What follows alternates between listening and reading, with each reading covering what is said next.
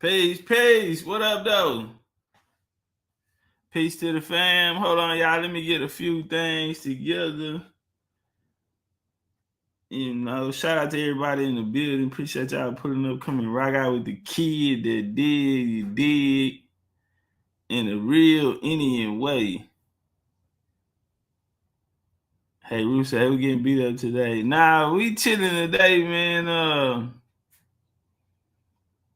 Yeah, nigga, I got on house shoes, nigga. I ain't, man. I'm chilling. We ain't pet. Nope. Oh no. Hold on, y'all. I ain't even set up all the way. I'm over here tripping. Let me go do my shit. 2 seconds, y'all. We gonna get to it.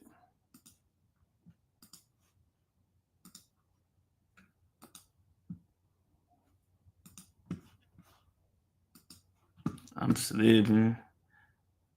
I'm just tired, fam. We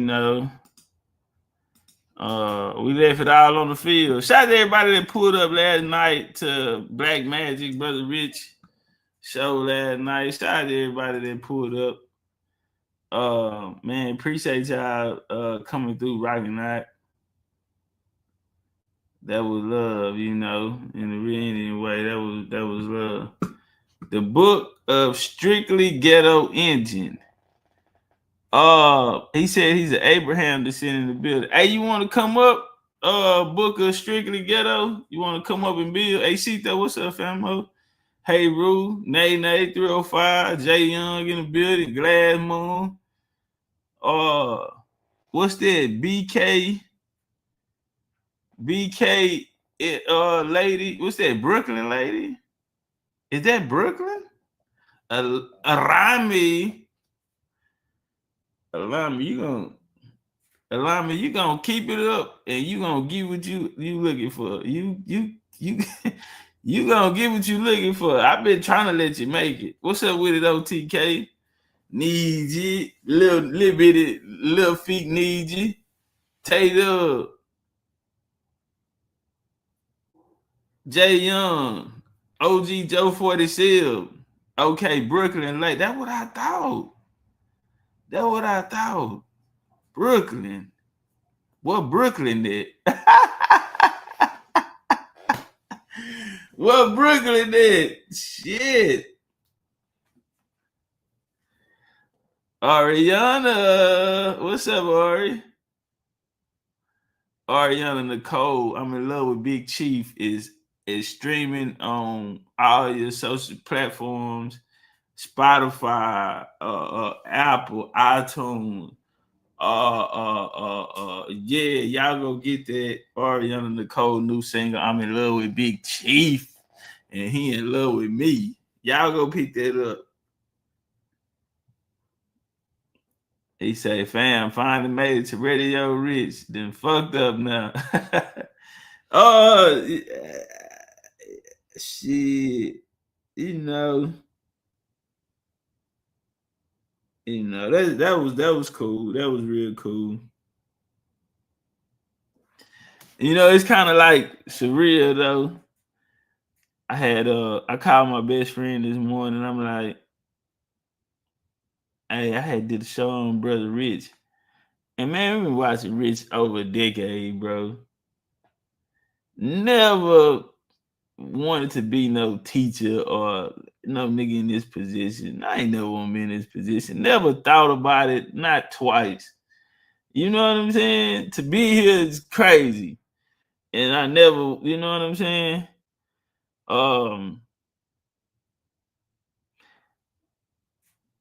To be looked over.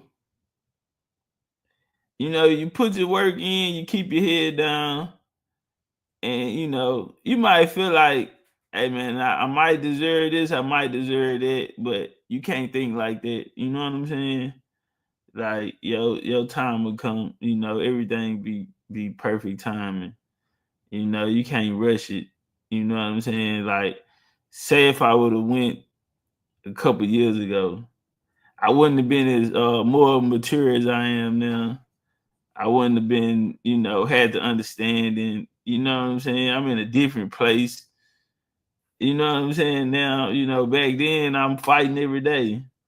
So ain't no telling what would have came out my mouth. I would have been they been shit tripping in it, you know, but just the growth, the development, the maturity, the understanding, you know what I'm saying? A lot of shit come into play, you know, and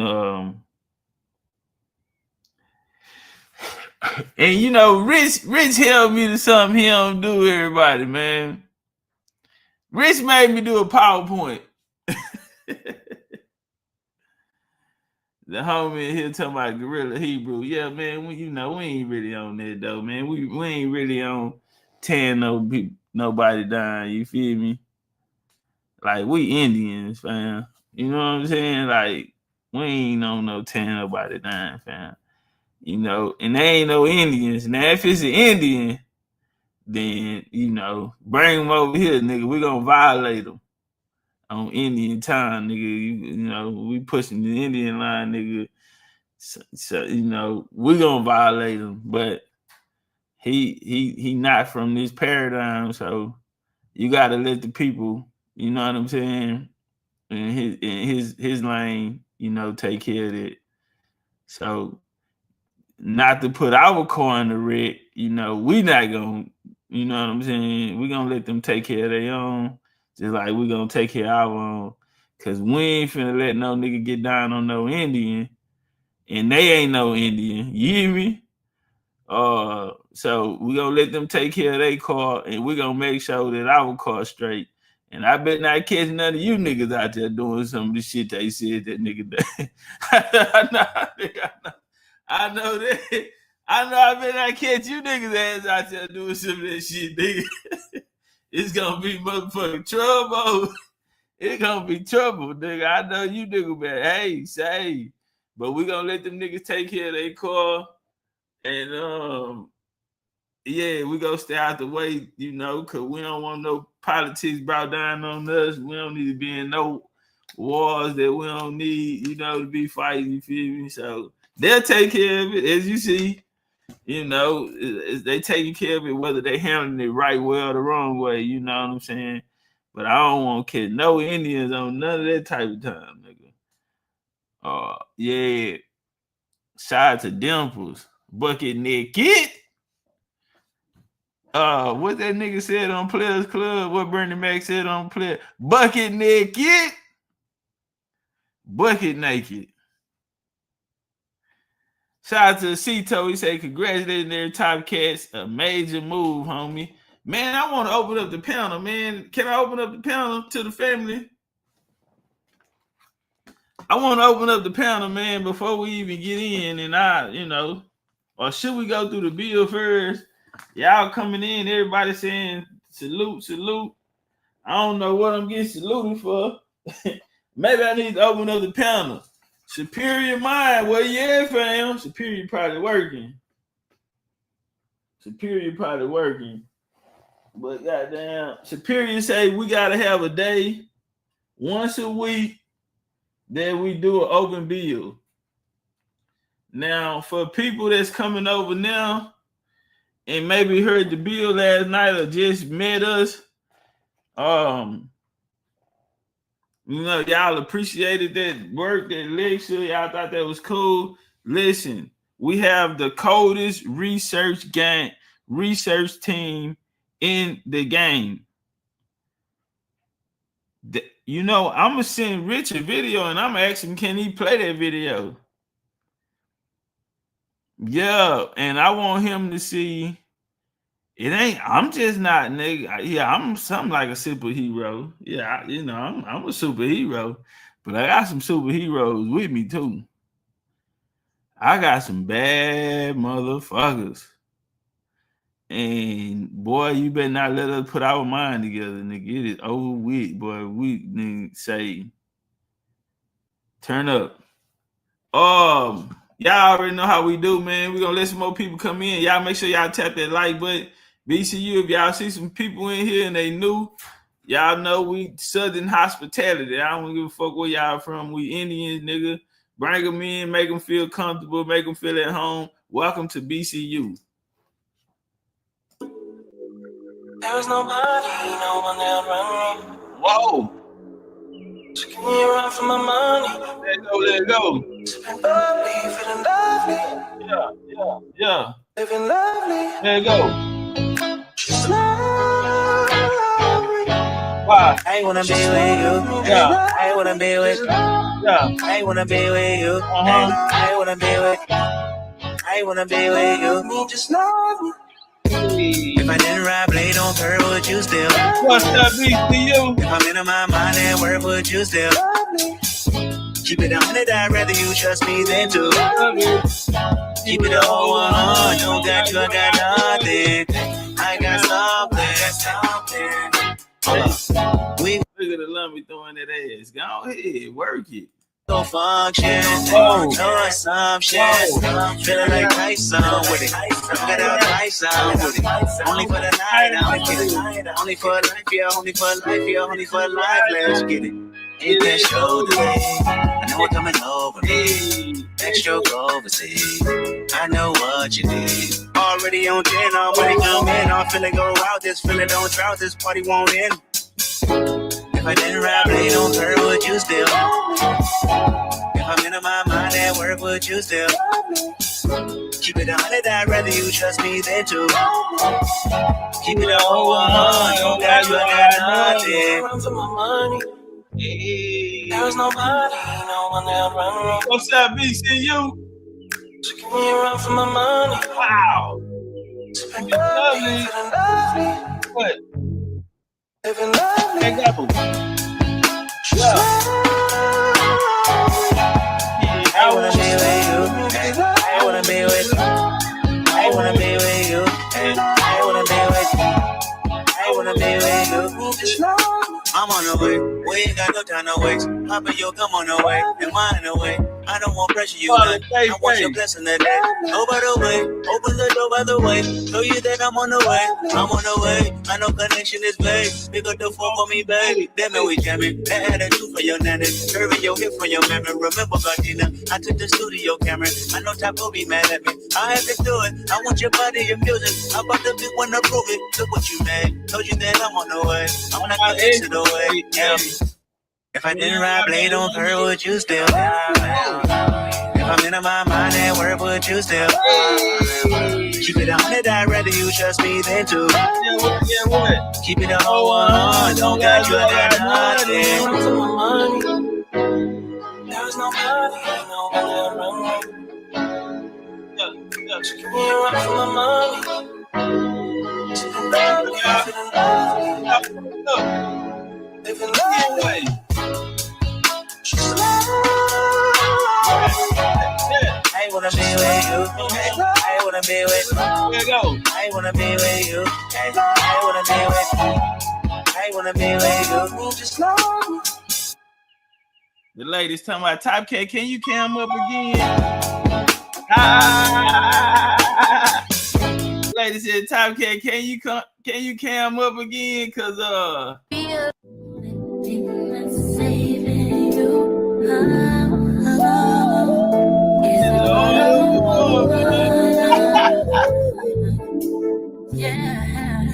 they said Topcatz, can you cam up again?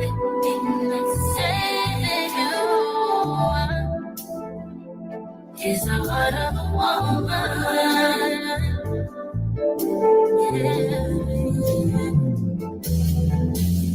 Question is why I do the things I do. Answer I may never find, but I'll always choose. All right, I'm about to leave out of this one. Boom, boom, boom, boom. Let me get up out of here. And I'm going to transfer.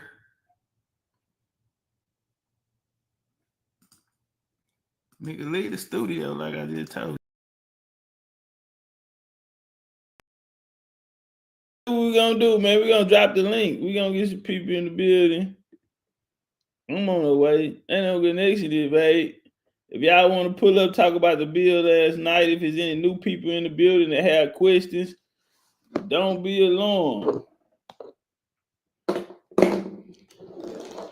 Man, it's an open panel, open to all. Let work. And I seen a few people had some things to say. Some Moorish dude, he got a problem with the Indian shit. You know, I like Moors, bro. I'm not trying to go down that road, but I fold one of you niggas ass up, nigga. I'm not just a lecturer, homie. I'm the undisputed heavyweight champion of the world, nigga. I hold all of the belts. In this debate shit, nigga, and I will push your motherfucking teeth in the back of your throat. No joke. So the link in the chat, nigga, I'm taking all fades. We taking all handshakes, dabs, love, peace, respect, all of that. But nigga, don't let the sweater fool you. Don't let the sweater fool you. I had on last night, nigga. I will put your, I'll chip your motherfucking tooth, nigga. We got ghetto Indian in the building. Hold on. Let me get this down. So the people can see you. All right, turn up. That brother sharp. Okay, goddamn nigga. You're Indian. You're Indian or Muslim, nigga. How much the bean pies going for? If I get two, I know you gonna show me some love on the third one. Yeah, I'm gonna show you that love, man, for sure, man. What's up? Peace to you, brother. How you feeling? All right, man. I appreciate the build, everything you do for the community. But the elder said that you had some things wrong on your video last night. I didn't get to see the video yet, but You they said said an you had elder? some things wrong. You said an Yeah, elder? yeah, the elders, man, I'm a Seminole. Elder. Yeah, man, I'm a Seminole, man. You know what I'm saying? I'm Abraham, just saying all that, cuz of what's You that? kind of break. You kind of choppy. What's that? Can you hear me now? I can hear you. Say something. Is it better now? Okay, there we go. Okay, my bad. Now the elder said that you had some things wrong about the Seminole thing that you was talking about last night. Can you do me a favor? Can you contact the elder and tell him that I'm live right now? Cause I love to talk to him about this. Now we can chop it up, man. You can chop it up about it. Okay, no problem. Let's go. Yeah, they said that you said that Abraham was a traitor. I didn't say it. The Congress said it. So it's a guy in Congress I brought out. They said he was a traitor. They paid him $200, and the nigga signed, and the nigga falsified the treaty. Yeah, and other Seminoles was mad about that. They didn't respect it. They weren't standing on it. So Abraham took $200. I mean, I would love to meet the elder who said I was wrong on that, because if they didn't know, well, now they know. I'm saying, how's that a traitor? He took $200, talking about we gonna move, we gonna push off. The Seminoles was stern on staying where they was at. They was like, we gonna fight to the last man. Hold on, And what year you talking about? You talking about the 33 or 32? I'm talking about when Abraham was there. Yeah. I mean, because there was a lot of different times where he was chopping it up with the army and everything. So if So that was the case, if that was the case, they would have just killed him, just well, like they did, just like they did Charlie. so you don't think Abraham? So you think it was cool? Abraham took that $200. Yeah, Listen, everybody was taking money. He a chief. not everybody took money. That ain't true. Everybody was taking money and signing the treaties. If that was true, then why they didn't say everybody? They said Abraham. And he And was the just in Lord Turkey. went back to Washington, D.C. and told them that the Jackson administration. So first off, Jackson had spies. It was so much.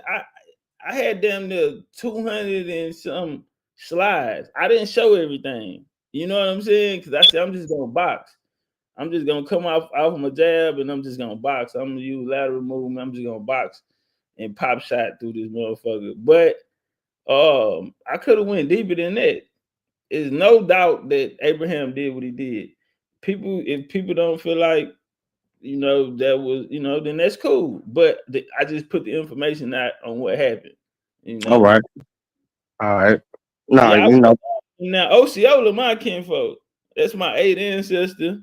Osceola. Well, I don't even call him Osceola because that's not his real name. His real name is William Powell. That's his name. The Osceola shit, they made that up later. He never heard of Osceola before. That nigga ain't never heard no name Osceola. That nigga name was William, and they call him Billy. Billy Bowleg. That's not his real name. You know, so it's a lot of, you know, Yeah, that's my misinformation. peoples too. Yeah, Abraham, my peoples. Bowlegs, my people. Cudjo's, my peoples. You I'm know all that. Billy real name? You say what? Do you know Billy Bowleg real name? No, I don't know Billy Bowleg's real name, but I'm coming from the Jim Bowlegs. You coming from who? Jim Bowlegs. The boat, which one? Because you know it was you know, Jim one. Bowlegs was the Negro chief. Well, all of the Bowlegs was chiefs. One of them passed, and then, you know, the little homie took up the name, but that's why I said it wasn't his real name. But he came after another chief that was Bowleg. Yeah.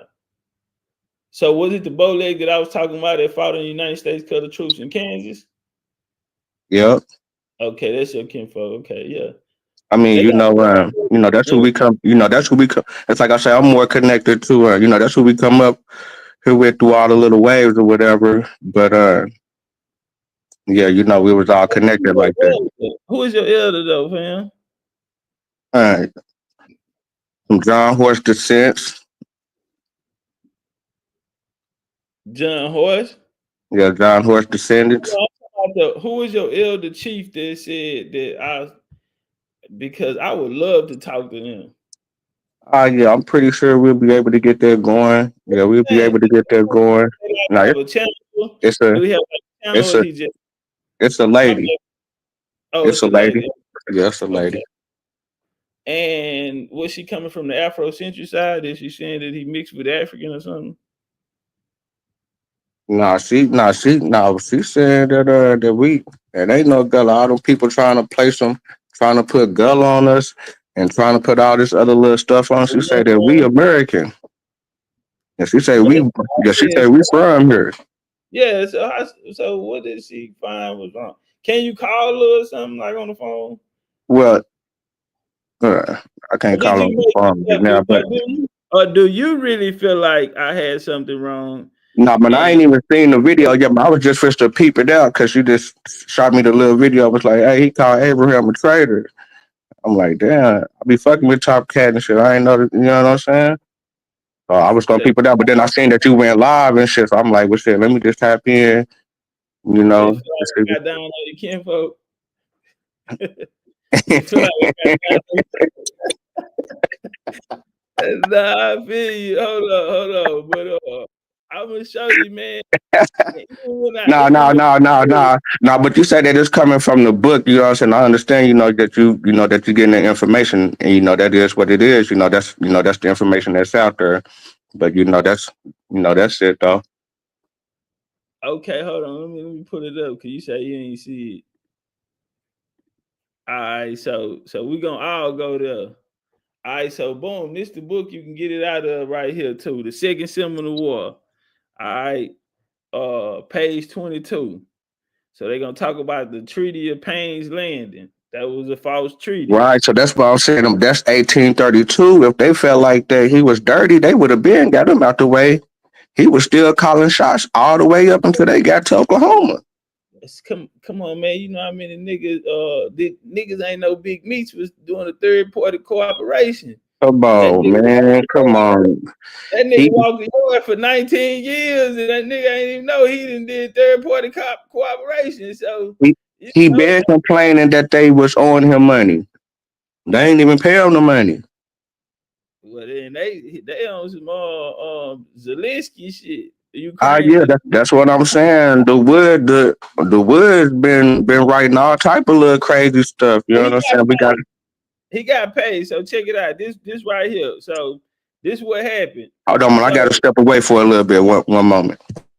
Yes, sir. Yes, sir. All right. Shout out to y'all, man. Anybody want to come through? I can feel the brother. You know what I'm saying? His ancestor. You know, a lot of Afrocentrism people. You know, put Abraham on a pedestal. You know what I mean?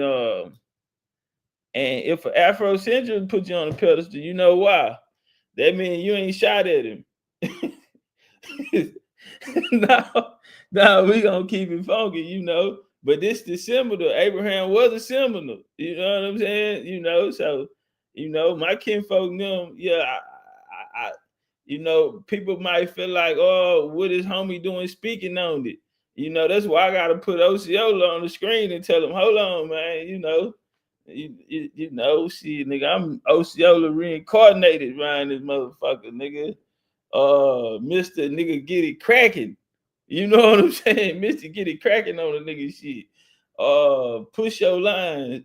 But I feel the homie, you know what I'm saying? I understand. But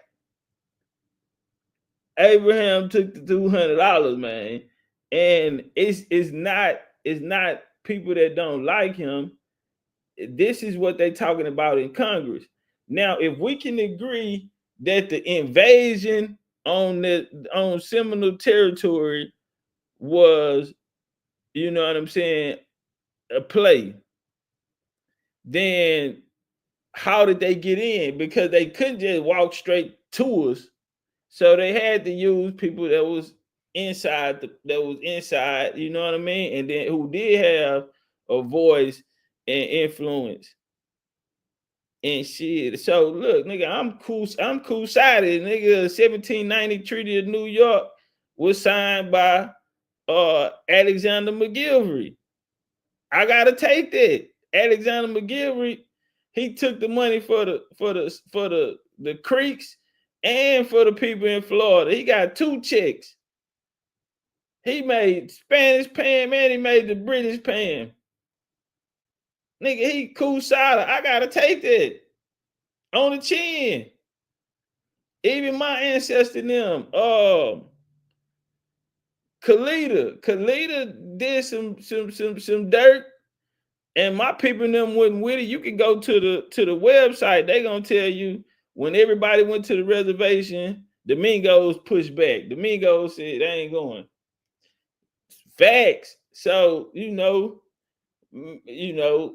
ain't a sign of disrespect, but I wanted to put the information out there. I wasn't highlighting that homie was on some traitor. You know what I'm saying? I even said, this is not me saying this. This is, the conversation being had. But I wanted to highlight that them invading, everybody wasn't cool with it. First off, the Rothschild and them didn't put up the money.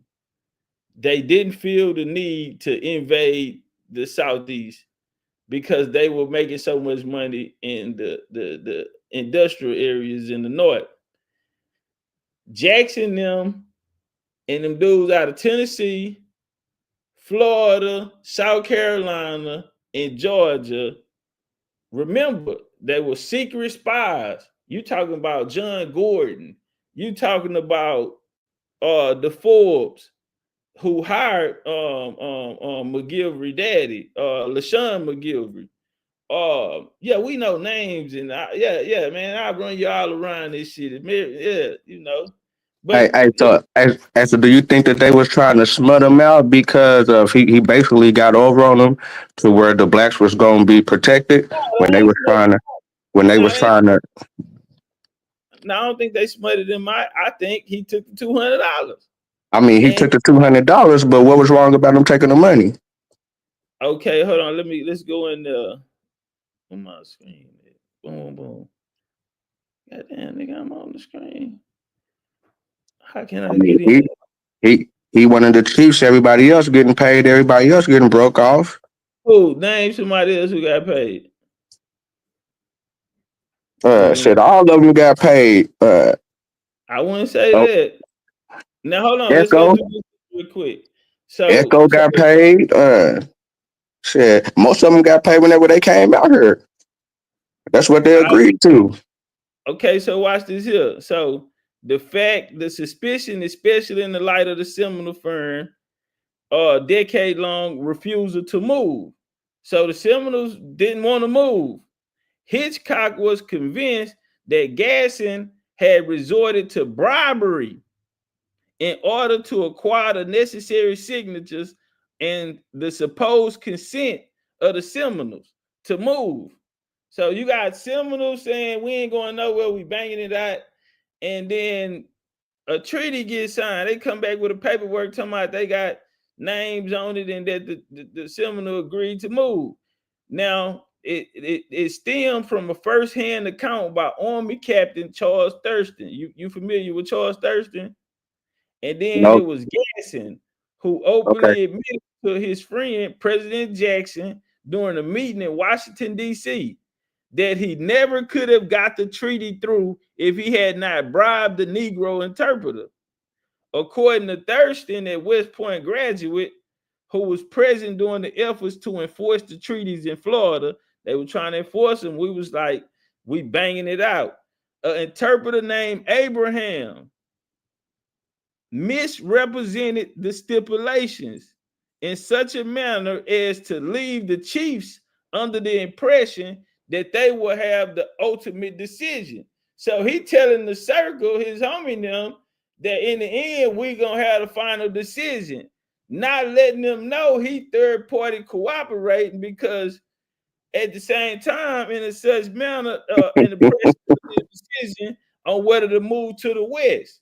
This was the simple, unquestionable truth as Hitchcock understood it. It also supports the Seminole versions of events because it was other Seminoles who said Abraham is bad people. They wasn't even Seminole. Them is Creeks coming in later in the game. They from Alabama. But nobody nobody is a Seminole though. No, Seminole is a confederation. Yeah, niggas came Seminole around. is the people that was already in Florida putting it down. Okay, so what nation would they be? What They were nation would Seminoles, but they was just tribes within Florida. When the nobody named Creeks ran over there, that's when they started putting more of that label on there. But they was already Seminoles before that. Okay, let's do this here because you say you ain't see the bill, so I'm not gonna hold you to that. So one thing that I did in the bill was I named the nations that was in the area. None of them, and then I brought maps out and shit too. None of them said Seminole. We know Seminole. A lot of people said mean runaway. That was a slide I missed. I wanted to straighten that out. Seminole do not mean runaway. It means unconquered. It means free people because it was certain nations, the Oconee Creeks. It was certain hitters that never signed the treaty and never submitted to none of them. Those were the niggas who really became Seminole. I wanted to bring that out. I ain't get that one last night. But that's another one that's coming from Washington. Now, Hitchcock understood it also supported similar versions of events. If they maintained the treaty stipulation were falsely presented to them, the fact that a payment of $200 to Abraham under the guise of just compensation was written into the treaty at the time, plus other reports regarding his penchant for soliciting bribes in return for favorable influence with the Seminoles adds further credence to the scenario. So whoever the elder was, I didn't get down on him. This is niggas in Washington who pushing a line, and they wasn't with the play that Jackson then was running, and they were speaking with other chief representatives, and they were saying Abraham bad people. Nah, man, that's just them trying to smother him out because he was able to get over on them. He was able to make it for sure that they wouldn't go enslave the blacks and that the blacks was gonna be okay. So that's what they was mad about. Niggas signed the treaty, said we agree to go west. Yeah, And because then everybody agreed to go west. Because everybody did agree to go west. see, that's what we just went through. Everybody didn't agree to go west. Abraham told them people that we agreed to go Well, west. Well, the big head said that we were gonna go west, Micanopy. That nigga wasn't running shit.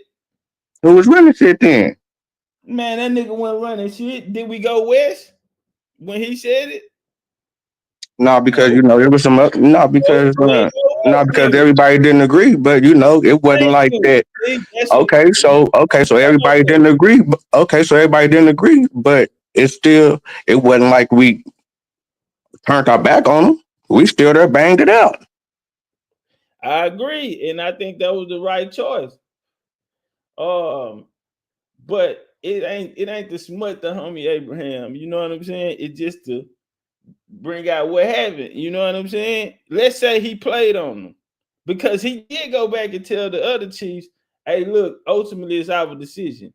So even if he took the money and was like, "All right, yeah, we're gonna go west, cash me out," and then he went over there to the tribe and say, "Hey, it's our choice. We can bang it out, and I just nigga, you want your $200 back? Come See, take but it." that's the money play that they was playing the whole time with Billy Bowlegs, and then was playing that whole money play with them the whole time on that third war when they were saying, "All right, gonna give us the money." Then they'll kind of, "All right, yeah, we're gonna leave." Then they'll trip. And they're like, "All right, we ain't tripping no more." Then they'll give us some more money. Then that was the money play. Well, maybe Abraham took the money and was like, nigga, and went back to the other chiefs and said, we ain't going nowhere. But did he bust it down? Because if they come looking for that $200, nigga, want to fight, nigga, you got to bust it down with us. Because we got to get active too if them nigga pull up. Like, we can't let them just get down on you. I know you since the sandbox. And that's what I'm saying. He's still running around with Osceola and them in 1835. He running around with the killers after that.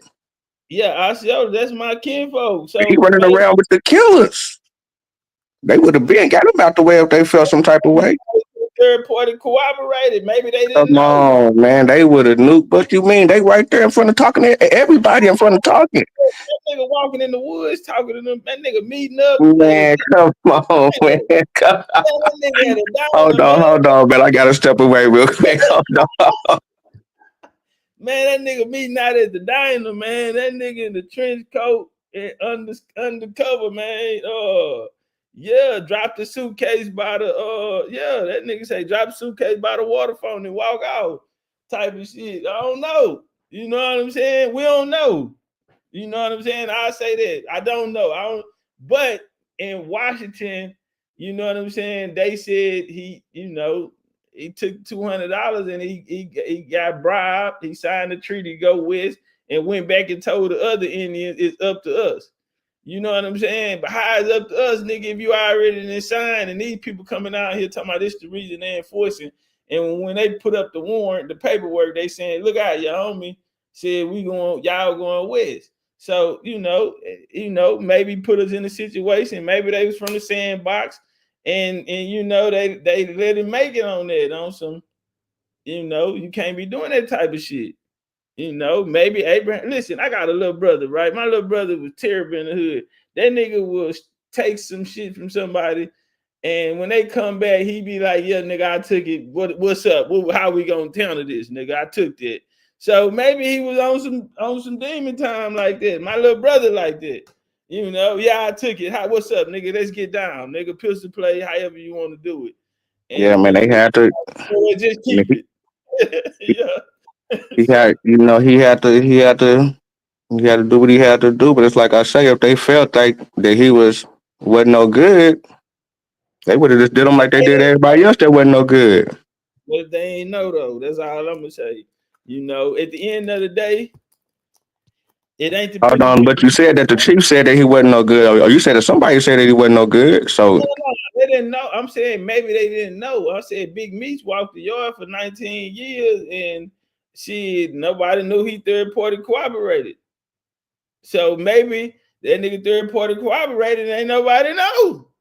He's still out here smoking and hanging with us and yeah, that don't mean that he coordinated the third party, though. You know what I'm saying? That could just be the third party just doing whatever they doing, to make them look good. So in history, there's a thing called the treaty parties. So you had them in every fraction. You had them in the Cherokee.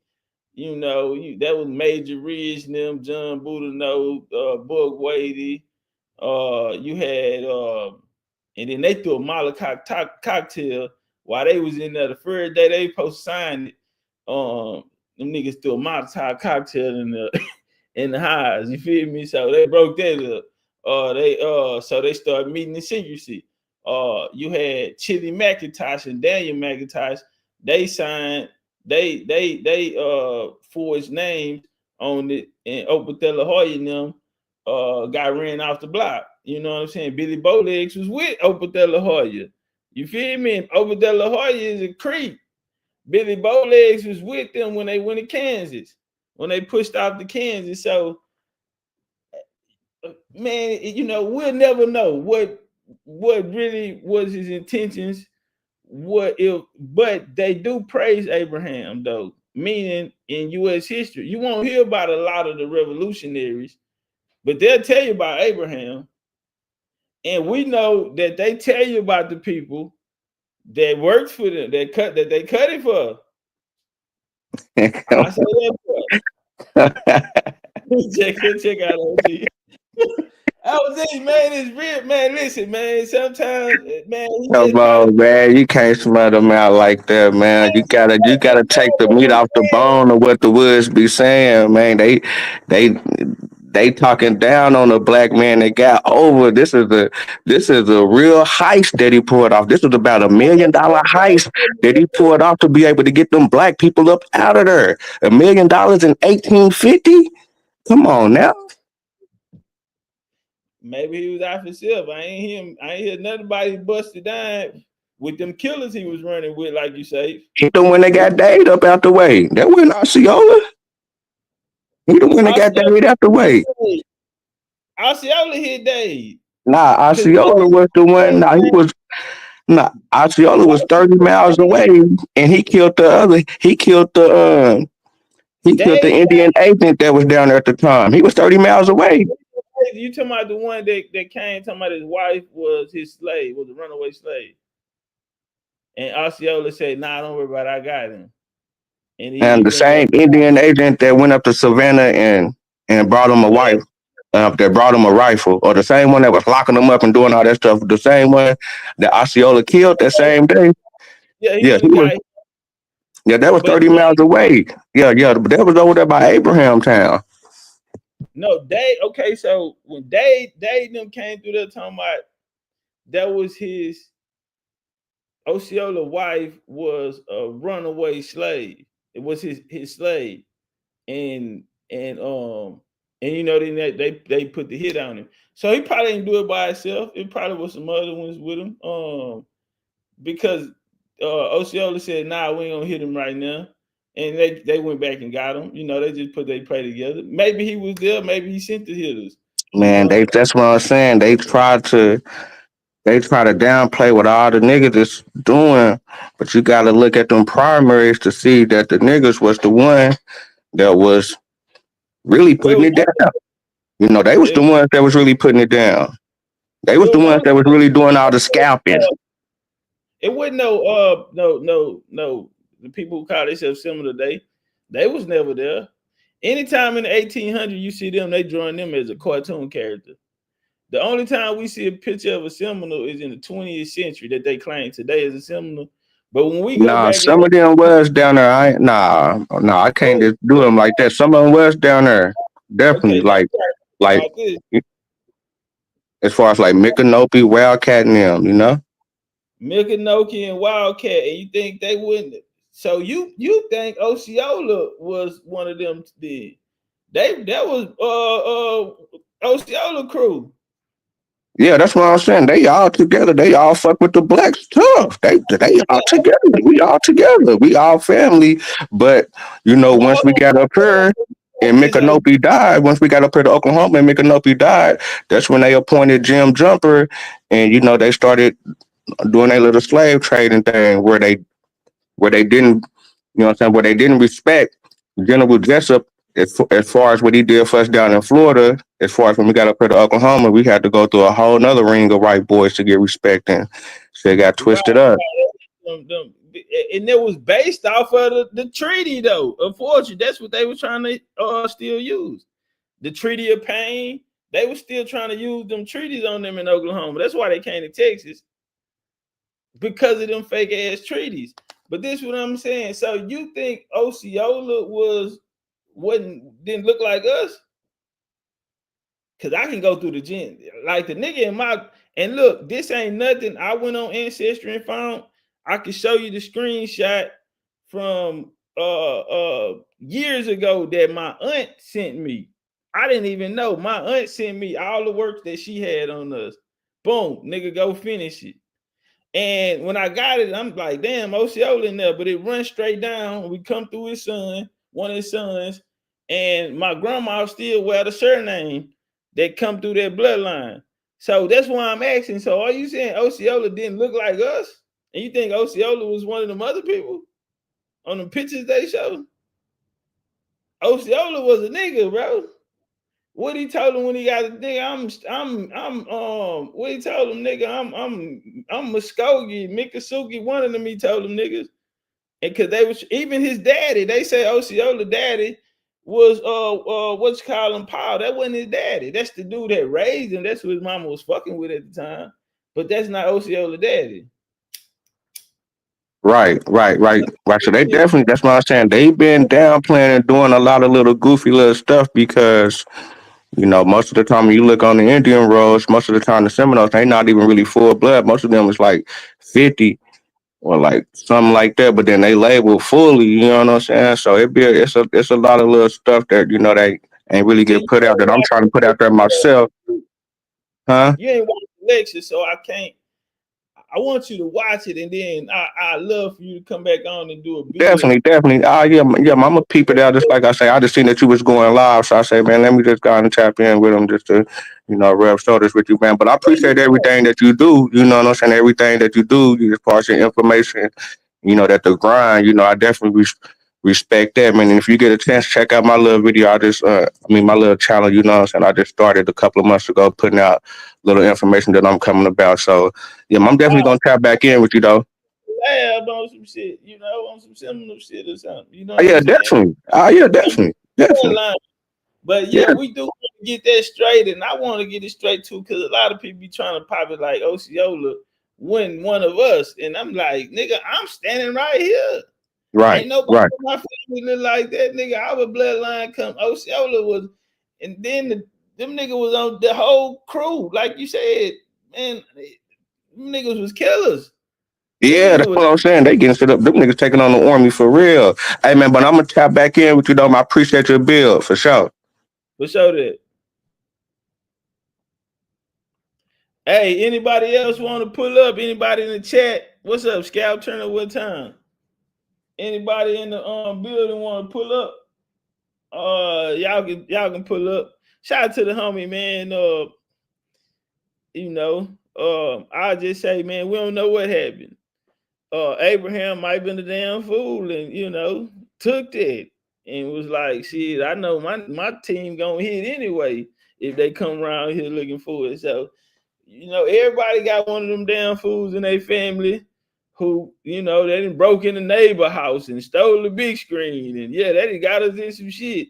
And, you know, they know we gonna fight if, you know, somebody come over here. So maybe Abraham, you know, he played on them for the check. Like I said, Alexander McGilvery played on everybody. And he was the highest paid. He got paid more than John McDonough. I think John McDonough only was getting $750. Shit, Al was getting like 1,200. Like a man, they were cashing him out. And when nobody getting paid more than him, man, he was getting 2 checks.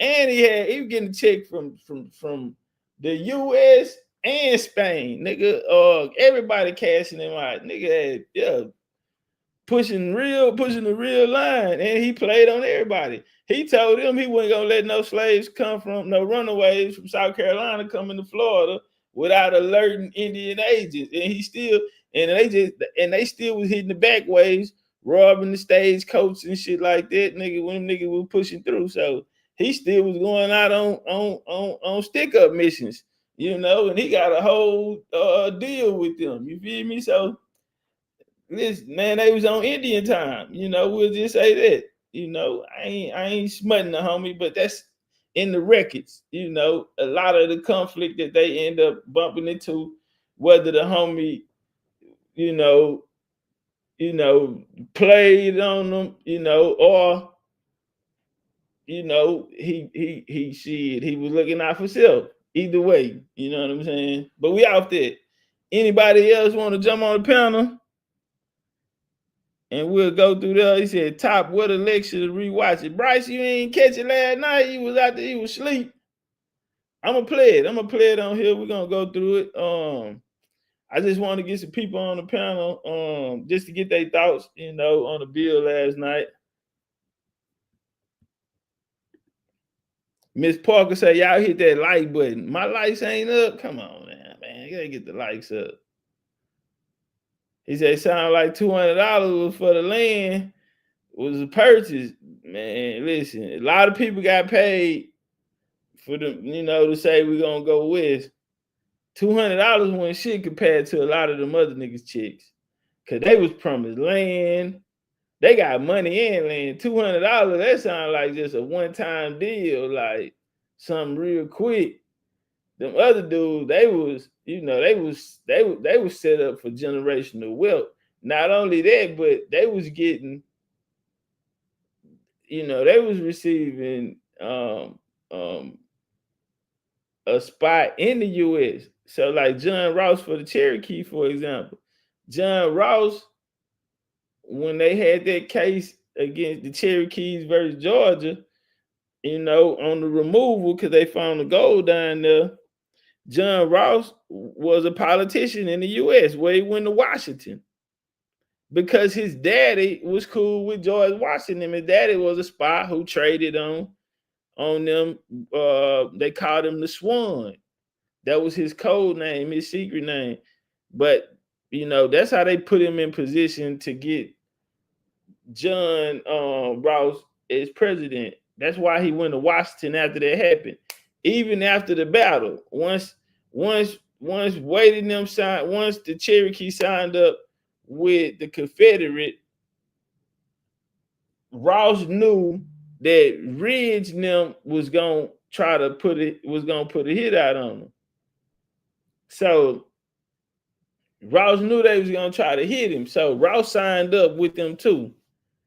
And then in the first battle, they bust on him. I think he got hit in the arm. I think he got hit in the arm or the shoulder or something like that. What did he do? He first flight to Washington and went straight to the Union. Got up out of there. So yeah, you know, there was some crazy times back then. But I love to see the descendants of these people, you know what I'm saying, still here today. Because if we're gonna talk about American history and we're talking about people, you know, the primary sources are the people, and you see the family members here today, the bloodline still here today, you know what I'm saying, and able to speak. And that brother right there, he said some names that a lot of people never heard before. So I knew he knew what he was talking about, you know what I'm saying. So double salute to him. He say, you got a Cherokee Lex on your page? Oh man, do I? Okay, so check it. I have something called a BCU Platinum Pack. It's called a BCU Platinum Pack. Hold on, let me go over here.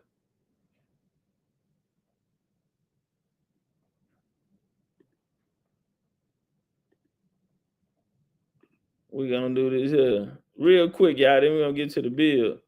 All right, so right here, this is my website, bigchiefuniversity.com. So you got merch, genealogy service, lectures, subscriptions, all this shit here. So if you go to lectures, here goes some of my lectures right here. And making of a Gullah Geechee. And the information you heard last night, you ain't gonna get none of that in there. That's something whole different. I got a documentary on it, but this is what you're looking for right here. BCU VIP Platinum.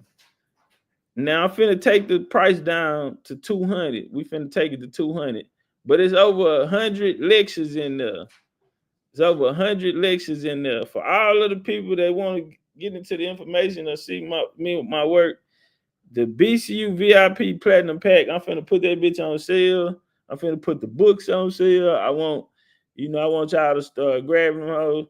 BCU varsity jackets, everything gonna be on sale. I'm dropping the price like $100 to $75 on everything, and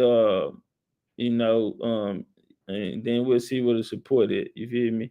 But yeah, come to my website. I got the Cherokee. I got American Indian Illuminati, the Pocahontas effect. Look, here you go right here, the making of the Cherokee Nation. Not only do I have that, but I did a whole class on the Cherokee. I did a whole class. I think we did like 5, and I had like 2 to go. I never did do the last 2, but I did like 5 classes on it. You know what I'm saying? But yeah, it's lectures on it. For sure that OA just gifted 5 memberships. Yeah, man, you won't be seen getting green. A lot of y'all need to be in green, man. OG, I'm born here in the building. What up, though? Hold on, y'all. Before we get into the bill, I wanna make y'all laugh real quick. So shout out to Unscramble Mind. Damn, I ain't even on the right joint. Hold on, y'all. Let me switch joints again. Y'all cool? Anybody gonna come on the panel?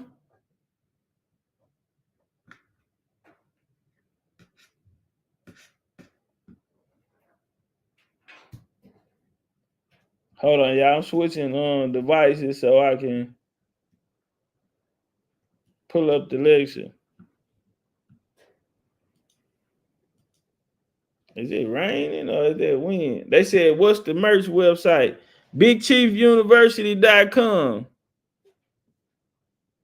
Yeah, Big Chief University.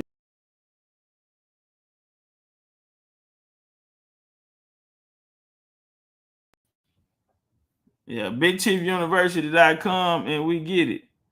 All right, hold on. Let me drop the link.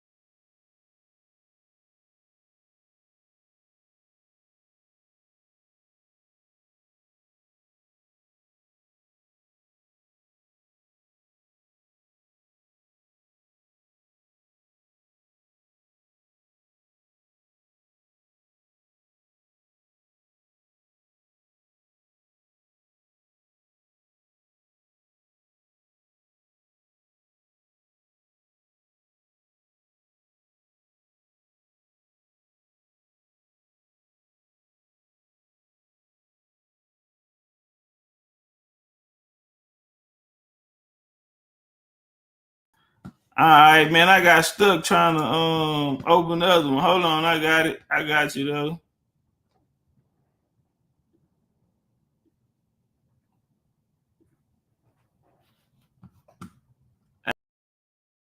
Damn.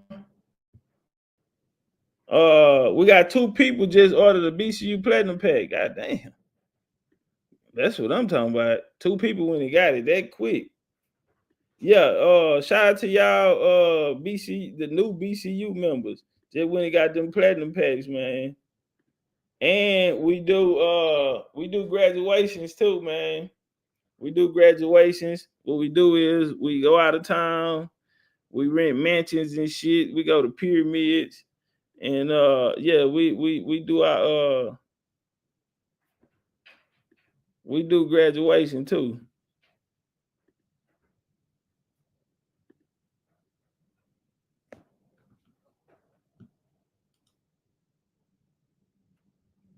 Hey, can y'all hear me? Mic check, mic check. Can y'all hear me?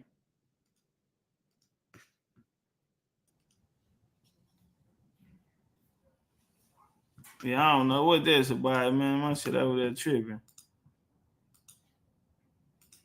All right, OTK. I dropped the link down there.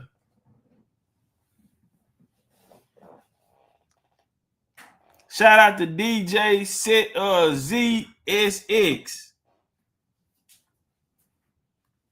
Hey y'all, I don't have a cash app, so if y'all want to support Spirit Mood Tunes, appreciate that love, family. If y'all want to support, y'all gotta do it through the super chat, or y'all can go and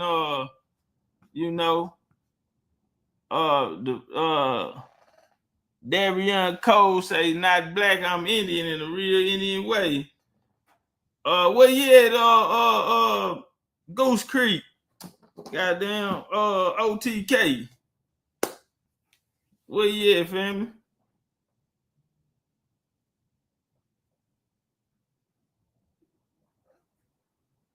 Yeah, they supported they pulled up and got the BCU platinum pack. Hold on, I'm finna put it on sale for y'all. Let me text the girl. Cause we want to get it on sale for y'all.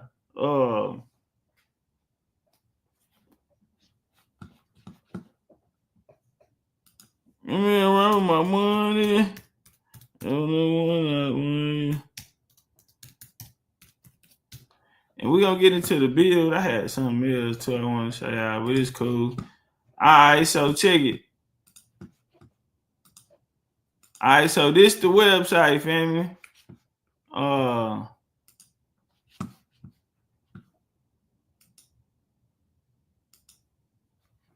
This the website right here. These are some of the lectures we had. Book of Colonizers. Book of Colonizers 2. American Indian Illuminati, Bloodlines of the Gods. All skin folk are not kinfolk. The true Pan-African movement, origins of Pan-African, origins of Christianity.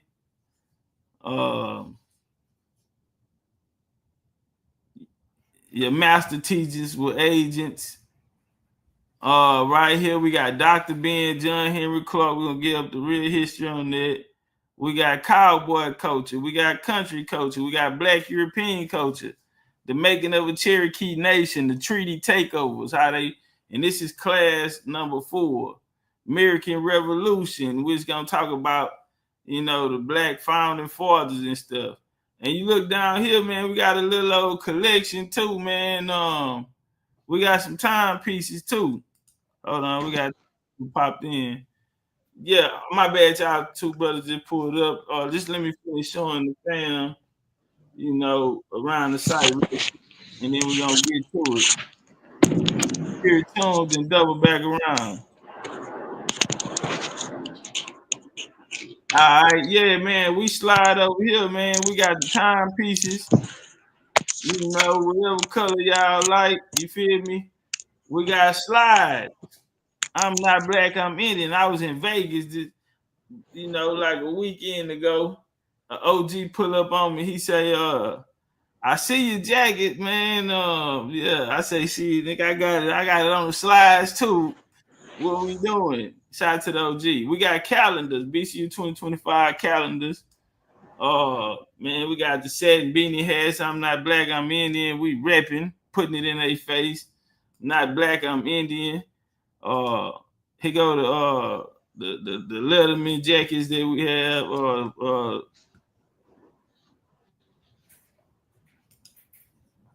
Yeah, with the I'm not black, I'm Indian on the back, stepping on them. They're just some of the stuff that we have in the store. We got the hoodies. The hoodies going on sale. They ain't $50. They're gonna be $40. $40 because I need y'all to go and get all this up out of there so we can get the winner. Varsity jackets ain't $250 no more. Them hoes $200. Give me $175. Come get them. I got like 20 black ones left. Y'all go and get the rest of them. We're gonna drop the price to like $180 or something. We're gonna just take a loss. It's cool, but I want y'all to go rip. We got the classics right here. Give me $185. Fuck it. We got the shirts. Y'all see they embroidery. real shit, you know, real good material. That's real embroidered, that whole thick. Oh man, somebody said y'all got buffalo horns. Yeah, them shades I had on last night at Rich, those are Big Chief University shades. We got our own shades, man. Uh, yeah, we got our own eyewear, everything, man. Everything Indian, man. Everything American, you know. And we appreciate y'all support if y'all do support. You know what I mean? All right. See, we got a crew up here. We got Copper Draco. We got Zell, OTK. What's up with OTK? You was up here too. All right. Mermaid. Have y'all ever seen a mermaid before? Boy, got a mermaid in the chat. Turn up. What y'all got for us? What's going on? Master Chief, what's going on? Oh man, you know, every day above ground is a good day. Taking it one day at a time. You already know, man. BCU, man. Turn up all day, every day, man. My first home. You already know. Big way. Damn, Chief went out. Copper Draco, peace to you, man. Peace to the other brother on the panel. I'm gonna let the other brother go in, man. You know what I'm saying? And then I ask you a question. I let the boys go ahead and get in. You know, we might get into it, you know what I mean? All right, Draco, what's up with it? What's going on, man? Top of the top. Top of the top, like a motherfucker. That blue and white jacket was absolute beast mode. Like, you already know. Man, that motherfucker. Oh, I gotta get some more of them in. You know, went fast. I just got one red ones and the black and white ones left like that. Them blue ones fast. Yeah, I only had 15 of them. Shit, I'm gonna cash out my $40, man, for my hoodie. You already got my address. But I ain't got no cash up. They been. So what I'm gonna do? I'm just gonna have the girls go change the prices on the website, and then we just gonna discount everything for the week. We're trying to get everything done, like, because we got new shit coming. The springtime coming up. You gotta get Venmo, man. I've been telling you that for the longest, bro. Get Venmo. Download that shit. Venmo. Put a card and everything, and you can log on. You can have a whole separate account for your business, and that shit take taxes out and everything. You can file your taxes straight off that shit. I got my business linked up like that. I'm gonna do that, man. I'm gonna go ahead and make the move. They banned me on Cash App. They say, nigga, you get. I'm sending $6,000 and shit like that. They like, oh, nigga, 3 days in a row. What the fuck you doing? Yeah, they think that hoe. But nigga, I'm trying to catch a play. Yeah, once you do that on Venmo and you put in your business, you know, you go inside there and then you make adjustments to it. And once you make adjustments to it, you getting deposits. That's big amount there. They'll open up range for you. But they just want to make sure that's you making the transaction. Okay, big. Good. Yeah, I got that from the people from up north. See, down south we use Cash App. All my clients from up north came down. They like, yo, you got Venmo? You got Zelle? You got PayPal? I was like, nah. But I looked at all of them and I said, you know what? Venmo is good because you can lock the card. Okay. Yeah, you can lock that motherfucker so nothing can get off. Nothing can get taken off that shit. So. Appreciate that. Drake, what's up? I know I hear about POWs, prisoners of war, a lot of times. But how do you feel about when Lincoln reclassified some of us as contrabands of war? Man, so just like the homie came up here, you know, he was talking about his kinfolk. Lincoln, my kinfolk. We got the same grandma. My grandfather is Lincoln mama brother. So Lincoln was a Cherokee. They come out of Virginia, they went to Kentucky, and yeah, they was out in Kentucky, and you know the bloodline go through there, even Baltimore. You know what I'm saying? But in order to be the real, you know, they got the Shifleys, the Hanks, and it's another name I ain't gonna say because that's the one I'm connected to. But the real ones come out of Virginia, so that's what you You know, that's why our bloodline go through. But when Lincoln made a country band, what do I think about that? He at the time, so you know the president ain't the president, and so they had a you know they had a hand behind the hand making moves. So they Talking about came in. the dirty mo. No, I'm saying like the niggas that stood in charge now, the Rothschilds. The Rothschilds tried to issue him money, and he ended up creating greenbacks. He didn't take their money because it had a high interest on it. Now, as far as the people that lived, the country fans didn't have a status inside the U.S., so they couldn't claim nothing. But what they would do is they would hang around Union, you know, spots where Union so camps were set up, and they was using the country band, you know, to build bridges and you know what I'm saying, different type of shit like that.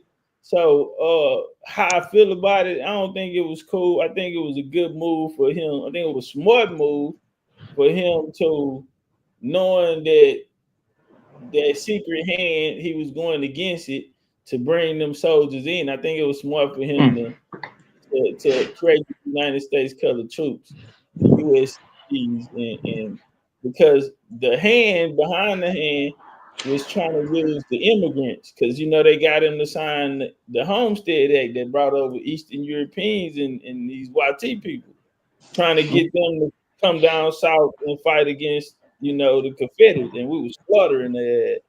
And Lincoln, he made his own move and brought in the country band and brought them in as USCTs. I think he was smart for that, and but I do think he made some mistakes. Okay. One more question. I seen you when you looked up the first reference of Indian in the North Americas, and you found some shit that was like in the 1100s or something like that.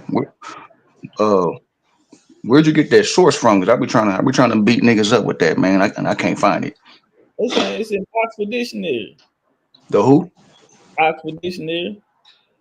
Oxford. Okay, I got you. Oxford Dictionary. That's why I'm like, you know, we've been so accustomed to regurgitating, you know, Moors would be like, oh, 1621, baptized, Moors became Indians. And I'm like, nigga, Indian go back to evil. That shit go back to coats of arms. Like, niggas got the games fucked up. Let's go back to coats of arms. It's not really about the nation because you got to understand, if we got 700 acres, then we don't have no neighbors. So it's hard to be a tribe or a clan. You feel me? If we, you know, unless the families are marrying in together. That's why you'll see a lot of the royal bloodlines marry into other royal houses.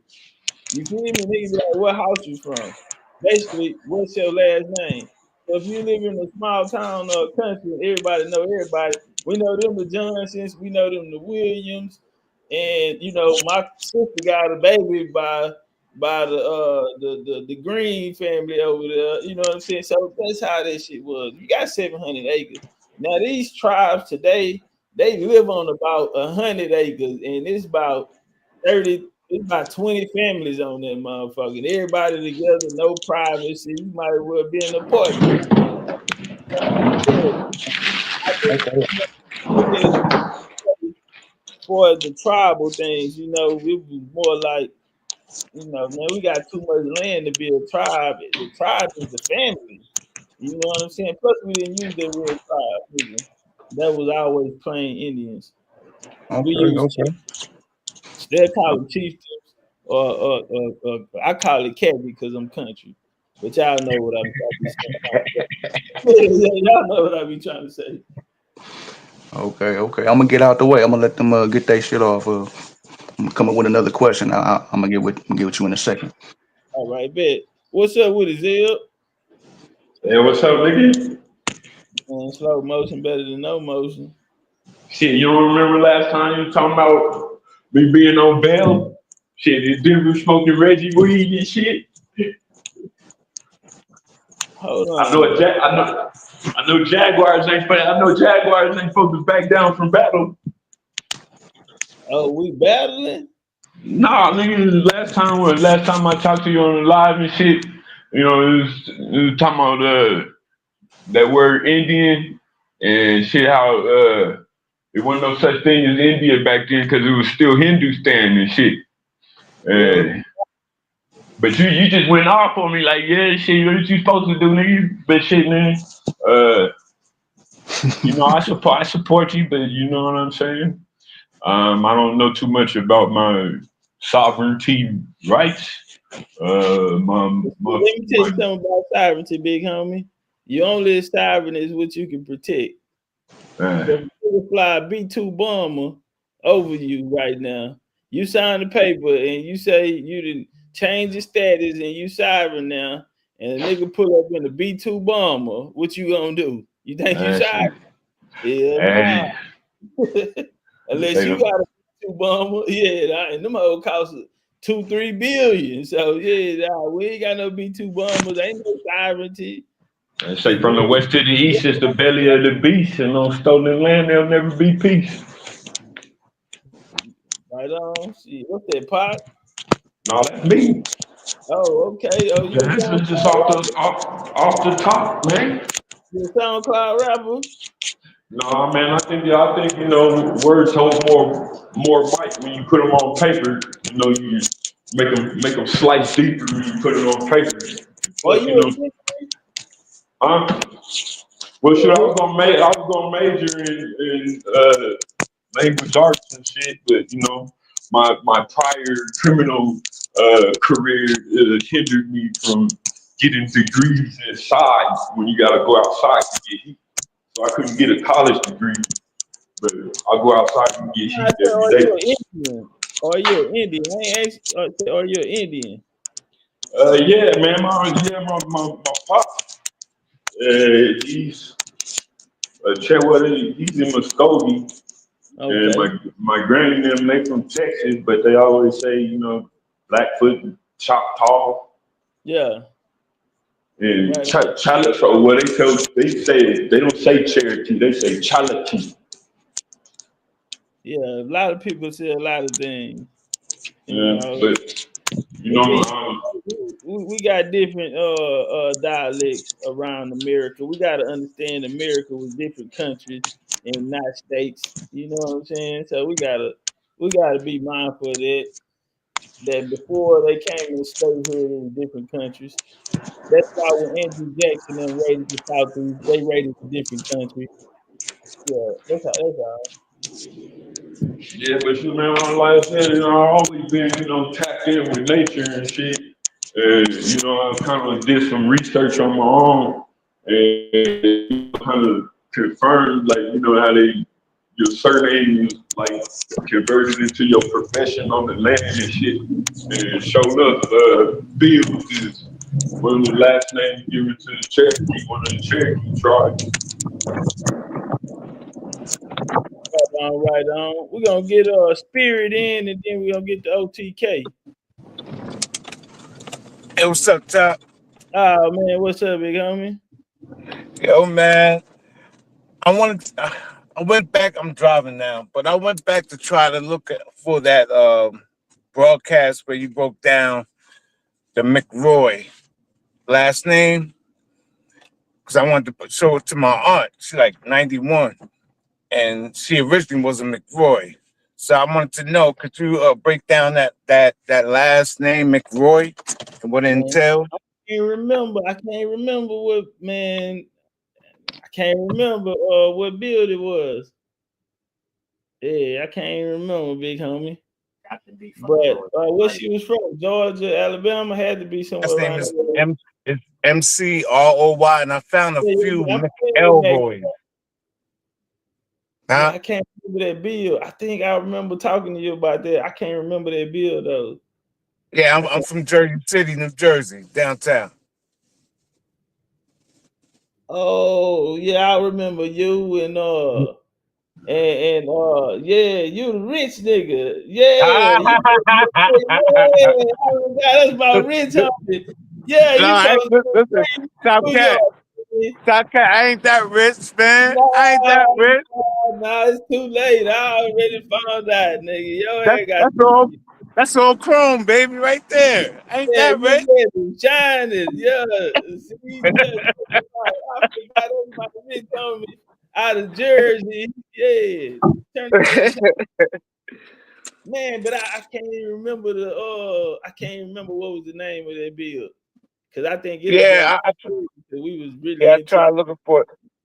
But do you know a little bit about, the last name? I know you say anything that goes with Mick, MC or Yeah, MAC. X, they go There's back to the some Dub Kings. Yeah, the Dub Kings. the Uh, Dub King. yeah, Kenneth MacDub. And so they go Oh, back okay. to the Dub Kings. But they Oh, are gonna have the Irish too. So it's gonna be an Irish mix in there too. But it's royal families, the McRoy. Y'all got a coastal arm and everything. Hold on, let me do this. mm, Let me okay. do Okay.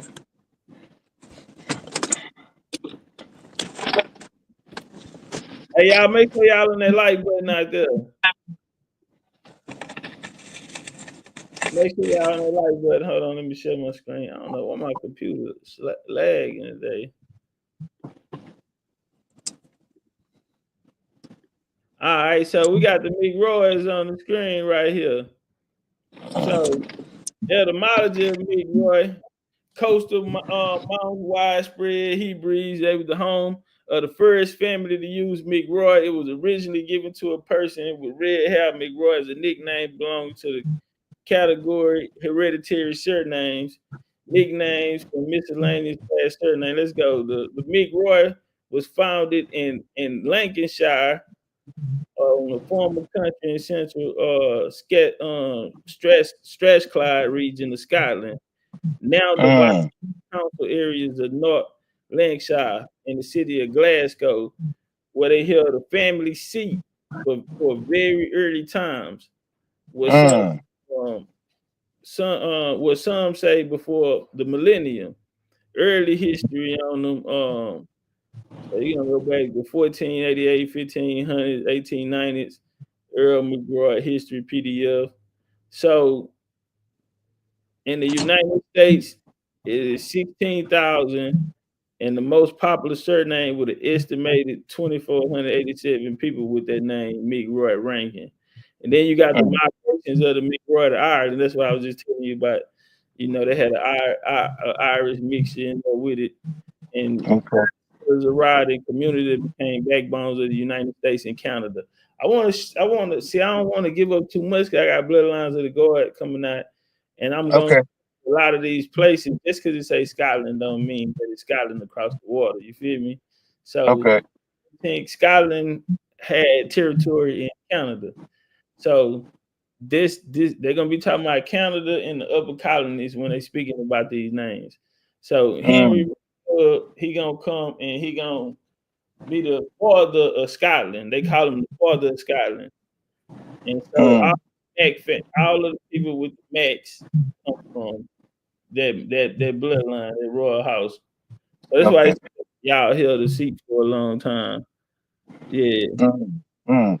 Well, I appreciate that. But now, where will I get that information from? Is that a PDF file somewhere Yeah, that I could yeah, right download there. that? It's called House of Names. House House of of Names. Yeah, so that'll be Okay. a good tool in your genealogy. Um, looking through your genealogy, but you can House of Names and Okay. Coastal it'll show you Chris, and you can get it and put it up because you from the bloodline. So everything that came with it is in you too. Because they're trying to take that from you. That's why they try to take our last names. Right. And Right. yeah, Right. yeah, they want to disconnect us from that. You know what I'm saying? But nah, Mm, McCroy is the royal bloodline. mm. I That's why you appreciate. got all that money. See, you probably inherited it. That's why you getting so damn good. You didn't inherit it. Yeah, Nah, balling. man. Y'all been balling for a long time. Hey, listen, man. All I can say is I appreciate what you do, man. You, Dane, Damn, it's a lot of y'all out there that I listen to, man. And I'm 63, and y'all woke an old nigga up, man. Y'all woke an old nigga up. Man, 63. So, Yeah, you ain't no 63. Yeah, 63. I got 63, yeah. I'm 63. I got my oldest son would have been 42. I got two oldest daughters that are 35, 37. I got 3 grandchildren, 121. 37. They And I probably have and I have two great grandchildren. Okay. Yeah. Yeah, And this throws it off though. Cause I color. yeah. But yeah, that's that McRoy blood, and you know, got you still youthful, goddamn, Yeah. and you way, man, and you still living royalty. So yeah. I think if you dig in your genealogy, I think you fuck around and find some cold shit in there. Yeah. Yeah, Wow. about some good players because see, like I say, them places that they name in Glasgow and shit like that, that's in the upper colony. That's up there, Jersey and going up towards Canada area, Connecticut, where all of that shit pushing up there. So you still really on them lands where your people know was running around it. So that's Wow. man, if you go in your genealogy, get to looking back, then you got Big Mama 91. I bet she got so much game. You just gotta ask the right question. You know That's what I the mean? right questions. Yeah. You know, I got as far as I did my genealogy, but I came to a wall at 1832. My great grandfather last name was Oliver. On my mother's side, and on my father's side is McRoy.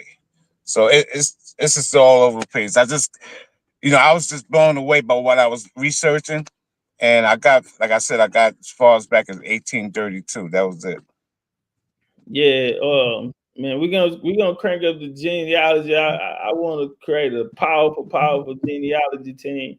The reason why it's falling back right now is because I don't want to overwhelm, you know what I'm saying, the Right. one or two people that we have. Like, I think we need to create a system with some dedicated people, you know what I'm saying? I would Right. prefer New York, because women nosy, they investigators, yeah, that shit that's good. So I really would want to build a team of matriarch to do it, because they gonna be like Doge.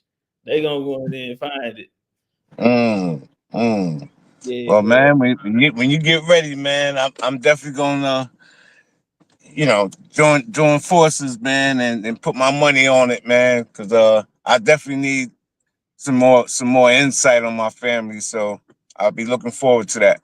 Yeah, man. Appreciate you coming through. I don't remember a lot of people, be so many people, but I remember Joe ass though. This how you really remember me, the guy with the chrome truck. The guy that said that when he looked over in his backyard, he could see the World Trade Center. Yeah, Right. That too. Hey, Yeah, Top, man. he lying about his age though, man. He said his age backwards. He a 36-year-old rich nigga. yeah. Nah, Yeah. man. Shout out to the OG though, man. Yo, OT. man, y'all take it easy. All Y'all right, take it peace. easy, man. Peace out, yeah. So Miss Gremlin, I hope. Hold on, my bad, OTK. Miss Gremlin, appreciate the super chat. She said, "When will you start genealogy class again?" Well, hopefully that answered your question. That was the reason why I said that too. You know what I mean? So hopefully that answered your question, Mama. I'm definitely gonna get on it because we do have some sisters that I want to talk to about it, and I think we, what I'm saying, they damn good researchers. So yeah, we need to implicate that before April. So yeah, I'm signing the executive order. Goddamn, we need genealogy back. All right, turn up OTK. Man, you crazy. Yeah, you do need that back. What Trump say? Hey, can we get that done today? Yeah, get it done. Yeah. We signed executive order. Yeah. We need genealogy back. Hey, at least the research team, you know what I mean, that you built up. You know them the ones I got in mind. Shit. You know, we keep it in house, man. We keep it in house. Yeah. That will kill folks there, man. You already know. Hey, man, what's going on, Drake? Draco, what's going on, man? Peace, salute, man. Yeah. Hey, so Top. First of all, let me show you this real quick, man. Let me show you something that I use to compare when I first started listening to you. I use this right here, man. My screen, I got my screen in the back showing. I use this to compare the things that you were saying, right? Let me blow it up a little bit. It's called the Aboriginal Races of North America. Okay. And it's from 1798 to 1875. Oh, yeah, I'm familiar with that one. Hey, listen, man, and I'm telling you, bro, everything that you be saying, and listen, if nobody don't have this, please go get it, because this right here describes every war like how he describes it. This is what I use to research my Master Chief. That's why I call him Master Chief, y'all. Yeah, where the brother is talented. The cross out of there too, and showed them that cross was a symbol over here that we use. I think that was in one of the Bloodline videos. Niggas not even knowing, you know. But yeah, I'm familiar with that book like a motherfucker. Yeah, hey, listen, man. For those of y'all who just coming in, that right there, man, is a good way to research this brother right here, man, and game them. These brothers be teaching a lot of truth, man. And the reason why y'all disagree is because maybe y'all haven't researched some of the things they haven't researched. But it's always good to disagree, but just come in the name of respect. That way you can learn something. You know what I'm saying? But it's something else I want to show you real quick, man. I won't get into this Geechee Gullah. Cause I you know what I mean? I ain't gonna lie to you, Chief. I'm kind of tired of people talking this Geechee Gullah stuff, and damn. Yeah, you know, I came down there. I had to come down there. I had to pull up on you down there. It said the nigga from the place 10 minutes away from where the Geechee Gullah, you know what I mean? And damn, I ain't included in none of these conversations. Like, damn, you know what I mean? So I'm hold on, let me wait. I got this pulling up real quick, and I want to share this other screen with you real quick, man. So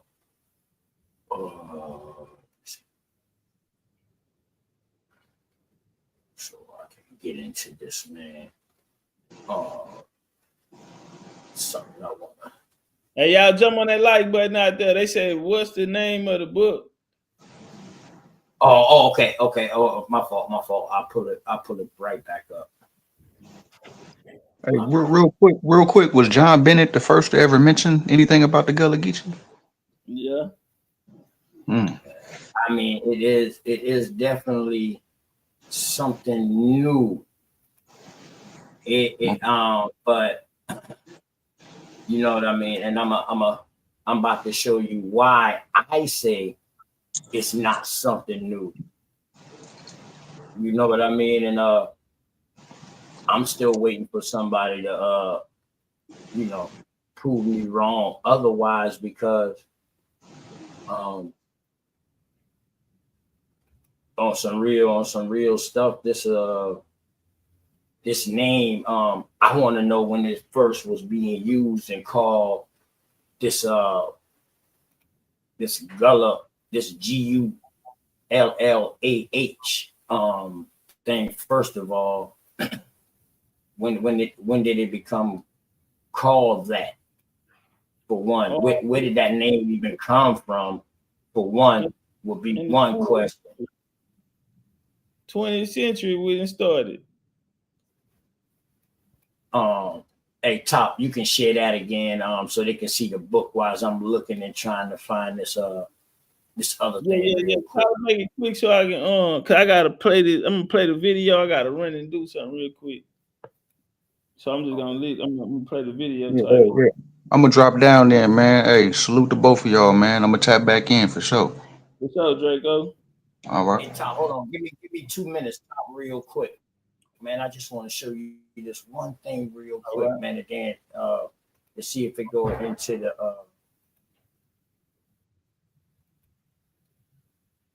okay. All right.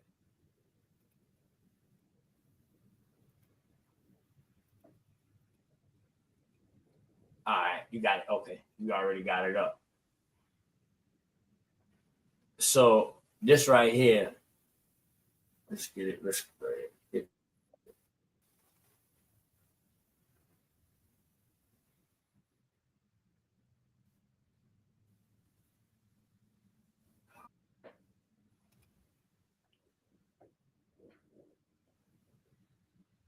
taking me through. All right, let me just I'll just show this one right here, man. Let me see. I don't know how big that is,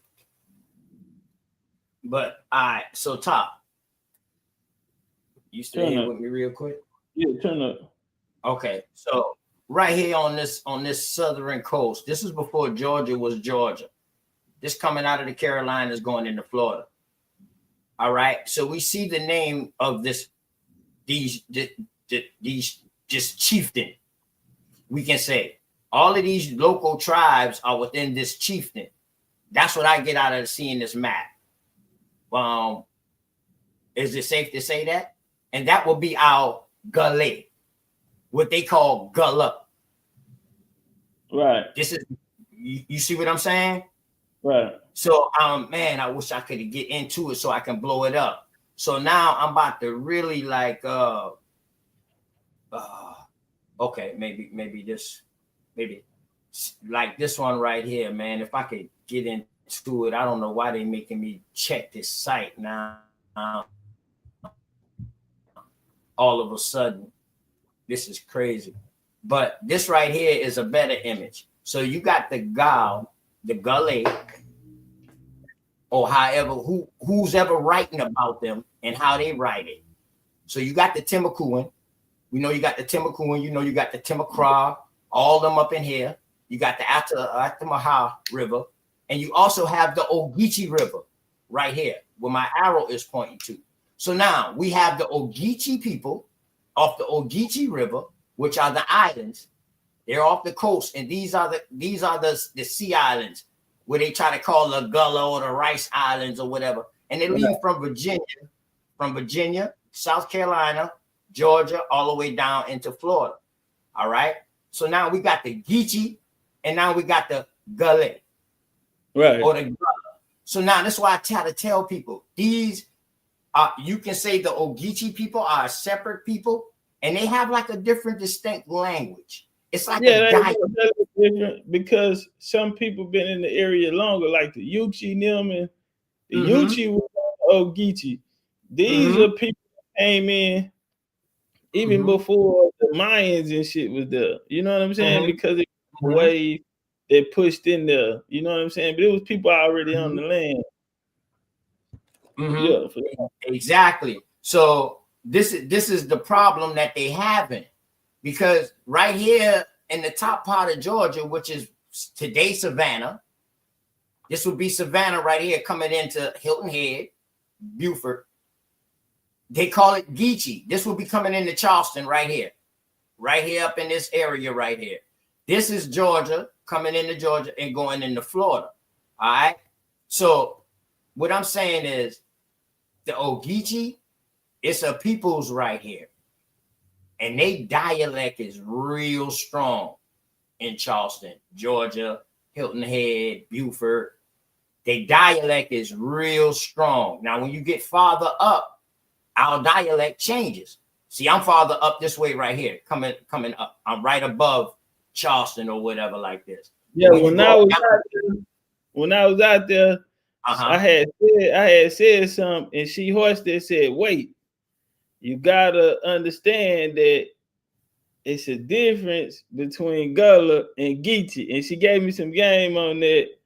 And I found that out when I started walking around asking questions to the people. They was like, nah, I don't know what you're talking about. You know what I'm saying? Like, nah. Correct. Like, Correct. So that's why I try to stay away from this for a long time. Even when I first started talking to you, I try to stay away from this. You know what I mean? But, I just say, you know what? Let me just go ahead and show them.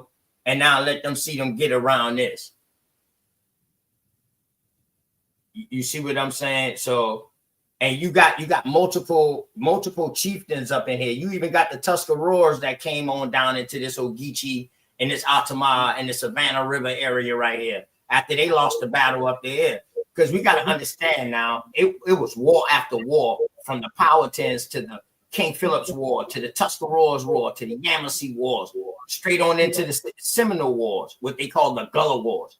That's crazy because I'm from South Carolina. I ain't never heard of no Gullah Wars. You know what I mean? I ain't never been taught that.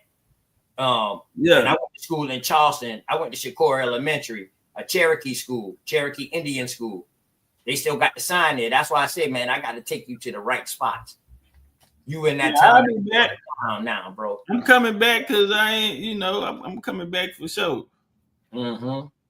Yeah, we're gonna be in North Carolina this year too. Where, but that's again, I gotta run. I'm gonna go ahead on and start the lecture, and then I'm gonna open the panel back up when the lecture done. Word. So I'm gonna go ahead and I'm gonna drop down, man, and I'm gonna jump back in later, man. Once you come back in, I want to check out this build too. All right, bet. Peace, Master Chief. Peace. Phil say, I just want to watch the lectures in the platinum pack on my time. That's why I paid $250. Shout out to Phil. Phil say, I went and got that. Man, y'all go check out, you know what? Y'all go check out the site, bigchiefuniversity.com. We have, everything discounted on there, man. So that's taken care of. So y'all can go get a platinum pack right now for the low. The jackets, hoodies, everything we got. Tap in. Got this.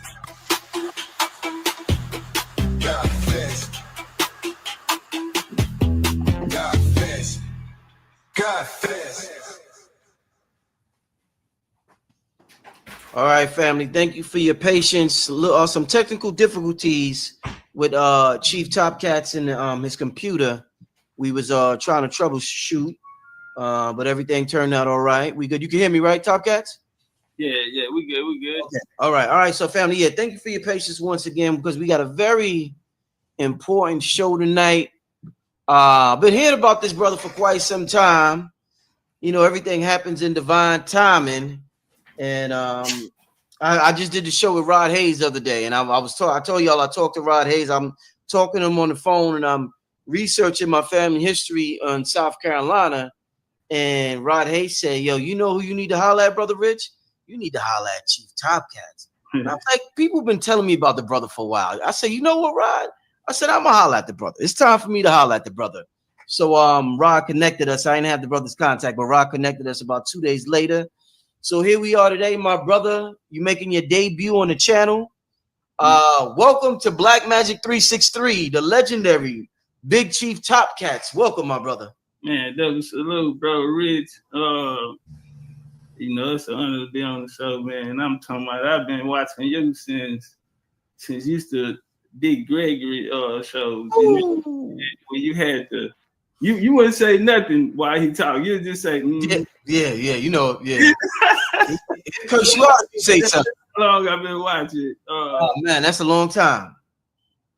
So, brother, man. So, what? Everybody, a lot of people, have been telling me about you for years. Can you tell the people on my channel, since this is your first time, tell them a little bit about yourself before we get into? I know you got a dynamic presentation. Who exactly are you? Why you call yourself the legendary Big Chief Topcatz? Just introduce yourself to my family real quick before we get started. Yeah, man. I'm a simple, regular person, man. American Indian. My family come from a chieftain line down in Texas, and the oldest reservation in Texas. So that was, you know, instilled in me. And my aunt, who been doing this since she was 17 years old, passed it down to me like her grandma passed it down to her. So I inherited a lot of information about the family. Came online during the pandemic talking about it, and you know, it took it, you know, ended up going a little further than I thought it would, you know. But yeah, I'm American Indian historian, author, you know, lecturer, debater, you name it, everything American. Indeed.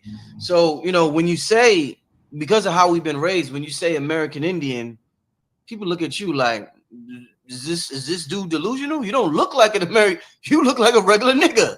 You look like my cousin, my uncle, you know what I'm saying, my brother, my pops, or whoever. But people will think, brothers like yourself who say, I'm an American Indian, they will think you're delusional. And I guess that will bring us into the presentation tonight. There's so much, let me just say this. So much has been being uncovered about Black Americans in the last couple of years. I've seen something that I never seen before. I've been in this consciousness thing for a long time, my brother. And ever since I was in it, I seen brothers and sisters embrace the red, black, and green. And I seen brothers and sisters always talk about being African, being Pan-African. And the last 5 years, it was just been like online. So many brothers and sisters have been talking about how it's about America. We from here. We not from Africa. It's been such a change in consciousness from when I first got involved. It's an amazing thing to see. And I've never seen Black Americans have so much pride now than I've ever seen before since I came into this movement. So it's a beautiful. Hey, y'all get some flames up on that one. Get some flames up on that, boy. Reclaim this land. And I remember there was a time, I just remember the Morris brothers talking about being indigenous to America. Now I see so many different brothers and sisters talking about it. With that being said, man, we would like to know about the Seminole Wars, as well as what makes us the real American Indians. If you could explain that further. But I'm gonna pass the mic to you. Let you do your presentation, and I'll come on in later on toward the end. I'm gonna get some questions. I want to say this before we go into it. I remember when I first got here, like you say, people would laugh at you or they get you crazy if you say you was American Indian. And that was something I took real personal. And you know, it's a lot of people paved the way for this.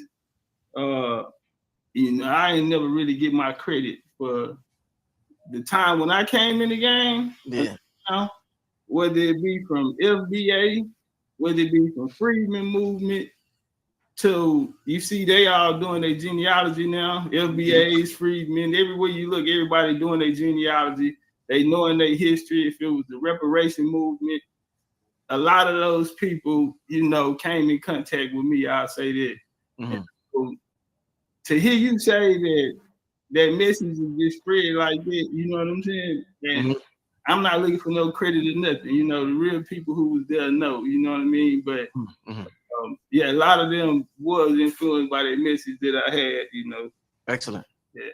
Hey, BCU, we had to beat it in so with that being said, man, let's get into this, man. The Seminole Wars. Before you start, let me show this, because you know, when you go on Wikipedia, before you do what you do, let me just tell you what they say about the Seminole Wars. Okay. And then we're gonna get into some real, there you go, some real deal info about the Seminole Wars. But we're gonna see what's out there, and this is why it's important to have brothers like this on the show, so the brother could clean up the mess of misinformation that's being made on the internet. All right, so let's get to this.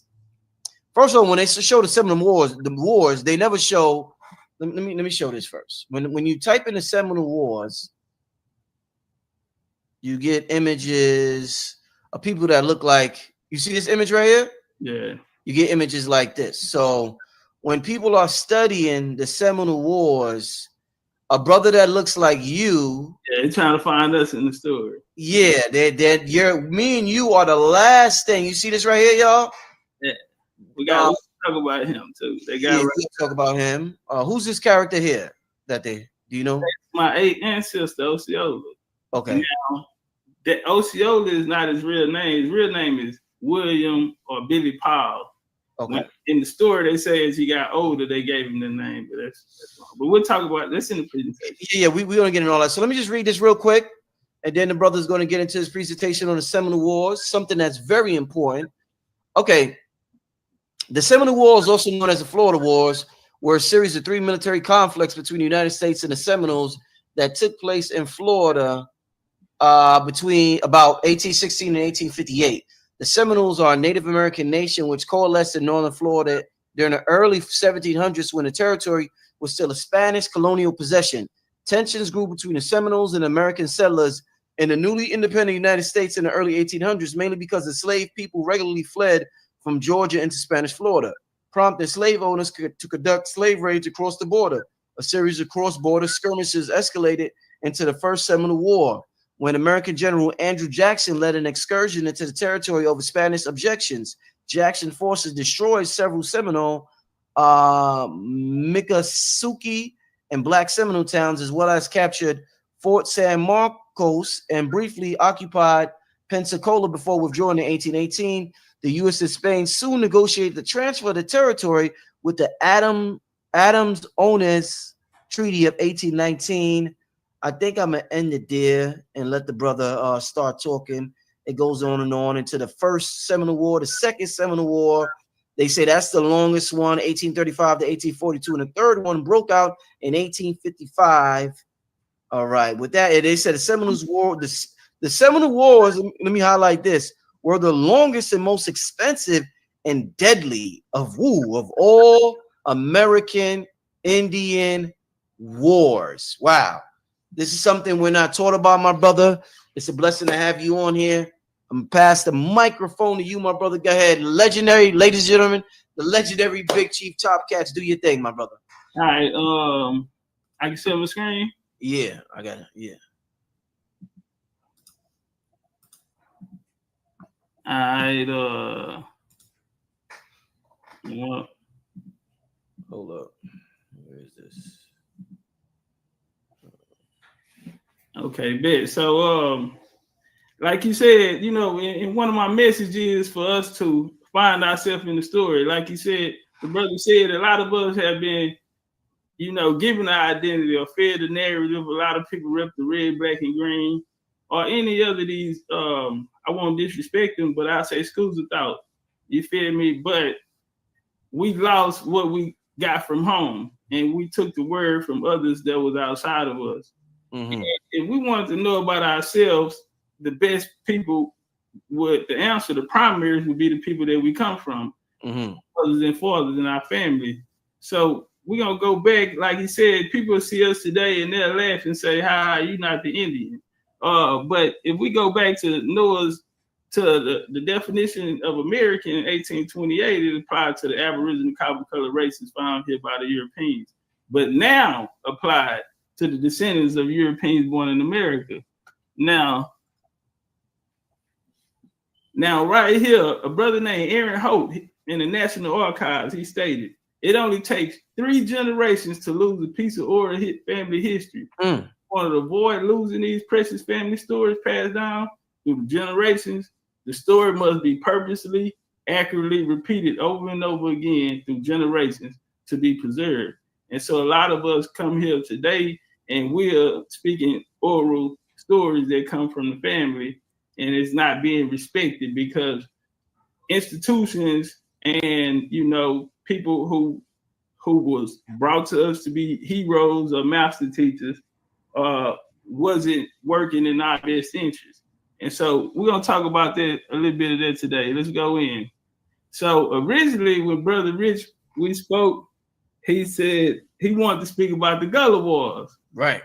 And I said, well, you know, it really wasn't the Gullah Wars, it was the Seminole Wars.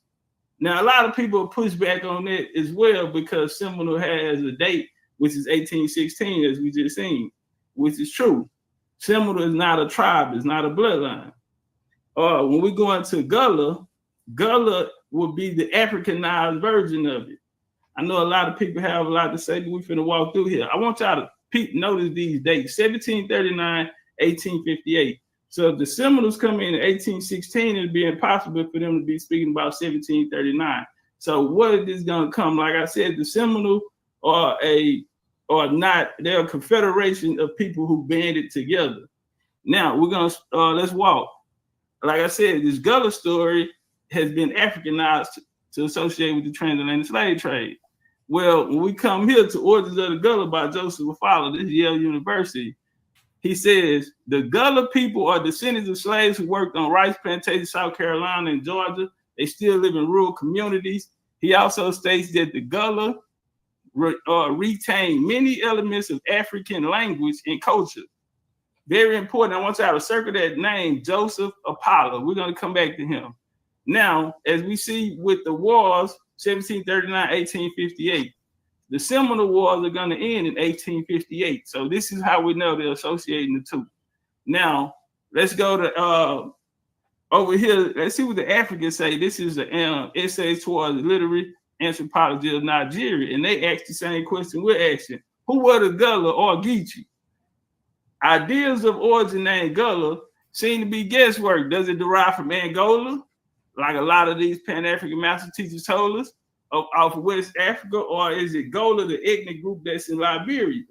Now, I want to say it is difficult to say why, because here the elements of African heritage cannot so easily be identified with any particular part of Africa. So it is impossible for the Gullah to be African because they cannot identify any particular part of Africa as once affected by the slave trade. They say many slaves ended up in North America did not come straight from Africa. They came by way of the Caribbean islands. And so it also goes on to say it is easier to say the name Geechee came from apparently from the nearby Geechee River. Now, the Geechee River, what's the Geechee River? The Geechee River sits in the state of Georgia. Okay, state of Georgia. And then who inhabited? Geechee Indians. Now they say Geechee may be a Muskogee word that means river. Now you had the people called the Yuchi Indians who stayed there. And now, and right here it comes to say, some scholars have drawn a connection between the river name, the Gullah Geechee, for the Gullah people who inhabit the coast of Georgia. What you mean the Gullah people? Well, it's a place that's called Gullah. The area of Georgia was called Gullah. Now they'll come back later and tell us to say the word Wally. Why would we say Wally? If we was Brother Richard, you look at that. What would you take Wally or Gullah out of that? But you didn't even have to answer. We're gonna let the people walk. So we're gonna show right here. What is Wally? What is Gullah? The Golden Isle of Gullah, Georgia. All right. When DeSoto came here, this was the richest place on the world. This was the real Gold Coast. This by 1829 there was a gold rush in Georgia. Okay, the Mayans also mined gold and also mined blue out of the areas of Georgia. It was occupied by American Indians already. Once the Mayans pushed in, they also started to come in and breed with the women, and some of them set up locations there. Now here's the Gullah people. They are Native American chieftain Mississippi culture. Okay, they date them back to 1150 AD. Prehistoric Gullah cultures is the Savannah phase. All right. Now this is the area right here that we're gonna be speaking on in topic. These are some of the areas in the Gullah, some of the towns in the Gullah. And in 1597, there was a rebellion with the Gullah against the Franciscans. Okay, and this was a civil war between the Spanish fractions. So when we're speaking about the Spanish, another thing that they taught us through this Pan-African story was something called white supremacy or Wati supremacy. So in order to push this, they wanted to tell us that our slave masters were white people and that, we were taken advantage of or in a docile position. But the truth of the matter is, this is King Philip of Spain. This would be the guy in control of what is said to be the transatlantic slave trade. It would be a melanated man as well. So one thing I brought to the game, I call it Big Six to the board. When we identify the Black European, we have to identify that the people that came here from Europe did look like us. So let's walk. the furs to Texas. How we know that? The Spanish were melanated. Well, this guy right here, this coming out of Prairie View A&M, the first African American in history come from Africa is Esteban the Moor. Now they're coming from North Africa. It's a difference. So we've been fed a West African story, but when we're talking about Florida, we're talking about because there's going to be the first set in 1526 to 1565. Well, these conquistadors that's going to come, what did it say right here? Black conquistadors were as much part of exploration of America as their Spanish counterparts. So this wasn't YT people who did this. These are the Africans that they're going to speak about that's going to come into this area, into Florida. Ponce de Leon, you're going to get St. Augustine, which would be what they'll call the first city here. Well, that was occupied by the Timucuan people. Now, here's the Timucuan people right here. They're known in history. They have what you call blackamoor art in European museums. This coming out of German museum. Now, in the Green Vault, the statuette is actually based on images of indigenous Americans. And this is Big Sack, who was actually mixed with Peruvian and Timucuan. Now, right here, we go to Jason B. Palmer for God Sacrificing Native American Involvement in Construction of Castillo San Dan Marcos. We see that the Appalachians, Timucuans, and the Gullahs toiled over 24 years and built this Castillo San Dan Marcos. Now, this is Spanish settlement. This is going to be important. I'm setting it up right now, so we're in Florida with it. The Timucuan will also rebel in 1656. Now we're getting off the Gullah Geechee corridor, what they call it today, since the 1980s, okay? Because this is not an old story. We're going to get to it. Now, what is being left out? So these nations here, we're going back in the 1500s, and we're going to go to this sea island, this corridor. There's no nation called a Gullah Geechee here. All right, so we have tribes in South Carolina, is the Hoya. We have the Escamouga, who were the largest, the Edisto, the Mayong, and you also have the Coosa. Now, this is the coast right here. This is 1562, 1751, and you can see here's the Escamougas right here. These are the tribes. It took the Spanish 8 attempts before they actually settled. So they lost all those battles to them. Also, 1563, Rebont came here with the French, the Huguenots, settled Timucuan land. They got ran off the block. That was called Fort Caroline. So we're going to push through here. Now, later on, an anthropologist named Franz Boas, they're going to start putting labels on people based off their geography. So they're not going to go by the original tribe or nation that they're called. They're going to name them. So we get a people called the Casaba in this area of what we call Charleston, or this Charleston. Why is Charleston so important? Because the Spanish had Spain. So South Carolina would be occupied by these Indians, but they had an international port there called Port Royal today. We'll get to that. So we're speaking about the Low Country. These people will be identified as Casabas. Now, the Escamougas will go to war right here. The Edistos, and they all go to war in Carolina, the Gullah on the southeast coast between Savannah and Altamar River. Now let's walk. Now, to set this up, when the British come into play, they're going to go to Virginia. So we just set up, we went through Georgia, established Georgia as Gullah, now in the Ogeechee. Now we go to Florida. We see the tribes down in Florida, the Spanish, and we're going to come over here to the English. 1603, King James united the crown. May 14, 1604, 1607, they get a settlement. 1606, they get the Virginia Company of London. All of these guys are melanated people. This is something that the teachers before us have left out the story.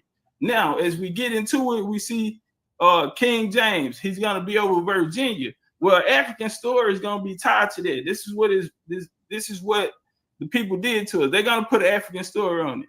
One of the most recent is the 1619 Project, okay, by Nicole Hannah Jones. Well, she said that 20 odd Africans came over here on boats. Well, if we go to the primary resource, right, image 267 Records Virginia Company 1606, miscellaneous records of Virginia Company, what we find out is that these people are going to come from the West Indies, okay?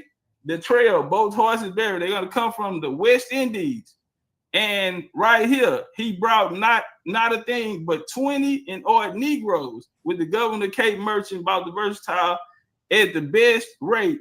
He had large and excellent range of purchase in the West Indies, not Africa. Somebody came back and wrote an African story on this, but when we go to the records of the Virginia Company, right here, this library comes primary source, page 243, we stamping everything. What I'm saying is this transatlantic slave trade was a hoax. What really happened was Europeans were sent over here, and the Europeans that sent them looked like us, and the Europeans that were sent also were melanated people. Let's walk through it. Colonial America Works, Herbert Applebaum, right? So page 9, he speak about them bringing over 300 to 400 servants. This the English migrating their people over. 600,000 between 1650 and 1780. Most migrants went to the West Indies, some 2% went to New England, and so they're gonna spread them out. Now, we're gonna go to a primary, and I'm walking it down, I'm finna set it up. I'm doing this for a reason. Now, progress of the nation in civilization, productive wealth, and population. On page 581, the governor of Virginia town was Berkeley. Berkeley is gonna say his population in Virginia was 40,000. 2,000 slaves, 6,000 were white indentured servants. The importation of slaves did not exceed 2 or 3 cargoes in 7 years. So it's impossible for this mass transatlantic slave trade to be going on when we go back to the primaries. Let's see who he said he had came on the slave cargoes. Now he tells us that you had an estimated 1,500 annually. The most were English, a few Scots, fewer Irish, okay? Fewer Irish. Never mentioned Africa, not one time. Now let's walk. Now this is the European migration that they're coming over from Europe and being sent as indentured servants over into the 13 colonies. Now we'll get to Charleston. Why Charleston is important? We're back here because we're going to set up this Gullah Geechee paradigm that they talk about today, which is an American Indian story that's going to be wrote over. Let's work. So 1670, they'll get Charlestown. It'll be named Charlestown after King Charles. Now, right here, this book regarding Charles is going to speak about King Charles himself was infamously a colorful character. His dark skin, full mouth, luxuriant hair made him a striking figure. Now, this is a statue of him. Anyone can pull it up and pull up the statue on this guy. There's a YT man standing there. I had it with me, but I'm gonna pull it up when I get home and show y'all. I'm gonna pull it up when I get home. A guy standing right in front of the statue, and he's speaking about it. So look it up, King Charles II statue, and they'll show it to you. They also have what's called pubs there, 400-year-old pub called the Black Boy Inn. And where did it come from? It represented King Charles II, the Black Boy. He got this nickname from his mother, Henrietta Maria France, due to what? His dark hair and dark complexion. So we know that these people were melanated, but this is part of the story that was left out. So we're going to get down into South Carolina. Now, between 1607 and 1715, more Indians were exported into slavery through Charlestown than Africans were imported. Now, this is very important because what gets left out is we hear about a transatlantic slave trade, but we never hear about the American Indian slave trade, which happened way before the anything about an Africa or a settlement, because June the 9th, 1788 is called the Exploration of Africa. It's with the African Institution, which aim was to discover the interior parts of Africa. Okay, and since we're on South Carolina and then we didn't establish that the king is melanated, we're going to establish that the slave owners also were too. Black slave owners, free black slave master, South Carolina, 1790 to 1860. And the slave master who had the most slaves was William Ellison Jr., a melanated guy that looked like a lot of people and probably, bloodline related to a lot of these people. Now let's get to the business. 1670 Charleston was settled. All right. Now it was settled by who? You had the Coosa, you had the people called Westos.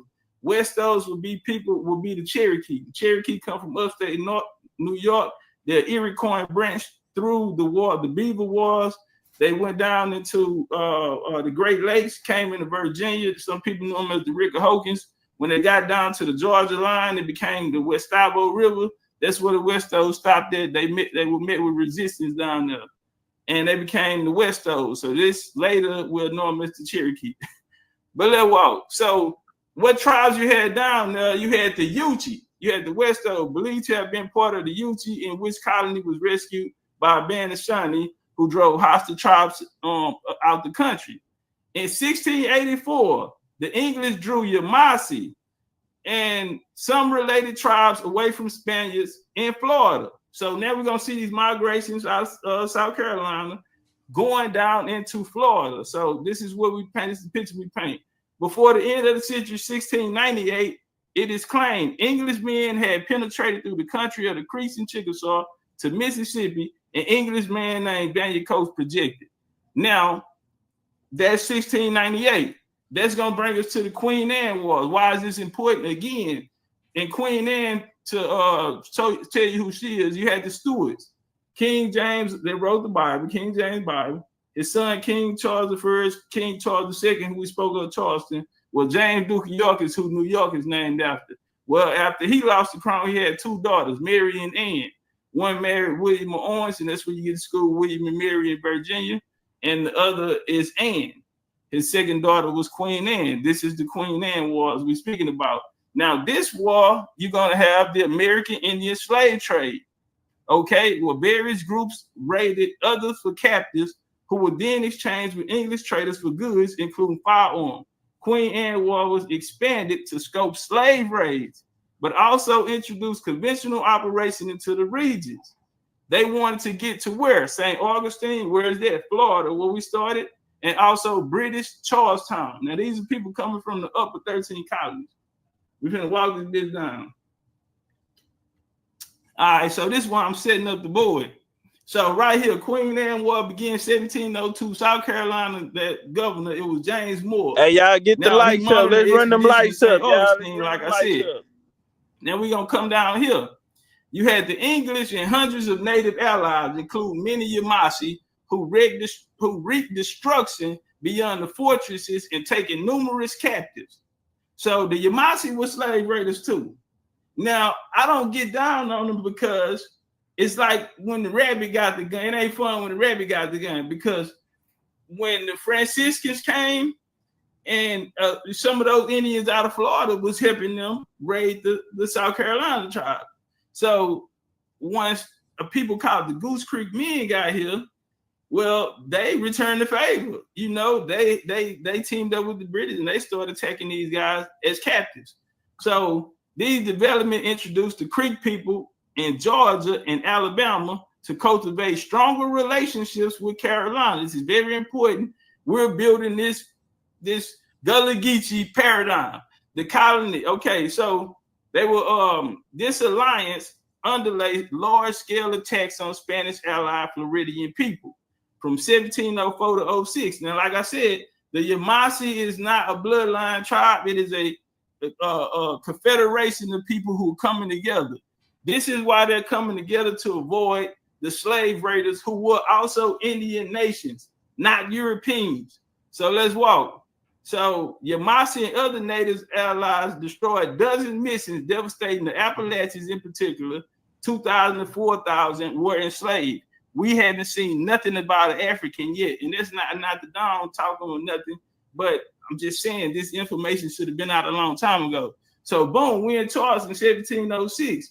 And the early English effort at St. Augustine, which is Florida, this is also a failed mission. Carolina militiamen and Indian warriors defeated Franco-Spanish raiding parties, and English ships drove the French fleet off the harbor.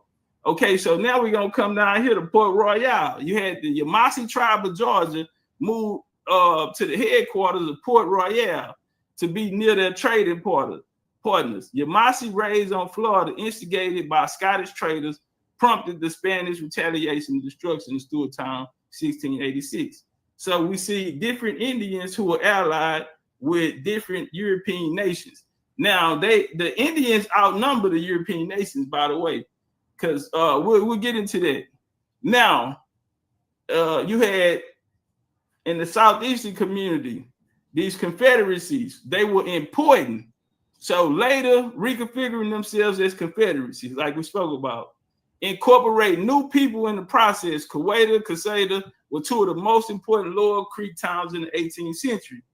And these are from the Mississippian culture. Now, they also purged a new economy relationship with the English of Carolina, invite English traders in their town in the 1680s, 1690s, Coweta. Now, that is how a lot of them going to come in. They also going to come in as U.S. expanded in 1812 and make that a prominent place. But they were more like the weaker branch of the true 5 tribes that came in that area, became known as Muskogee, Chickasaw, Creek, Choctaw. Now we'll go to the 1711. They'll take a 1711 Tuscarora War. Now the Tuscaroras will go upstate New York and join the Haudenosaunee, or what you call the Iroquois. They'll be the Six Nations to them. And when they win the war, it was 1,000 Indians and it was 3 or 50 Europeans. So you tell me who was running the show. Was Europeans running the show, or was Indians running? Nothing went down in America without American Indians. That's why the slave raiders wasn't YT men. That's why they wasn't. They were Indians, raid other Indians, smaller tribes, and also rival tribes, and also people who had basically the resources under the ground in the areas that they were on. It was turf wars. So we'll go through the Tuscarora War, 1711. That'll bring us over here to the Yamasee War, 1715 to 1717. The Yamasee War was one of the largest and most dangerous Indian wars in colonial history. April 15, 1715. They call it Good Friday. What a day. Now, Port Royal. Now, the entire Creek Indian Confederation reaching present-day Alabama and Mississippi. Port Royal frontier was destroyed and abandoned, and the Indian Commissioner Thomas Norton during this outbreak. So here go to the Yamasee War. They're gonna pop out other Indians like Chickasaw were making moves. The Erie had been forced out of western Pennsylvania by the Iroquois. They moved south. They became the West, though, like we were speaking about. Then you got the Yamasee and Georgia coast. You got the Erie coming out of the Great Lakes area. So you had the Erie. They traded for guns with the French and the British tribes. The Spanish had been more interested in missionaries than trading natives. So this is this group that's moving down. So we're going to get from the Yamasee War again, because they said the Yamasee went extinct. I don't believe that. We come here, early history, Creek Indians and their neighbors. We're going to come over here. He saw Yamasee slaves living amongst Seminoles. But from other data, it's evident that free bands and hold or part of Yamasee still existed. Now, this is something very important that I want to get out there. So they spoke about the Yamasee. According to the same writers, their complexion is somewhat darker than the other Seminoles. They noted the leader Jumper said that some have been Yamasee descent and that they found refuge from the Creeks and Lords in the long war and Americans which followed. And this is what they're going to do. Listen, family, the tribe became fused with one of the larger bodies, the Miccosukee. Okay, very important. Whose language is supposed to be the nearest to their own. No, it is the Miccosukee language. What are you talking about? So the Yamasee end up going to Pensacola, Mobile, Alabama. Some went with their families in the Appalachians and remained with them and returned to East Florida, and some of them went to Cuba. Now, when we pulled up the Gullah Wars in the beginning, 1739 was there. Why was 1739 so important? In 1758 would be the end. 1739 is important because of a rebellion happened in South Carolina called the Stono Rebellion. Right here we see the Gullah Geechee Queen Quit. Shout out to Miss Queen Quit. Now, the Stono Rebellion is said to be the largest slave insurrection in British North America. It began in September 9, 1739, with 20 Africans who raided Wallace Creek on the Stono River, taking guns and weapons. So they came back and made it an African story. This is wild to me. And so many people that I had so much respect for, and some of them as of lately have come out and spoke to us about their American Indian heritage and what their parents told them at home. But we could have been a lot farther. We're not going to stay on that, though. Let's walk through this. Now, what happened? Now, So the story goes that a slave named Cato, all right, Cato, the slave owner thought it was clever to bestow a classic name on him. Said he belonged to the Cato clan. Okay, now they came back and said sometimes they said if he was a man, they called him Jeremy by the Cators, i.e. Jeremy Cato. So this Stono Rebellion is said to happen over a guy named Jeremy Cato. Now they said out of respect, we'll call him, out of African American tradition, which we'll call him another name, his African name, which we cannot know. So when we look into this Afrocentric history that was given to us, a lot of it, once you go in, it has no base, it has no foundation, it has no depth to it. That's why it's all generalized. That's why we all been put into one basket. That's why we all have the same ancestors. That nothing is of your own. And so when we come here, they said they don't even know his name. If he had an African name, they don't know. He had this described by social historian in the Negro Digest as the first Negro leader to emerge with any clarity. Come on. So this is what we're going to do. So we're going to the Catawba Indians. Off top, we established there's no such thing as a Catawba Indian. But this is a confederation that took place that was in the area of what is Charleston today. So in 1670, that's when Charleston was founded. Charlestown was founded on Catawba soil, meaning on Indian soil, meaning there were people there. You had Coosa Indians, 1674, and they had trouble with these people. With who? The Stono. In 1775, the Coosa Indians and the people with this people with the Stono Indians. In 1675, the Coosa Indians surrendered the English large tract of land on Ashley Barney. Now let's walk. Now we're gonna come back to the same source that just spoke to us about this guy being African named Jeremy. And if he had a real African name, they don't know it. Well, he comes back and talks about this. In South Carolina, there was a slave revolt, but growing in the terminated, unsettled bold, also influential ripple effects. Now, on September 1739, an advantage shaken condition with 2 years disease left, the college historians called it the Stono Rebellion. Or, hold on, but on the frontier, they knew it as the Gullah War. So we know this is coming from Afrocentrism, and this is a 21st, this is a 20 to a 21st century source. That's the only time you're gonna hear this type of language. So they're gonna call it Stono Rebellion, no, they're gonna call it the Gullah War, or more plainly, insurrection of Carolina Negroes. Well, let's get it straight, because we call it Stono Rebellion because it started on the plantation district and known as Stono. It's the Stono Rebellion because it started on a plantation known as Stono, which had taken its name from the river that ran it.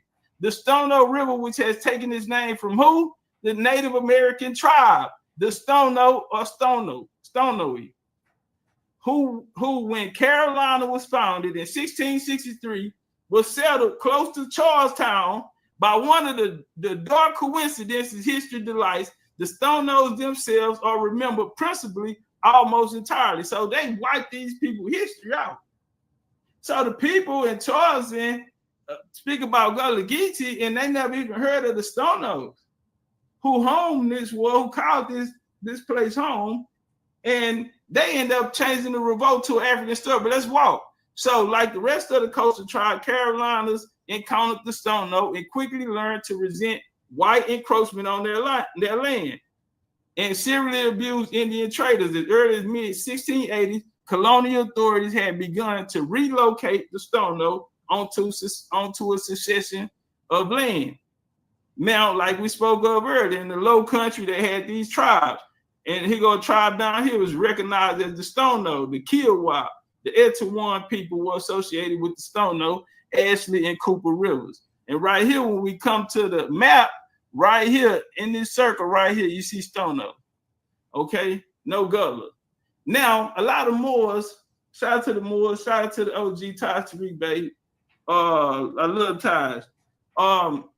They always spoke about the 1740 Negro Act, and it mentions the word more in it. So I guess they thought it had something to do with them. No disrespect, but we're gonna get it straight.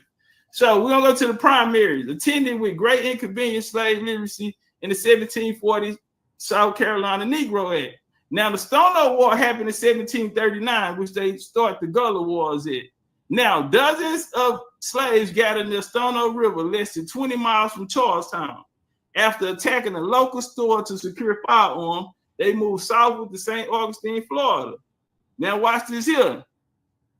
Now there was a militia at Stono River following the insurrection. Now the Stono Rebellion was quickly struck down. It remained the largest slave uprising in British colonies. In response, South Carolina General Assembly in 1740 amended slave codes that enacted what is called the 1740 Negro Act. Now, these documents are housed in South Carolina Department Archives History, contain the passage and the scholars' early colonial African American literature. This small important statute prohibits slaves from learning to read and write. Now, when we go to the primary source, now it declares that all Negroes, Indians, free Indians in amity with the government, meaning Indians that were working with the government that was allies with them.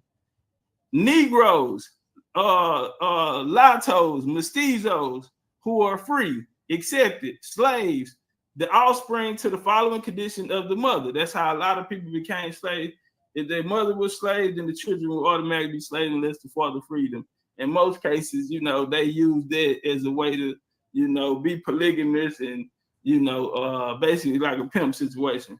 Under provision, held the color prima facie, the party bearing the color of a Negro, mulatto, mestizo as a slave, in the same face as not from the Indian color. So this story is told, and right here they let you know that on the early morning, South Carolina prepared for church, and dozen slaves came. They're gonna let you know it was the Indians. So 1740 was based off of the Stono Indians Rebellion War. Now let's walk it down. When we get over here, you had Governor James Oglethorpe. James Oglethorpe was a defender of the Stewart family, those black kings that founded Charleston.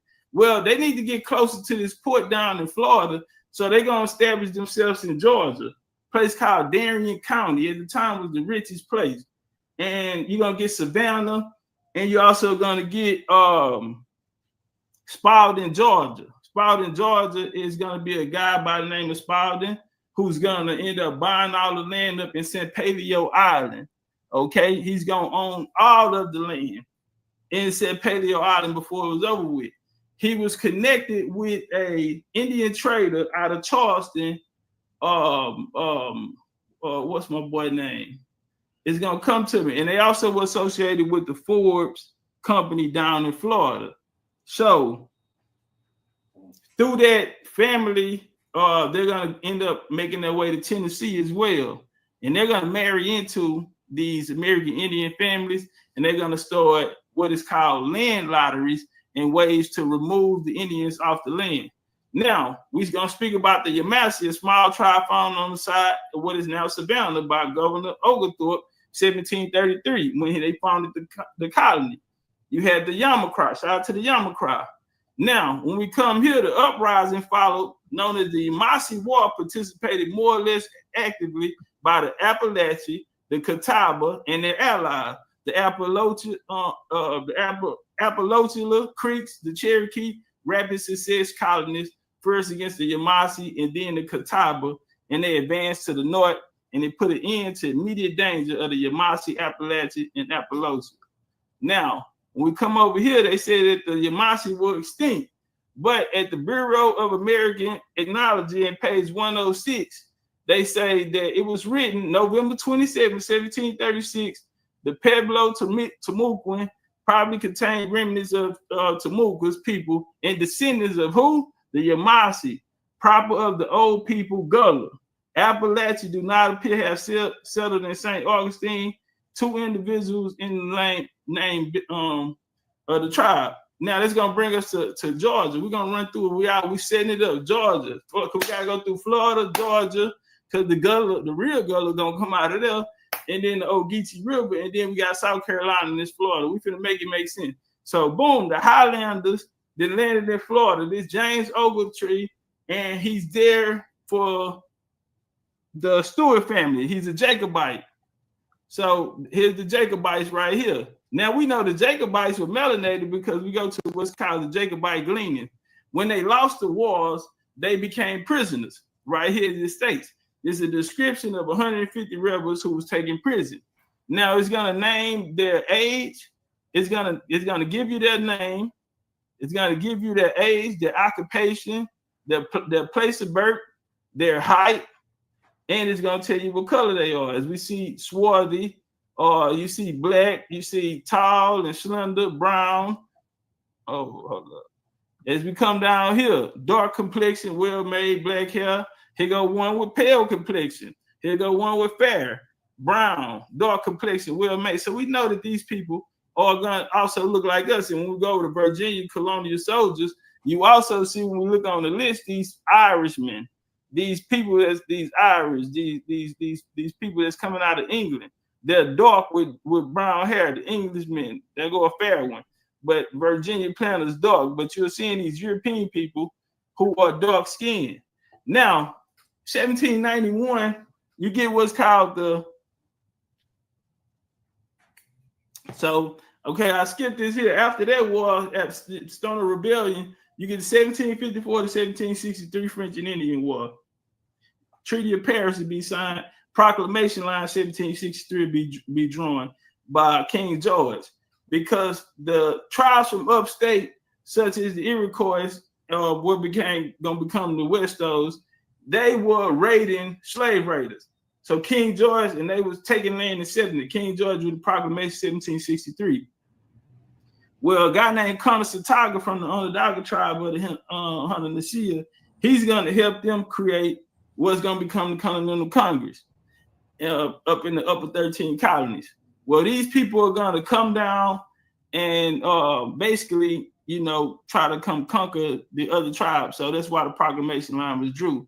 Now, since they're there under the King's Charter, they cannot cross the Appalachians. So this is what brought the Scottish Highlanders into it, because they can go cross, and they were arch enemies with the English, but it was business, and that's how they became Indian traders. Well, that's going to lead you down to the Pontiac Rebellion, shout out to Rod Hayes. Then that's going to take us into the Cherokee Anglo Wars, or what you call the Civil War, 1783 Treaty of Paris, that'll be ended. 1779, the Sullivan Expedition, that'll kill the Iroquois government up in the north, which the United States modeled their constitution after and their government after these people called the Iroquois, or the Haudenosaunee, Indians who look just like us. 1779 Southern Expedition will finish them. Now, some of those tribes actually created the United States out of that branch, and they went against the larger tribes, the Seneca, the Mohawks, so on. But we pushing now. 1791, George Washington went to 13 colonies. He wanted to expand to the southeast. And after 1783, that proclamation line that was drew, and they couldn't cross the Appalachians, well, it's null and void. First thing, executive order, null and void. We crossing it, and we finna run up in there. So the play was 1791, the civilization plan. This is where the 5 civilized tribes are gonna come from. Now we're dealing with southeast area. They need to get to Georgia, to hit Georgia, and so they can hit Florida. This is the plan. And also Alabama. And they have allegiance because in 1783, 1786, 1788, it was some sign called the Treaty of Hopewell, which brought in the Creek Indians, the Cherokee, and the Choctaw. This is what's going to give them access to trade on the Mississippi River off the G-Pass of the Choctaw. Now, so 1803, you get the Louisiana Purchase. 1807, you get the Federal Road through Georgia. You had what's called the Red Sticks and the White Sticks there. So this is going to become the Creek War. Really 1810, but they got it 1813, 1814. And it's known as the Red Stick War. And it's a civil war between the Creeks, because some people on one side, the traditionals, and then the mixed races. The traditionals did not want to sign the civilization plan. The mixed races was for it because they were in the masonry. All treaties were signed by Masons. And they had bloodline ties to them. I give you this one. the Cherokee, the guy that the principal chief of the Cherokee for 40 years is John Ross. His dad name is Daniel Ross. He was a Jacobite, like I just showed. He ended up trading on his father-in-law, John McDonald, who ended up was a British agent, but he went down into Spain into Florida. Well, he knew a lot of them because the younger branch of the Cherokee, the Chickamauga, they broke off and went down into Georgia with the Creeks. That's why if you ever in Atlanta on Peachtree, it's called Standing Peachtree. The Creeks and the Cherokee fought right there. These youngsters too. But they opposed the ways of the elders in their nation. They became the Chickamauga. So now we're pushing down into the South after this Creek Civil War. And then you're going to have the Battle of Fort Mims, which we'll win it. We caught them off guard. They left the gate open. Then you have the Battle of Horseshoe Bend. And then Battle of Fort Jackson, 1715. After that battle, we'll leave Georgia going to Florida. That'll begin what is known as the Seminole Wars, 1816. Now, this is me, because I'm just talking. I'm not an armchair scholar. This is me in Florida at the Seminole reservation, 1 deep. I got like 1 hour and 45 minutes of footage.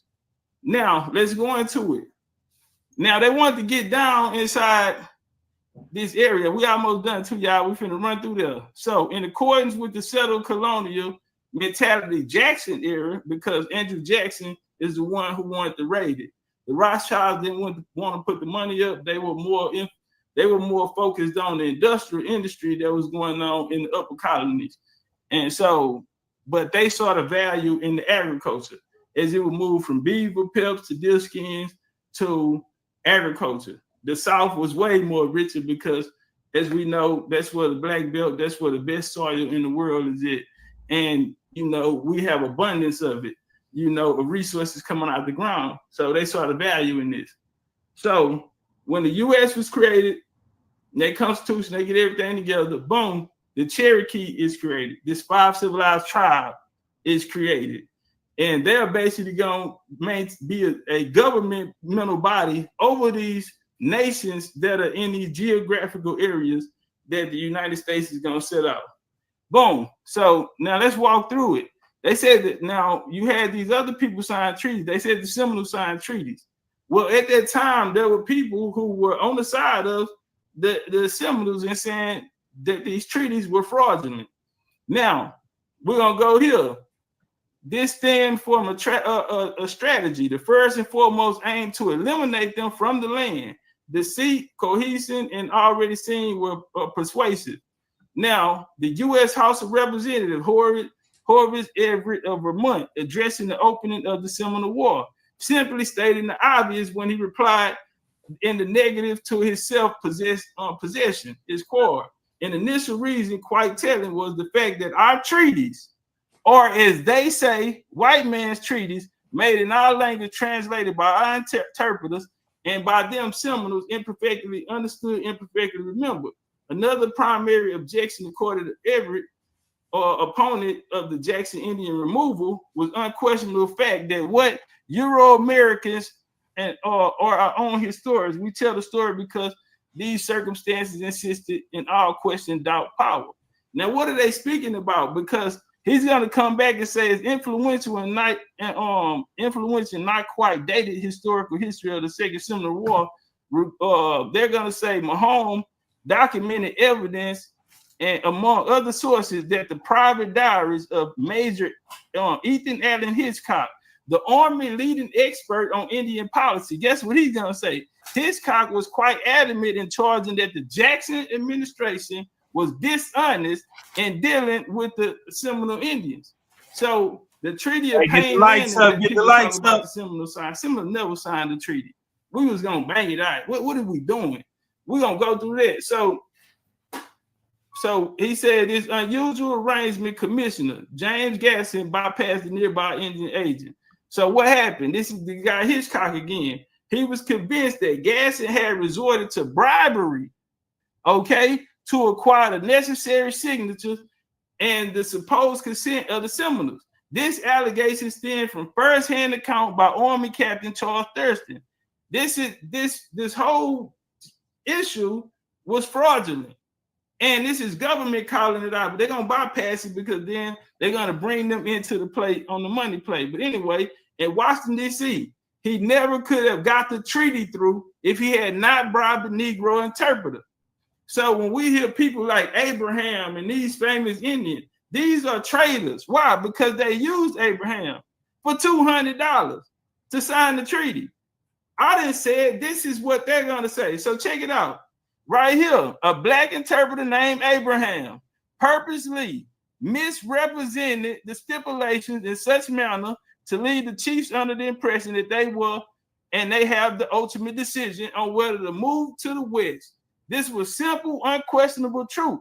Now his cop understood what? It also supports this. He also supported the Seminole version of the event and maintained that the treaty stipulations were falsely represented to them. All right, and the payment of $200 to Abraham. So they didn't gave him $200, and he didn't came here and spoke for everybody. So let's walk right here. Like I said, why am I qualified to speak on this conversation? Because right here, William Billy Osceola, Willie Paul is my 8th ancestor. This is my genealogy right here. This is me at his burial site. Now, when I went there, this is in South Carolina. Had to cross the bridge, everything, left out of Charleston. Went to go see kinfolk was down there. Beautiful fort right there too. But this is what they say he passed away at. All right, now let's talk about it.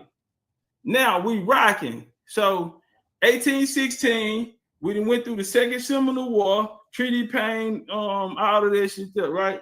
Now we're gonna bounce over. This is a story that a lot of people don't hear about. Now, when America went to war in the Civil War, you had something called the Seminole Scouts. They contacted the people who defeated them, who defeated over 8 U.S. generals.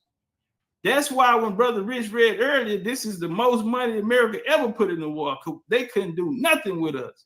And I'm going to show how we built the most powerful army in the world. And today, they're still the most powerful, and it's because of us. You're witnesses the Seminole Indian Scouts. What happened? Well, they left Florida, went to Oklahoma. 1829, Vicente Guerrero, first black president of Mexico, outlawed slavery. So if you could get the you get to Texas, then you can get to freedom. So a lot of Indians found their ways there. In history, they'll call them Maroons. In 20th century, 21st century, they call them Maroons and all of that shit. But they have real names and nations that they come from and bloodlines. So this is Seminole Indian Scouts in Texas. Seminole Indian Scouts, and it speaks about the U.S. Army, the Negro Scouts, this elite group. They're elite. I'm gonna show you how elite they were. Recruited for people living in Mexico. And so the U.S. couldn't deal with what is called the Plains Indians. So they brought in the people that they couldn't defeat to fight them. So the Plains Indians will later be classified as Native Americans. We'll get to that. So right here, as we see, and they were Negro Scouts, Fort Clark in Texas, Brackettville, Texas. The Scouts were protected. The Scouts protected West Texas frontier against the Apache Comanche Indians, 1872 to 1914. 26 missions resulting in 12 battles. Now watch this here. You know why they called them elite earlier? Because no Seminole Negro Indian Scout was ever wounded or killed in combat. And 4 scouts earned the Congressional Medal of Honor. Okay? We never lost a man, homie, when we went out there. As they said, we guarded the borders of Mexico because Mexico came and got us as well as the U.S. Mexico wanted us to guard the borders, and there we became family. As you see right here, El Nacimiento Tribu, Negros, Muskogos, and Seminoles. Okay? And on Juneteenth, when we celebrate, guess what? They celebrate. Why do this Mexican village celebrate Juneteenth? Because this is where the Seminoles came. And you see them right here. The Seminoles also pushed over to Bahamas and inhabited the area of Bahama, Cuba as well. Very important to this is you had something called the Union Army used Southeast Indians called USCTs to win the war. Now, over 200,000 black soldiers served in the United States military. African Americans weren't allowed. Then they said, let the black man get upon his person the brass letter US, let him get an eagle on his butt and the musket on his shoulder, bullets in his pocket. There is no power on earth that can deny that he has earned the right. And we know that's Frederick Douglass, right? So boom, Lincoln, which me and him have the same grandmother. So let's walk. This is the United States Army troop. Why is this important? Let me show you. So 1861, the Confederate Army, they signed a deal with the mixed race Indians of the 5 civilized tribes. For the Chickasaw, you had, for the Creek, you had Daniel McIntosh, Willie McIntosh. You had others, and they end up forging the names. So what they did at this time, we're in Oklahoma, Indian Territory. So they came in with the Confederate Army and thought they was gonna sneak attack us. So United States had put out something called the United States Colored Troops in Kansas. If you can make it to Kansas, then you can fight on side of the Union. We'll give you weapons and everything. So they tried to sneak attack the traditional Indians in the area. And right here, what they said, they fought like tigers. And this is the first Kansas Colored Infantry who saw a battle. And not only that, we will defeat the last Confederate general. Why is this important? Because when the United States Colored Troops got in there, we're fighting in Indian Territory. Albert Pike came down there and signed those treaties I spoke about the Treaty of Hopewell, 1783, 88, 86, 1791. The Cherokee had to do the Treaty of Hosting because they kept trade with Spain. Well, they are outside. They were in the U.S. jurisdiction. Albert Pike came and brought them outside the U.S. jurisdiction into the Confederate. Well, this is the last general. This is General Stan Wadey. He come out of what they call the treaty signing fraction. His brother was unalived, his cousin, Elazno Boudinot or Buck Wadey, and Big Ridge, Major Ridge, who came up with the plan. Can't nobody sell land. If you sell land, then we're gonna get you out of there. Well, they was gang style or mob style executed. Stan Wadey was the only one to survive. He was the last Confederate general to surrender. And this was at Dokesville, Oklahoma, near Fort Townsend. He was the last Confederate, and he surrendered to our people. And for that, we got what's called the 1866 Treaty, which even gave Creeks 160 acres. We got the same thing. This basically was a new constitution. The 14th Amendment would come around the same time, which they would offer citizenship to people who didn't want to be a part of the tribal nation and wanted to come into the jurisdiction of the United States. So 1866 Treaty. Now, the other day, Brother Rich, you asked about John Hoyce. You know we can't go through the Seminole without talking about John Hoyce. Oh, well, yeah. A lot of people know him as John Hoyce. John Hoyce was stiff. He was an old timer. His name was Warren Kabbalah, and he's gonna make his way to Texas. And he was a Seminole Scout. He headed the Seminole Scout. When they came to talk to him, that's who they came. So it was Warren Kabbalah. He went to a place called Coahuila, Texas. If you look in the background on this picture, in the early 1900s, this is Coahuila, Texas. This is Mexico. I'm sorry. This is Mexico, Coahuila, Mexico, or Coahuila, Texas. And as you see, we got the trumpets. Look like a second line going on out there. Everybody, this guy got on a 3-piece suit. This is what John Hoyce came to. So you had the Buffalo Soldiers. Now John Hoyce was a Seminole Scout. This is his grandson, John Jefferson, of Seminole Negro Chief John Hoyce. Jefferson was a scout for who? The 10th Cavalry Buffalo Soldiers. So after the United States Colored Troops was closed down, they brought forth the Buffalo Soldiers. We're almost done with this. This is the Buffalo Soldiers right here, this regiment. They spent over 25 years engaging in fighting Native Americans and mapping unexplored lands, opening up the West for settlement. We built the roads, we built the bridges, we built the highways, we fought the wars, and I had a clip saying that too. This would be the last conflict right here. Every Native American that's on reservations in the West fought against the Buffalo Soldiers, and after that war, the result they were put on these reservations. Now, what's important, when we spoke about the United States colored troops, the Third Seminole War, you speak about Billy Bowlegs. Billy Bowlegs, they have pictures going around him of him being this mongoloid type of looking guy. He don't look like us. But what's not known about Billy Bowleg, they tried to say Billy Bowleg ended up passing away in May 1859. Now we know the Seminole War was over 1858, but that's not true. Why we know it's not true? Because Billy Bowleg was one of the principal chiefs of the 5 civilized tribes who supported the Union in the Civil War. In May 1862, he commissioned captain of Company A, 1st Indian Regiment. He was prominent in the raids fighting in Kansas and in Indian Territory, taking a credible part in the actions. He died March 10, 1864. That was after the proclamation. So this USCT that we see right here fighting, that made it to Kansas when they tried to sneak us in Oklahoma, and we ended up defeating the last one. Well, Billy Bowleg fought in this. He fought for the Kansas infantry. These are these people.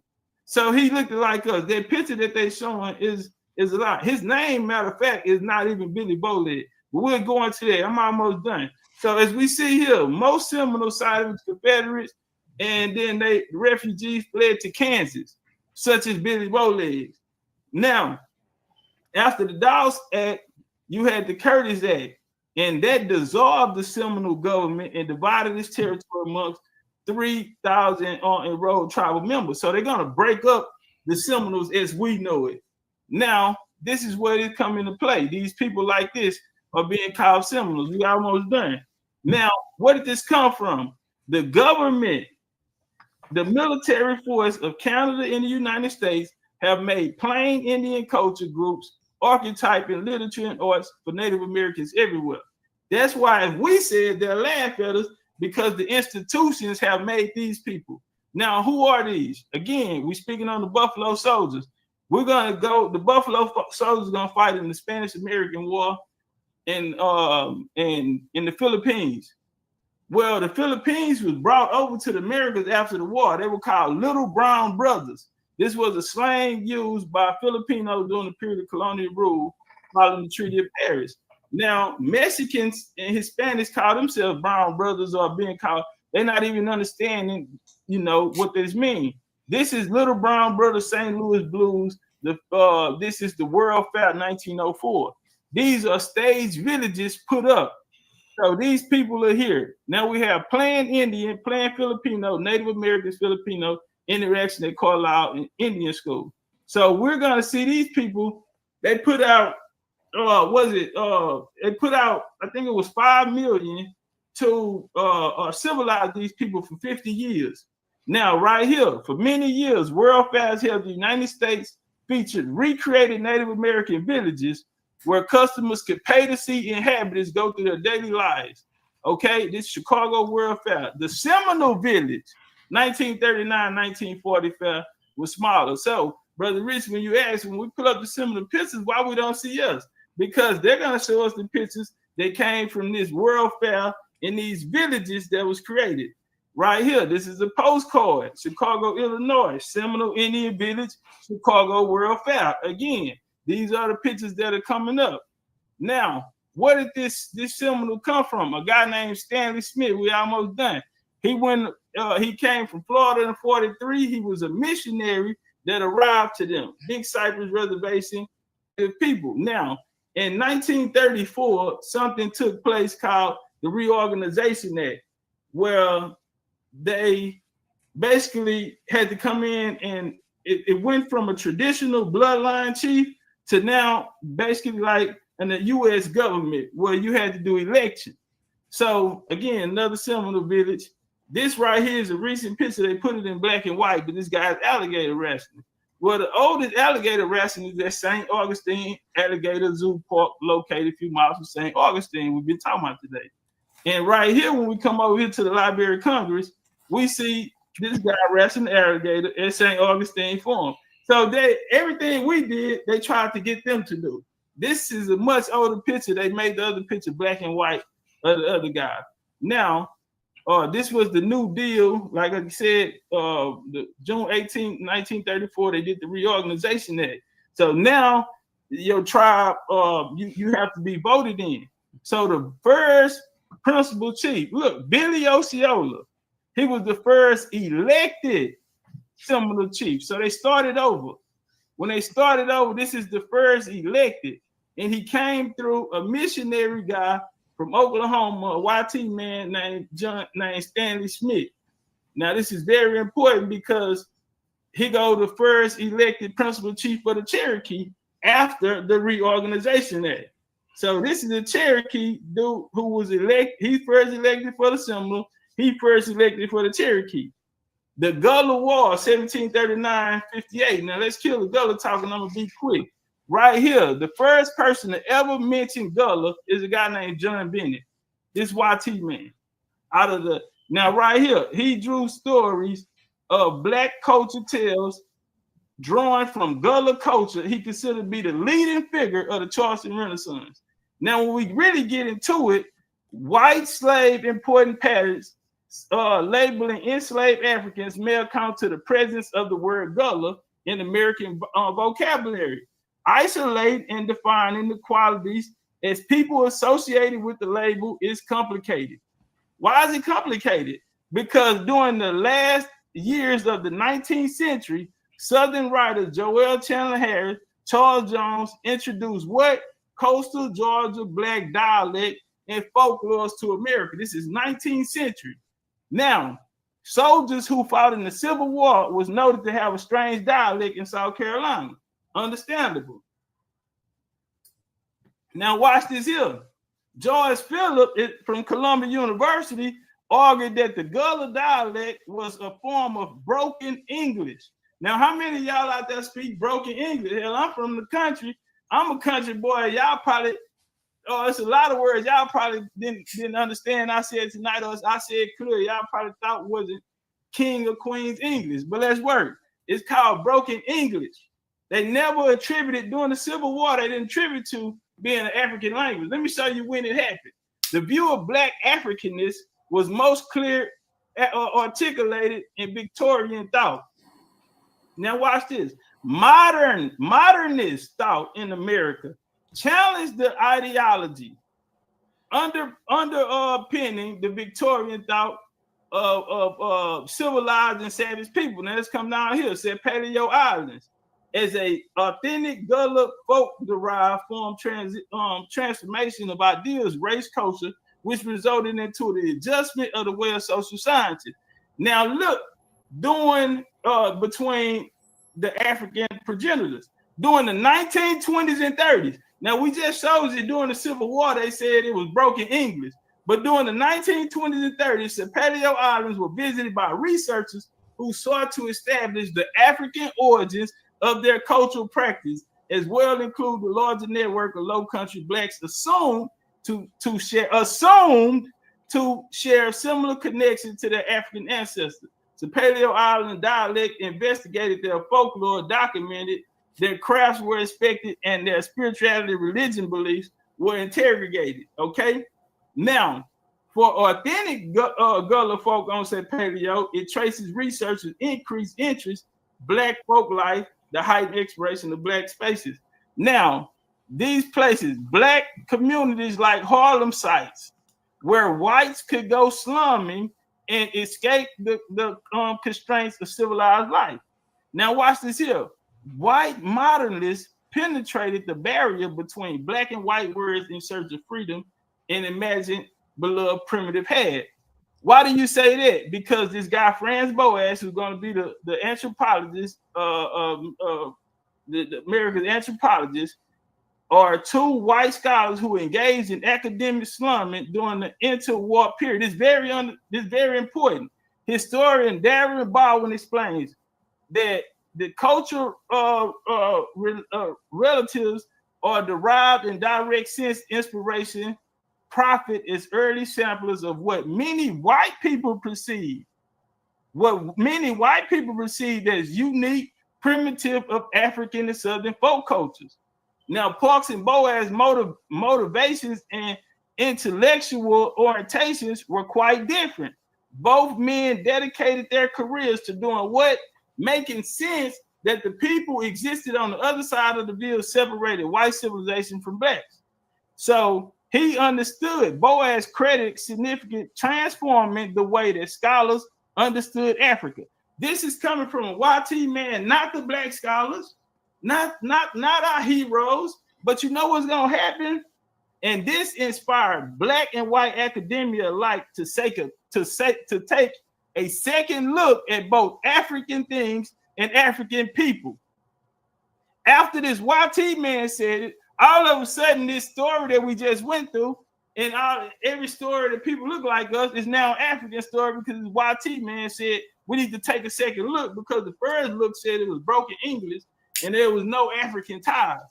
So now we're gonna come over here. Judith Peterkin, I got about 8 slides left. She was the author, South Carolina. She wrote what? On the Gullah people of the Low Country. She was one of the few white authors who wrote about African American experience. You know what's interesting about her? She shaped the 1920s and 30s characterizations of Gullah. Even though Southern writers and folklore collectors had investigated and written about blacks that lived in the coastal Georgia and South Carolina before Julia Peterkin, emphasized that these blacks were distinct from other black Americans, okay, different cultures. But guess what she said? She consolidation of Gullah as a distinct identity in modern primitives. Now, unlike white moderns in the North, Julia Peterkin did not have to venture to black spaces. She never been to the Sea Islands. Y'all, the Gullah story is coming from YT women out of the North, writing about experiences about places they never been, getting pushback from their peers who are in the same field. Now check it out. Peterkin, South Carolina native and white plantation owner, lived among blacks who worked for her, the racial arrangement here at the South Plantation. She wrote Julia Peterkin's short story novel presenting Gullah life on a fictional book. This Gullah story is going to be fictional. It was not real. While the book was not real, Peterkin claimed the stories that she wrote were informed by actual events. Peterkin characterized the uniqueness of Gullah people according to her imagination. And she won the Pulitzer Prize for it.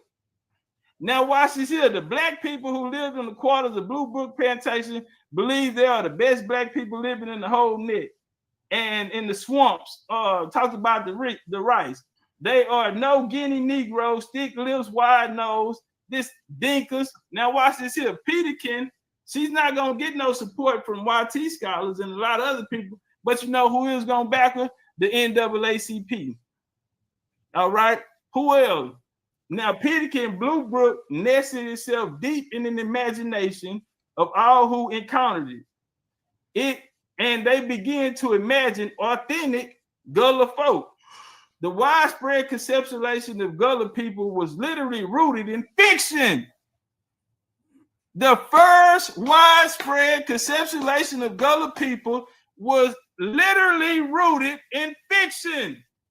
While Peterkin was busy crafting Gullah tales, were interpreted by the people who read them, modernist social scientists began to seriously take a question about African retentions and look for verifiable phenomenon through which they could prove that voodoo roots and conjure practices among Southern blacks originated in Africa.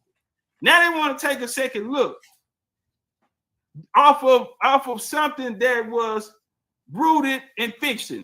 Now, the hunt for the Gullah people and the search for real equivalent would eventually lead researchers to Sapelio Island. Now, here you go on Carolina Plantation, Julia Peterkin. The Negroes that stand genuine success attempt yet made the souls of the people.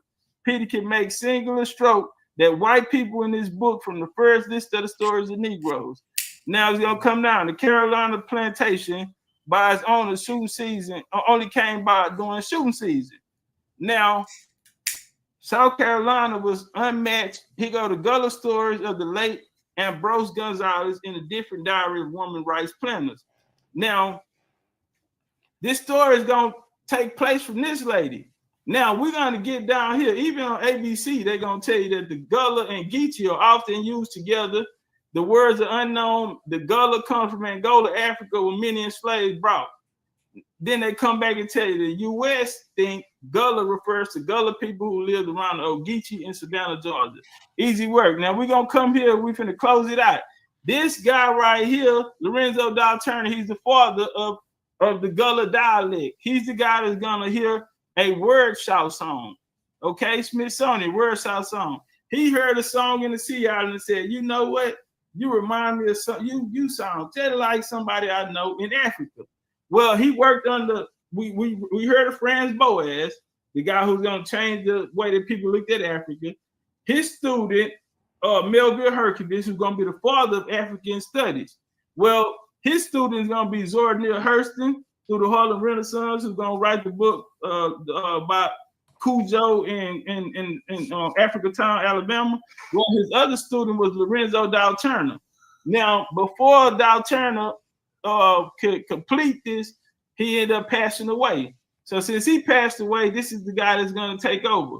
Historian, who we started off with, that told you if you want to know who Gullah is, Gullah Geechee, they kept the most African. Well, this is him receiving a Sierra Leone passport. Why is a YT man receiving a passport to Sierra Leone? And this is at the embassy in Washington, D.C. Because he is the one, Joseph Apollo. He is the American notice for establishing the Gullah connection, the historical links between indigenous people of West Africa, Sierra Leone, and Gullah people of the Low Country region, South Carolina, and Georgia, United States. And we ain't got to go in too deep, but here, right here, is Queen Quet, and you can find in the book what Mose was. She got a lot of her information on the Gullah Geechee from this same guy, Oars. Man, wow. Whew. Man, that was pretty thorough, y'all. That was pretty thorough. Hey, I had like 280 slides. I just made it short. We just went like 150. Yeah, man. Wow. You know, I was just thinking, I'm like, damn, you know, the last person who made a debut on the channel like that, I think it was Dr. B Serious or either Yaki. But to make a debut, or maybe it was Brother Sharif. No, Brother Sharif was the last one to make a debut that impactful. Sharif Elbay, shout out to Sharif. Yeah, shout out to Sharif. Rod Hayes' debut, he was with Blue Pill, so he ain't get to really go in by himself because he's with Blue Pill, so he shared the time. But whoa, man, that's a hell of a debut on the channel, man. That's a hell of a debut. Hey, but you know, when you called me earlier, you say, what'd you say? Hey, you ready for the big leagues? I say, are you ready for the big leagues? I said, yeah, you ready, man? Okay. Well, I told you though. Yeah, you ready, man? Well, I said, I work, easy work. Yeah, man, you ready, man? First thing, I'm gonna get some questions from the people in the chat. Shout out, we got about 2,000 people in the chat. All 2,000 of them have been glued to the screen. Oh, okay. We in an hour and a half in, and then we glued to the screen. I'm gonna tell you, family, I gotta listen to that again and again. So much information packed into that. I gotta listen to that again, and we definitely got to do some more presentations like that with this brother right here. But the first thing that you keep saying white tea instead of white. Why do you keep saying white tea? Oh man, I had went over to TikTok and over there, you know, you can't say certain words or they'll ban you. So yeah, I just picked that up in it, and so we'll say YT instead of white, so they won't ban you. And so it just became a habit. You know, I know censorship is real. You know, so yeah. Okay. Okay, just curious. Family, we're gonna do a Q&A for about, I would say about 20 minutes. So y'all can put some Yeah, they enjoying it in the chat. Shout out to everybody in the chat. How y'all like this? Appreciate You got that. a cash app? They said on the post, you got a cash app, brother? They want Nah, I ain't got the brother don't have a cash app. But oh, gee, yeah, post some questions in the chat while they're getting that together. So let me ask you a question, brother. Who was the first group? Because so you're saying when we're talking about these slaves or indentured service coming from Europe, you saying these were black people that came from Europe? Oh yeah, and that's why I wanted to show the proof as well. You know, so yeah. Right. So where did the Fezzes come from? Who was the first group rocking the Fez? I've heard so many stories, conflicting stories about the Fez. We see all the secret societies wearing now. They wear it, the white secret society. They throw the shit on the Shriners and all that. But where did that come from, the Fez, my brother? I'm gonna be honest. I ain't gonna go too far on it. I don't know, but this is what I would say. You know, for as the Moors, that a lot of them, you know, the Moors come from. They were defenders of Islam. So when Prophet Muhammad passed, remember Prophet Muhammad had a younger, you know, wife. Well, her dad felt as though he should have the throne or the power after Prophet Muhammad passed. The Prophet Muhammad family felt as though it should went through them. So the defenders of Islam. So if you look at the rise of Islam and put it on the side of the Moors, you're gonna find. You put it on the side. Yeah, the rise of Islam coincides with the rise of the Moors. So that's why I always ask them, are you you know, what surnames? Because they use the El Bay Day and all that. I'm not taking nothing from them. But when we go back, people like Abu Bakr, like it's real names, real surnames, real families who are tied to this, and it is tied to Islam. It's tied to the rise of Islam. Right. And the last one was the Ottoman Empire, and they were defeated by King Taurus, who also was a melanated man who we see on the Incas list. Indeed. Yeah. So when did, you know, having these conversations, and I constantly see people in the chat saying, black is a crayon color, we're not black, or we're not this, or whatever. You always see that. When did people who we call white people become white, and the people we call black people start to use the name black? When did this happen? Well, I go with what Ty's always talk about, you know, far as that concept of race when they came in. Right. But far as here, when you're going through the colonies, white and black not meaning skin color. You know, it's a social status. You have to be a landowner. You have to be able to vote. You have to be a merchant, or you know, a purporter to one of these colonies. So it was a lot of rank back then. So yeah, white today doesn't mean the same thing. So we got to be careful. Even like I read a slide that said it was 6,000 white slaves, but they wasn't speaking about really YT people.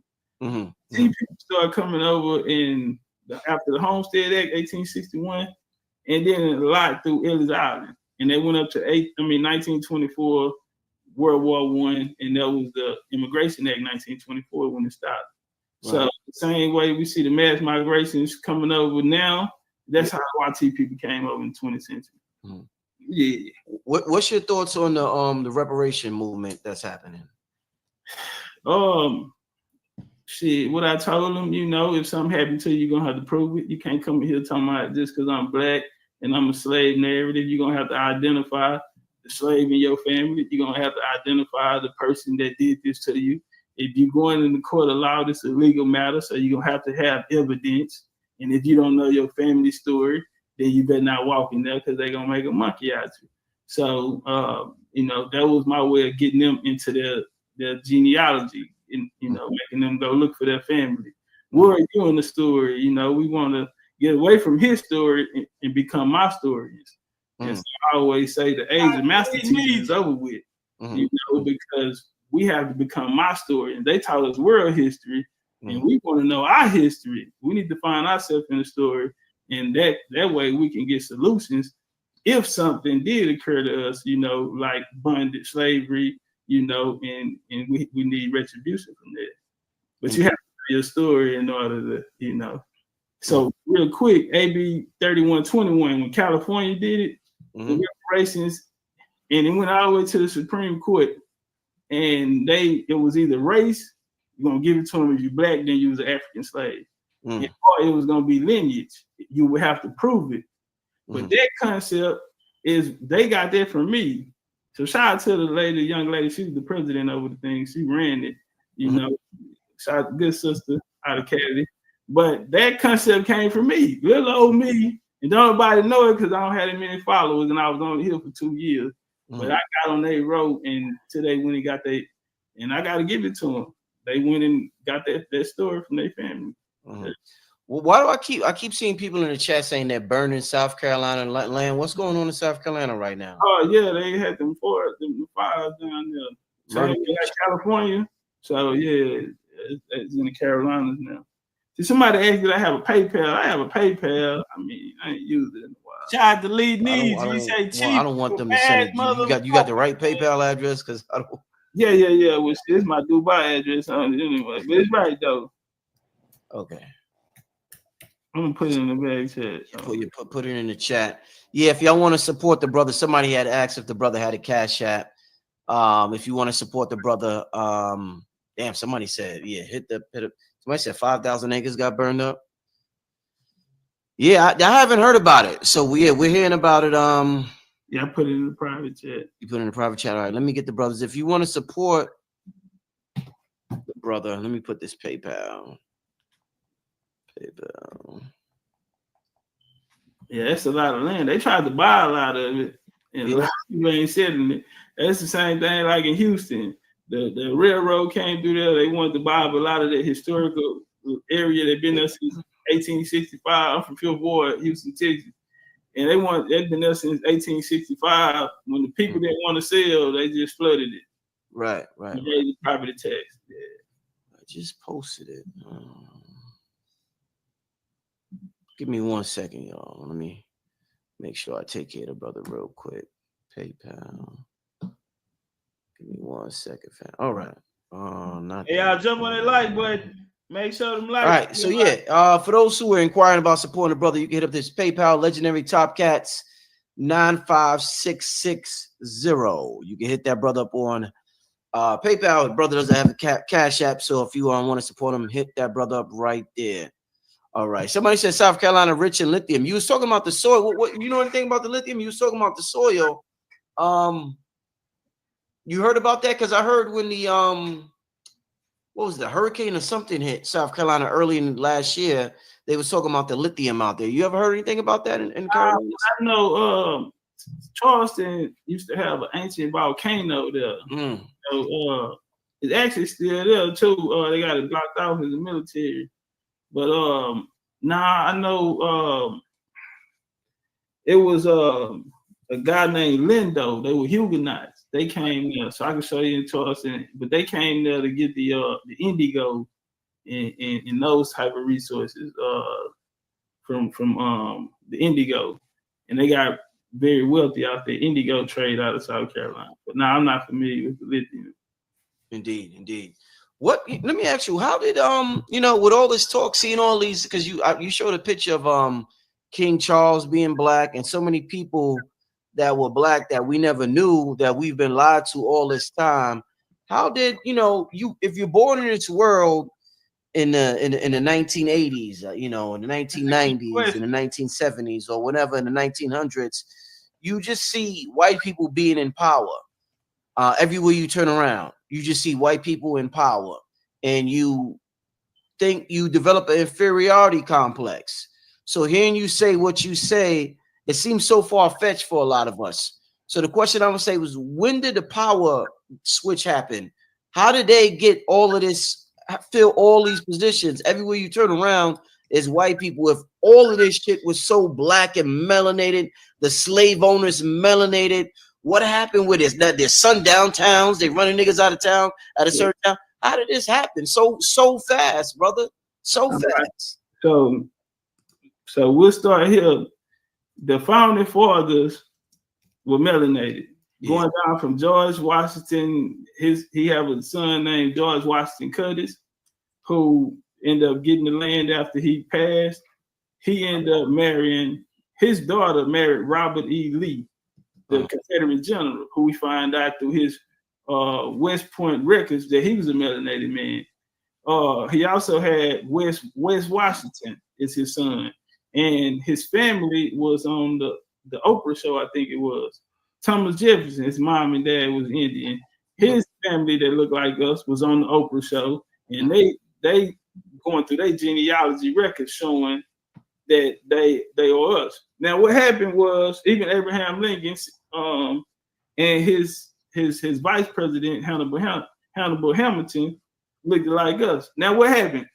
They had something called, after 1877, there was a Compromise Act.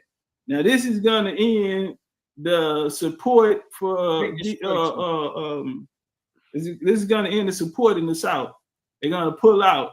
Now, what happened was these melanated families, a lot of them going to come from the North. They're going to be Quakers, and they're going to be missionaries. What they're going to do is one of the coldest tricks in the game.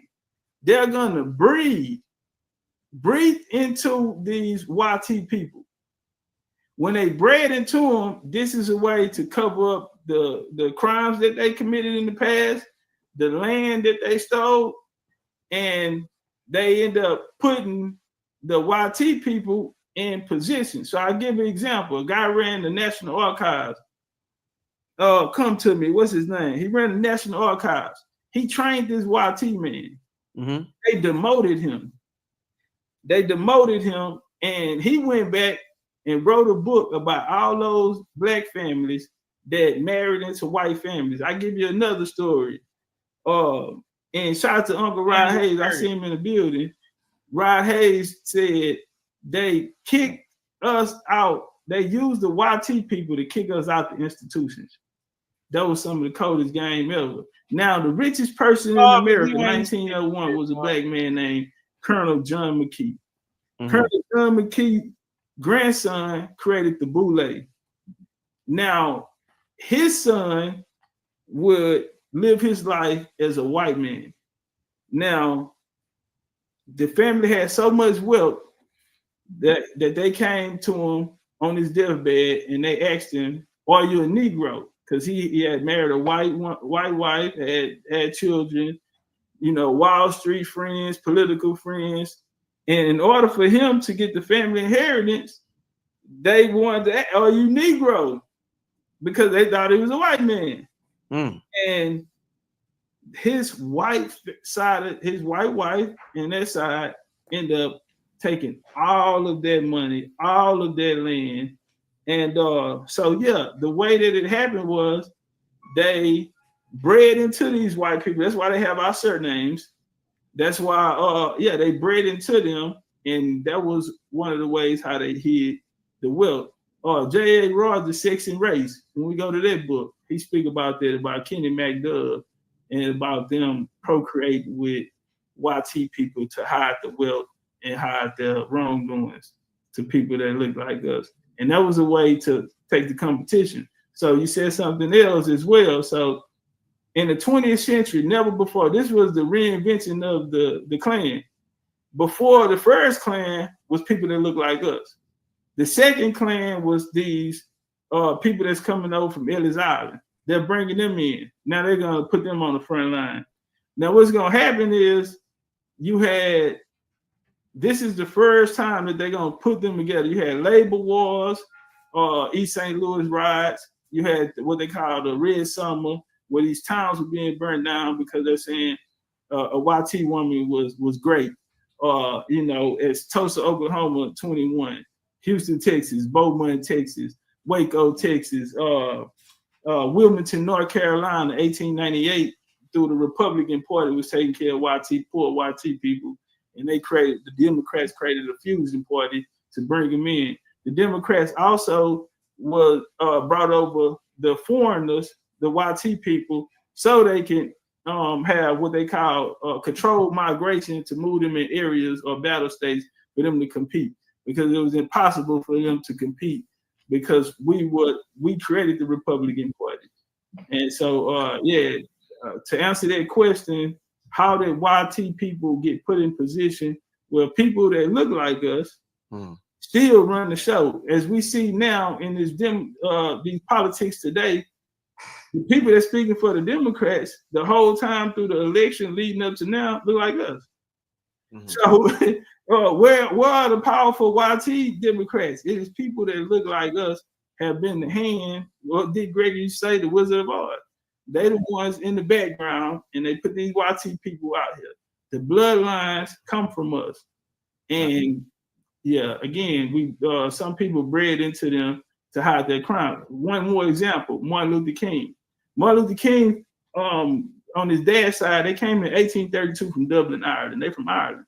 Yeah. So that was his connection in 1960 to JFK. He was their name was Branham. They were slave owners, they changed their name to King. These the type of games that they play. Say that last part again. His name was Branham. That was his last name. Branham. And they changed their name to King. Nobody in their family name was King. They changed it because they were ex-slave owners. Martin Luther King, man, we know as Martin Luther King. Martin Luther King Changed his name to King. He didn't change it. His grandparents. Yeah. We go back to 00. He was, a lot of people don't know, Martin Luther King's granddad was the president of the NAACP. NAACP was created by a YT man named Joel Springham, who paid for the Pan-African Congress. And that came from Bruce, the guy that out of New York. They came from Bruce. They didn't like Garvey now. And they didn't like W. Du Bois, And he's told that Joel Springham paid for the 1919 Pan-African Congress, and that's why it failed. And him and Barkley, that's why they didn't let Potbelly, what's his name? They didn't let Marcus Garvey in Liberia. So it was people that look like us bred into these white people, YT people, and like Uncle Ryan say, they use the YT people to kick us out the institutions. Period. What do you think about Garvey and his Back to Africa movement? What's your thoughts on that? Okay. Well, Garvey, it wasn't his idea. So in 1777, you had something called the Sierra Leone Company. Right. They're gonna fail. And then you had the African institution gonna pick up where they left off. They used a guy named Paul Cuffey. Paul Cuffey was American Indian mixed with European. His son, Paul Cuffey Jr., was a Pequot Indian. Him and his wife said they wasn't going. I can show you the information right now. Secondly, a guy named Thornton. These Thornton them came out of France, Canada. France is gonna be really Canada. They come out of there and they in Martha's Vineyard. So he was a shipbuilder and he taught people how to build ships. Everyone did have the ability to ship build. So he navigated back and forth to Africa and he wasn't paying them. We had a letter to him writing back trying to get paid. He got in touch with his friends, Richard Allen, Absalom Jones, and he asked them to, they had a church, Mother Bethel, the largest, black congregation. And he asked them, who want to go to Africa? And they said, you can hear a rat piss on cotton because ain't nobody answered. So the American Society was created in the early 1800s. And then since that didn't work, they ended up bringing in the African Colonization Society. And that didn't work. So by the time it got down to Garvey was actually successful, especially in Indian country. A lot of people from Arkansas, you had Mississippi companies, you had different places, but Garvey started being very effective, especially in New York. But Garvey had handlers. Garvey had two handlers. One of them name was Ernest Seville Cox. He wrote a book called White America, and it's about repatriation. And he wanted to repatriate people to Africa. He felt like Negroes and YT people couldn't share America together. And Garvey laid out this plan. They also are the people who put up the money for his boat. So Garvey was used as a tool. As we see, he had a success in Jamaica that he had when he came over to New York. Yeah. Then through that era, though, it's very important to look at it, Brother Rich, that Harlem Renaissance era, because everyone that came in was from the island. I'm not no FBA. I don't bang on the island. I'm America, everything, because they on the North American continent. But the West Indies came. St. Kitts, the Commandment Keepers, Matthew, Josiah Ford, they're coming from the islands. You had Jamaica. This is during the Renaissance, the Harlem Renaissance. Yeah, the Harlem Renaissance. All of these guys are going to be from the West Indies, St. Kitts, the island. They had 1899. You had the more Zionist Jews. Well, most of them came out of Iberian Peninsula, Egypt, West Indies, places like this. And they come in here giving us identities and ideologies. And you had Cyrus, who came to African Brotherhood, which was a Pan-African organization that actually was involved. They came 60 days before Black Wall Street burned down, and W. Du Bois showed up on the scene. Who's a part of them? And so these type of things, as the guy John Hope says, if you want to follow stolen land, follow the lynching trail, because people didn't get lynched for their color; they got lynched for their land and the resources that was under them. So from 1962 all the way up until 1980, it was millions of acres stolen from people here in the South. So that was the true story of the 80s. And they countered it with H.R. 40 saying that we were African, came over on slaves, when it was black farmers out there protesting that, hey, fam, my land was stolen. And there was a lot of elderly people. That's why they waited 38 years before they came back. And now today, they reintroducing H.R. 40 today, talking about they're still going to study. So, yeah, that's my thoughts on that. But real quick, because John Henry Clark in 1969 in New York Times, he wrote Back to Africa in Spirit. So Back to Africa in Spirit, John Henry Clark said he learned from Pan-Africanists before him, such as Garvey and the others who wanted to physically take the people from America to Africa. Now Clark was smart. What he did was he said he's gonna take the mind to Africa and keep the body here. So he's gonna take you to Africa in mind and in spirit. And that's how he got us. Right. One thing I keep seeing people looking in the chat asking about, somebody said, can you explain more about the Siberians replacing us American Indians? Yeah, well, actually, they never replaced us because they wasn't 1866, which is the topic that Trump is, this mass deportation with. He's using 1866, 14th Amendment, because it's only dealing with us. And the true instrument, they're speaking about Indian slave children. There's no name for Indian, or these people are coming from the West. They're called plain Indians. In 1922, you had what's called the Indian Citizenship Act. And then in 1924, they'll pass it through. But then in 1934, they came with something called the Indian Reorganization Act, which they told them, if you're going to receive benefits or something, you're going to have to reorganize it. Basically, like I said, it's no longer traditional to go through the bloodline, but now it's going to be elected, so it can be rigged. So that's how all the YT people get in. Then they came with the Termination Act. After the Termination Act, they said, we're not paying nobody no more. And then they came with the relocation. And that's when we had the Great Migration with us. You had something called white flight. And in the 70s, you had, in the 60s, I'm sorry, you had the New Deal with Roosevelt come, and they signed the New Deal with them.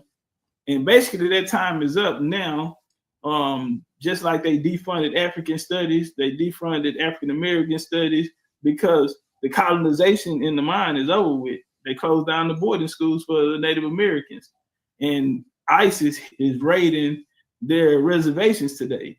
So that is the number one thing to show you that they ain't from this country. ISIS in Navajo in different other, reservations. And so they're not coming to the projects to come. They know we hit. Right. They ain't coming to the projects. We can't go nowhere. They can't send us nowhere. Right. But they can go on these reservations and remove these people, you know. Let me ask you, do you think that we always say the statistics that we are 13% of the population. Do you think that's a lie as well? What's your thoughts on these stats that we're 13, 14? I'm gonna show you something, Brother Rich, because again, we're gonna go back to this election that just happened. Mm-hmm. They say it's 400 million YT people here, right? Mm-hmm. And it's only like 40, 50 million of us.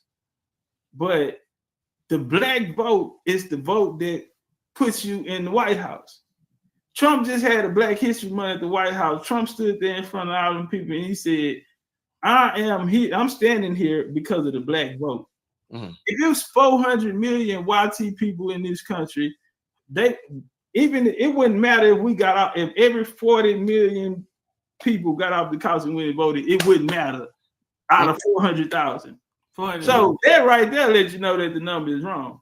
Mm-hmm. And the way that they are spending all this money and time and they're directly targeting our community for the vote lets us know who really is the majority here. Because if it was 400 million white people to 40 million, we wouldn't even been included. They wouldn't care if we got off the couch and came outside that day. Our vote wouldn't matter for real. But as this presidency showed us, we make the world turn around. We are the deciding factor, as it always been. What percentage would you say we are? What you think roughly about what? We the majority, and that's why the Democrats wanted to bring in a lot of these. I mean, from the Afghanistans to South Americans. This is the reason why they want to bring in the migrants. Yeah. And yeah, we built America. We go back to every war, like Trump just stated. Y'all fought in the early militias. Y'all fought in the Civil War. I mean, the Revolutionary War. Every war that we had here. Nobody else fought. We fought from World War I, World War II, Korea, Vietnam, Desert Storm. Every war is us. Nobody else can say that. When I meet YT people, I always ask them, what year did your family get to this country? If they're honest, they'll tell you about 1918, 1910, 1912. They don't know their history, and they're mad because when they go back to Ellis Island, the people that was writing the names down gave them Americanized names. No different than they do African people with other immigrants that come here. But they cut them off from their bloodline. So it's impossible for them to trace themselves back to Europe. So no one here has more records on them and their family than we do. Right. Yeah, no one. Damn. What you mentioned earlier, and this is a name that came up when I was interviewing Rod Hayes, John Horse, and you said that wasn't his real name. So I'm just curious, where did the John Horse thing come about? Because if we're researching, you're not even researching the right name. Afrocentrism. His name was Juan Cabala. What is it? That wasn't Afrocentric enough for them? Juan and John, they got that right. But he spoke multiple languages. Spanish was one of his languages. That's why he did so good with the Mexicans. But see, we got to understand the Mexicans were us. The Hispanics or mestizos are the people the mixed people. Those, yeah. So when you look at the Mexican War, you see us fighting now. That's why Vicente Guerrero is the president of Mexico that said, ain't no slavery in Texas, or we banging it out. That's why John Horse and the Seminoles all went down there. That's why they celebrate. I showed that with Mexico, they celebrate with us. On Juneteenth. You feel me? Yeah. Yeah, wow. But his name was Juan Cabala. I also showed his grandson, who was Jefferson. So that bloodline gonna go through the Jeffersons as well. Yeah. Let me get to a couple of super chat questions. Somebody wants to know, did some of the Gullah Geechee move north? Yeah, I know. I know. That wouldn't have been a good idea. I know that, but I'm saying his name was Juan Cabala. They just translated it, but people say the John Horse and make it the fictional story be really behind it. But you go through Juan Cabala, you know what I'm saying? That'll be more correct. But both of them the right answer. That's why I said Juan and John, they got that part right. Cabala and Horse, they got that part right. But let's get a nigga just do. So the same thing, tomato. most Gullah Geechee went south. They went into Florida, they went into Georgia, they went to Cuba, they went to the Bahamas, they went to Alabama. Some of them lived in some of them did go up into the Smoky Mountains, but the East Cherokee, they allied with the U.S. DJ Bob, what up, the though, newly formed U.S. and they they were apprehended. But nah, I mean it's impossible, yeah, because a lot of people did go to Ohio. We can't forget that. It was called a Pan-Indian movement. So shout out to the Pontiac Rebellion, because you had the Battle of Tall Timbers that took place up in the Great Lakes right after that. So you had mercenaries moving, and if you got family in Ohio, a lot of them did have family down in Mississippi areas and in Alabama areas and things like that. Yeah. But most people were trying to get down south to Florida, Georgia, and after that, they were trying to cross the Mississippi and get over to Texas. Yeah. Mm-hmm. Indeed. Somebody wants to know, let me see, where's this question at? Milestone thoughts. Weren't the Jacobites Haitian, if I'm not mistaken? Jacobites were Scottish. Okay, so 1603, King James united the crowns. Mm-hmm. England, Ireland, and Scotland, which is going to be in the 13th colony. That's bloodlines of the Guard 6 I got coming. But the Jacobites will become defenders of the Stuarts. Now that would be King Charles II. So after King Charles II, he gonna be restored to the throne in 1660. That's how New York, they're gonna get New York from the Dutch. Mm-hmm. But his little brother, James Duke of York, gonna come in. Once he got ran off, they brought his daughters in. But the defenders of the Stuarts to bring them back, because in 1745, the kinfolk came through, Bunny Stewart, and they marched into Scotland and got their ass whooped. But no, they weren't Haitians. They were Scotland. Now, if the connect now, it would be French. So we have to understand this too. So you have Catholicism and then you have Protestant. That's what the fight was about.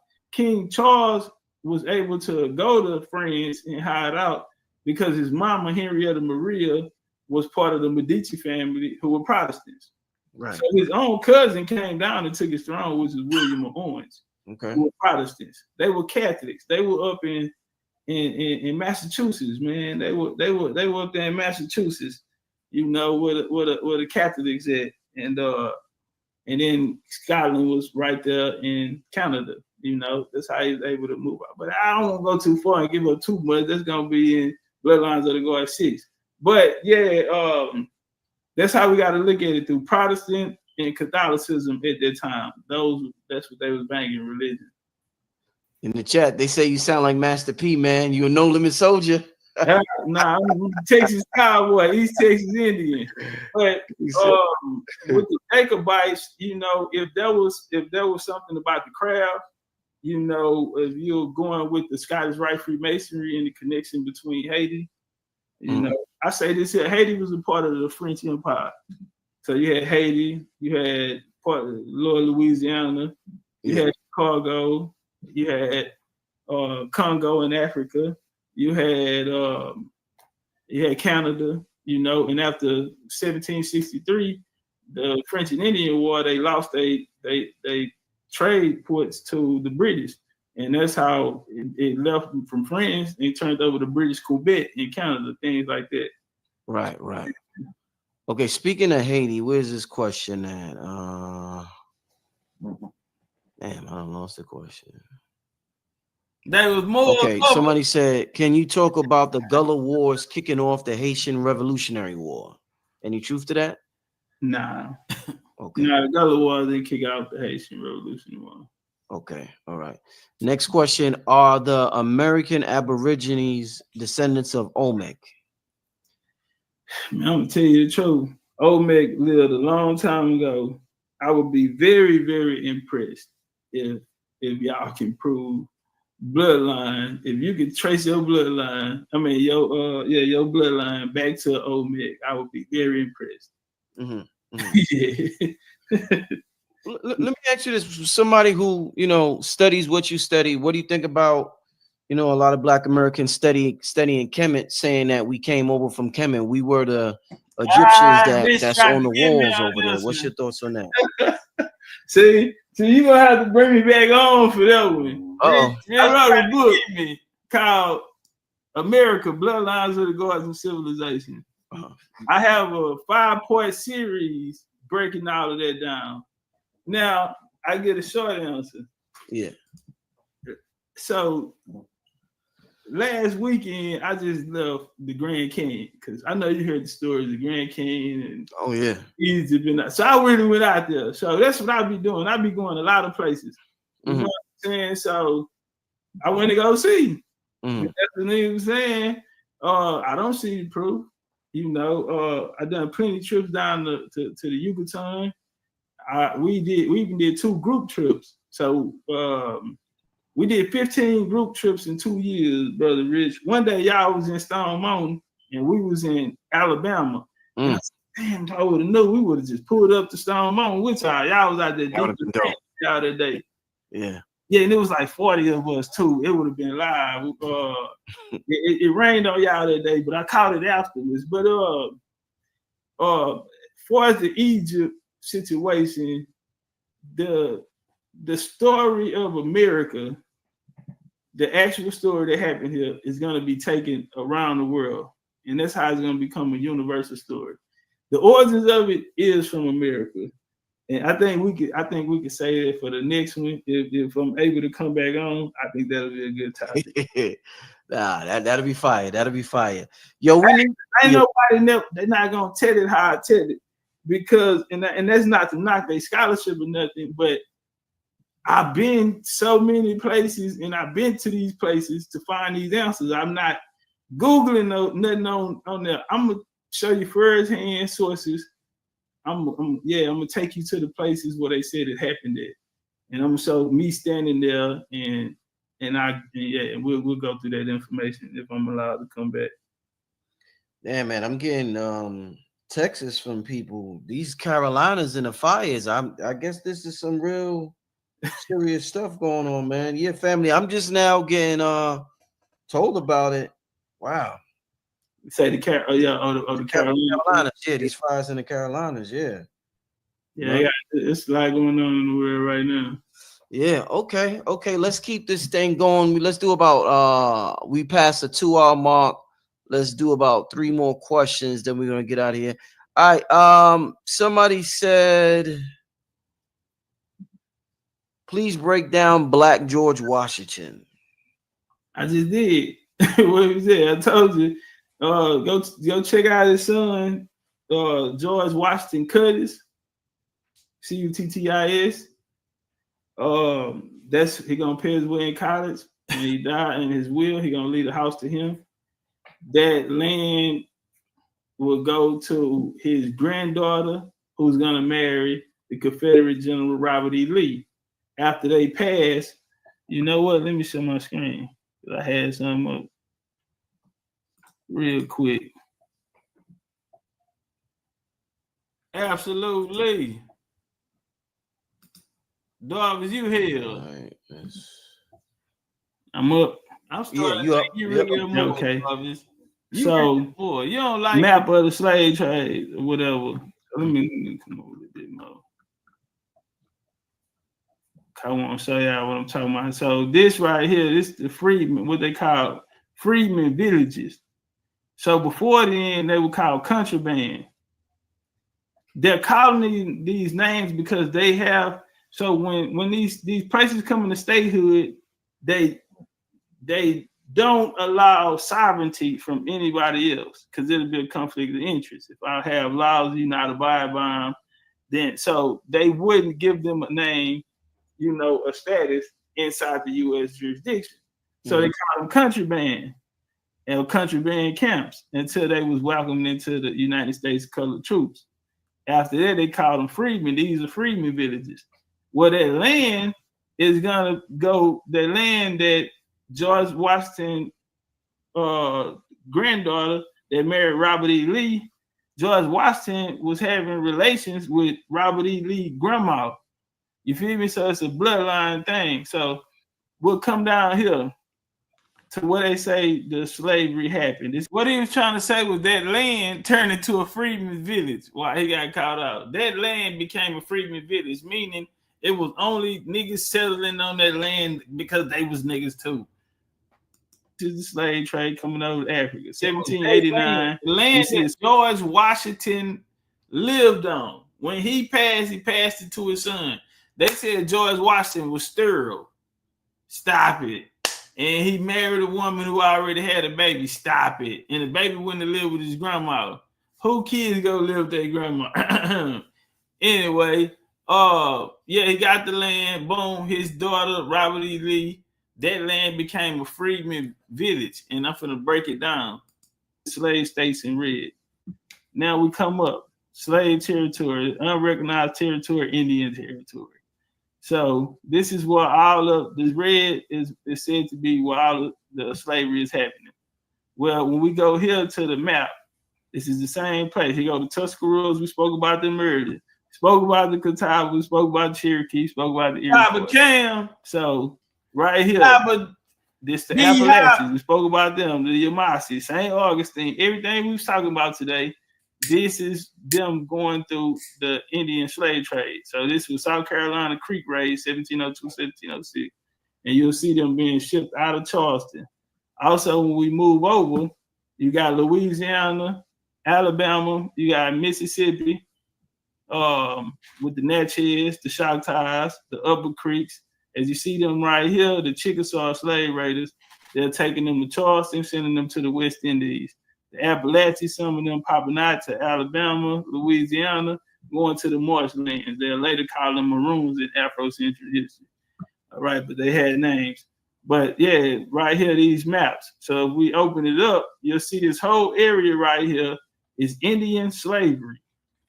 But when we look on the map, 1860, they'll tell us all of this slave area is till then is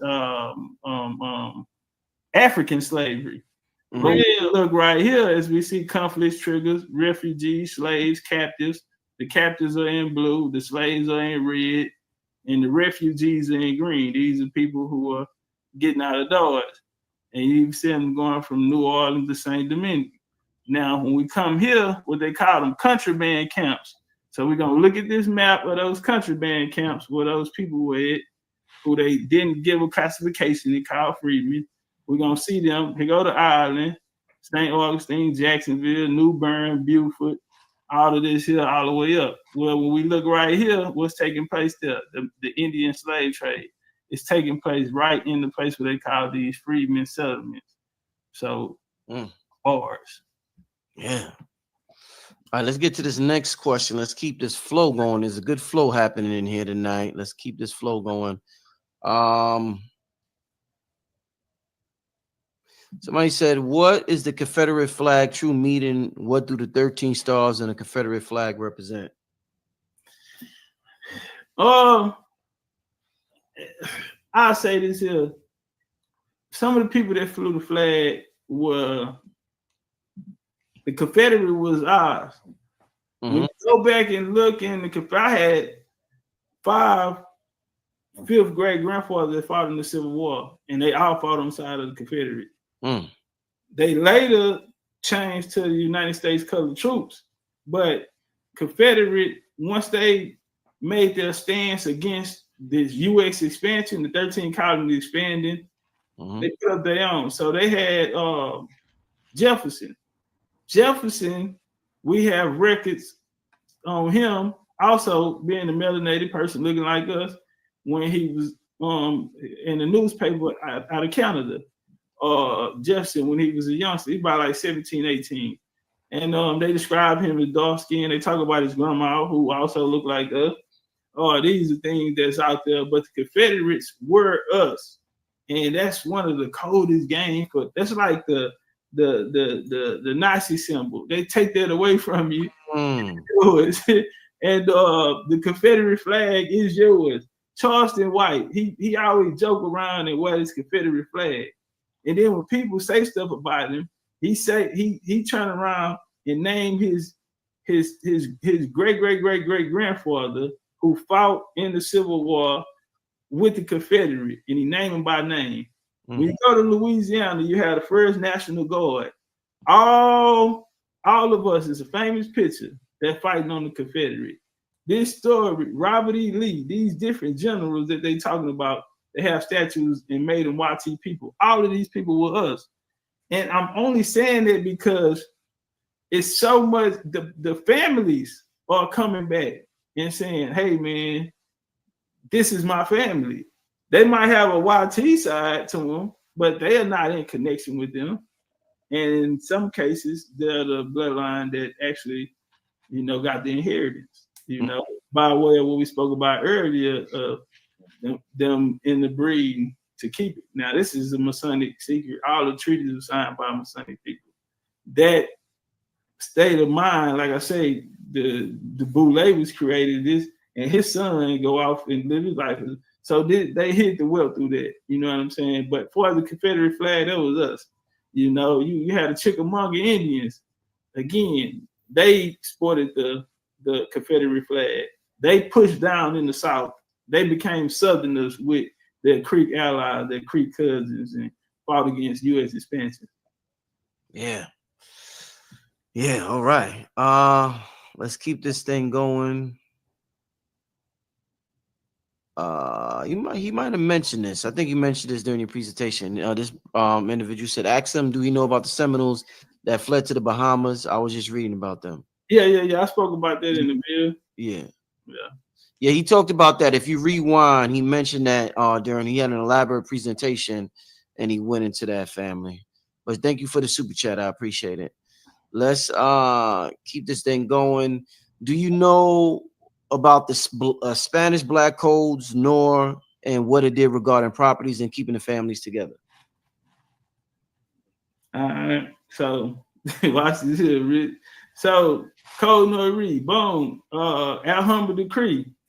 The Columbus and them have to the Moors get put out Iberian Peninsula, and their allies, which would be the Sephardi Jews, they'll be put out too.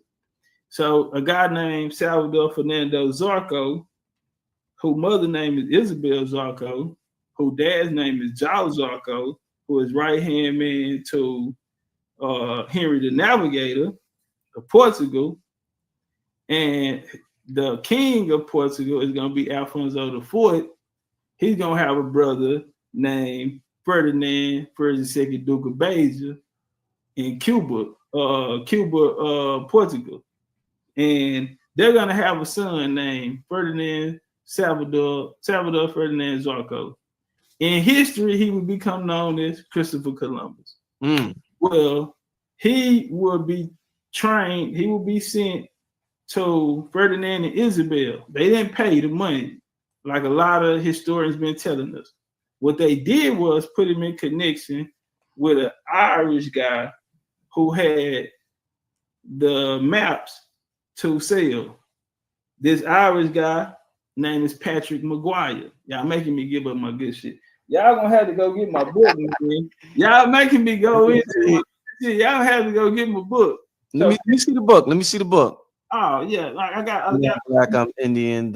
What they say, the miseducation of Black Americans. Okay. Yeah, I'm not Black. I'm Indian. Miseducation. And this my second great grandmother on the oldest reservation in Texas, right there. Yeah. I have children books too, man. I also got a gift for you too. Bro, I got my P.O. box, right? You told me, yeah, right. Yeah, I also have a gift for you. Appreciate it, man. Let's get that open. Let's get that open right there. Oh, that's fire. Why? Damn, bro. Okay. That's your joint? That's your brand? Yeah, Big Chief University, BigChiefUniversity.com. Oh, y'all want to support, but this right here for you, brother Rich. Appreciate it, my brother. Appreciate it, man. Yeah. Yeah, I'm seeing the books and all of that too. But yeah, for the Black codes, so Columbus Go ahead. Yeah, Columbus them will go to Haiti. in the 1680s, they'll come down with codes that will keep. If you're not banging Catholicism, you got to leave, and that's the code in New York. That's the first one. So the Sephardic Jews had to leave. This is another thing that let us know that they were melanated people because they called the Black Codes. Well, those people that came with Columbus, they had to leave. The Jews, they had to leave. So Columbus is what you call a Moreno. A Moreno means dark. Columbus was a melanated brother. He was a Sephardic Jew. I could break his whole family tree down, like I just told you who his mom and daddy was. His granddaddy. I got you. We can go through the whole thing on a different one. Phil, I'm gonna hit you when it's over with, so we can get you in there. Show you how to work it. Now, you might be speaking of code New York that happened in Louisiana. Again, like I said, that French empire. We gotta think about empire. These are kingdoms brought together, empires. Just so you got Haiti, you got Louisiana, New Orleans, you got Chicago, you got Congo in Africa, you got France, you got these different places, right? The Acadians coming down into Louisiana and things like this. But yeah, the Code New York also happened inside of Louisiana as well. And far as regarding the properties, yeah, it was Creole families that were there. They had class systems, which Creole was on top. And yeah, they did seize a lot of land, but a lot of those people were slave masters. So look into South Carolina slave masters, and you'll see how the slave masters, even in the revolution. I meant Louisiana. I'm sorry, Louisiana black slave masters, LSU, or you can look up my kinfolk, John Hope Franklin. He wrote on the black slave masters of Louisiana as well. And he was Boule. Revolutionary War, when they fought in the Confederate, they went to go fight to preserve their land. They were landowners. So that's why they suited up for the Confederate. And then later they joined the Union, though. After the U.S. made them a deal they couldn't refuse, told them they're better to keep the land, they traded up. But yeah, a lot of them were slave owners. Mm-hmm. Next question. This might be the last one. Can you explain the context of the Moroccan-American Treaty of Friendship? Not at all. Y'all niggas trying to get me in trouble. All right, Popeye, this is what we're doing with it, man. So the U.S. was coming into their own. You know, you're going to go through the Continental Congress 1 and 2, which was given to them by Constantine. Look it up, Onondaga Indian. The 17, in order to be recognized as a country, it take another country to do it. At that time, it's a trade agreement. In order for the U.S. to trade in the ports of Morocco or the Iberian Peninsula with safety to them. How do we know that? Because the 1790 Sundry Act is going to come, which people, foreigners who are going to be caught, brought to South Carolina, and due to their peace and friendship treaty, they're going to have to be handled a certain type of way because of this agreement we have. But later the Barbary Wars will come because they're going to end up jacking the U.S. ships in it, testing their naval might. It wasn't until they got down south in those Gulf Coast and those Choctaw and those coastal Indians, their naval bases got involved. The U.S. became a powerful naval base. And as we see today, they named they vessels, then they equipment, military equipment after American Indian names. Right. Oh man, I think we're gonna wrap it up there, man. Big Chief Topcatz, man. I want to thank you for coming. Made your debut, my brother. BLACKMAGIK363. We still got 2,000 people in here listening, man, and that's good. That means that they're staying. It's interesting, and they stayed the whole time, man. So that's dope. Amazing presentation tonight. I thought I was on the screen. Yeah, amazing presentation tonight, my brother. What can you leave any info that you want to leave? So for those who want to get in contact, buy your book or anything, get in contact with you, leave your info, my brother. Yeah, man, BigChiefUniversity.com. Yeah. Big Chief University, BigChiefUniversity.com. You can follow me on YouTube, Legendarytopcatz. And yeah, man, appreciate y'all for listening. Appreciate y'all coming through the bill. Make sure y'all keep supporting Brother Rich. He been going for a long time. It's crazy. I never wanted to be a teacher, Rich. I ain't never think I'd be in this position. And I used to sit there, you know, I'm driving trucks and I'm listening to the long bills, the old Phil Valentine's and all that. Have you seen that conversation with me and Phil Valentine? Nah. When was this? Last year. Phil Valentine say, I'm passing you the baton. Yeah, wow. Yeah, Phil Valentine say, you getting it. Yeah. Keep waking them out of there. You getting the baton. Yeah. Yeah, I gotta send me that. Send me that when you get a chance. Ties to Reed Bay. And everything on this Indian conversation, because I'm standing on Indian business. I just want to get an understanding. You know, it ain't nothing nigga. I got much love for Ties. But what was the guy that hung with Ties though? I always used to be with Ties. Yeah, I'm not sure. Some L Bay. I can't think his name. Now me and him, we got in the ring. Okay. I knocked out Jabari my first when I was a rookie. I debated Jabari, and he was supposed to be in the Mayweather, and they brought me there to lose, and I seen you there too. Yeah, I mopped him in the crowd. Sarnetta might say otherwise because he say Jabari's undefeated. So you know what Sai did? Sai called me. He said, "Hey, bro, you over here beating Jabari on the pole. Man, screenshot this." He said, "Come screenshot it," and I screenshotted it, and I won 51-49, home field advantage. They had Yeah, shout out to Sarnetta. I know they be talking shit over there. They be calling you pretendians over there. Nah, you know what? I got Sai. Sai started banging Indian when I went up against the Hebrews in the debate. I was like, "Yeah, I'm Indian too." You know, he ride with me. You know what I'm saying? Yeah.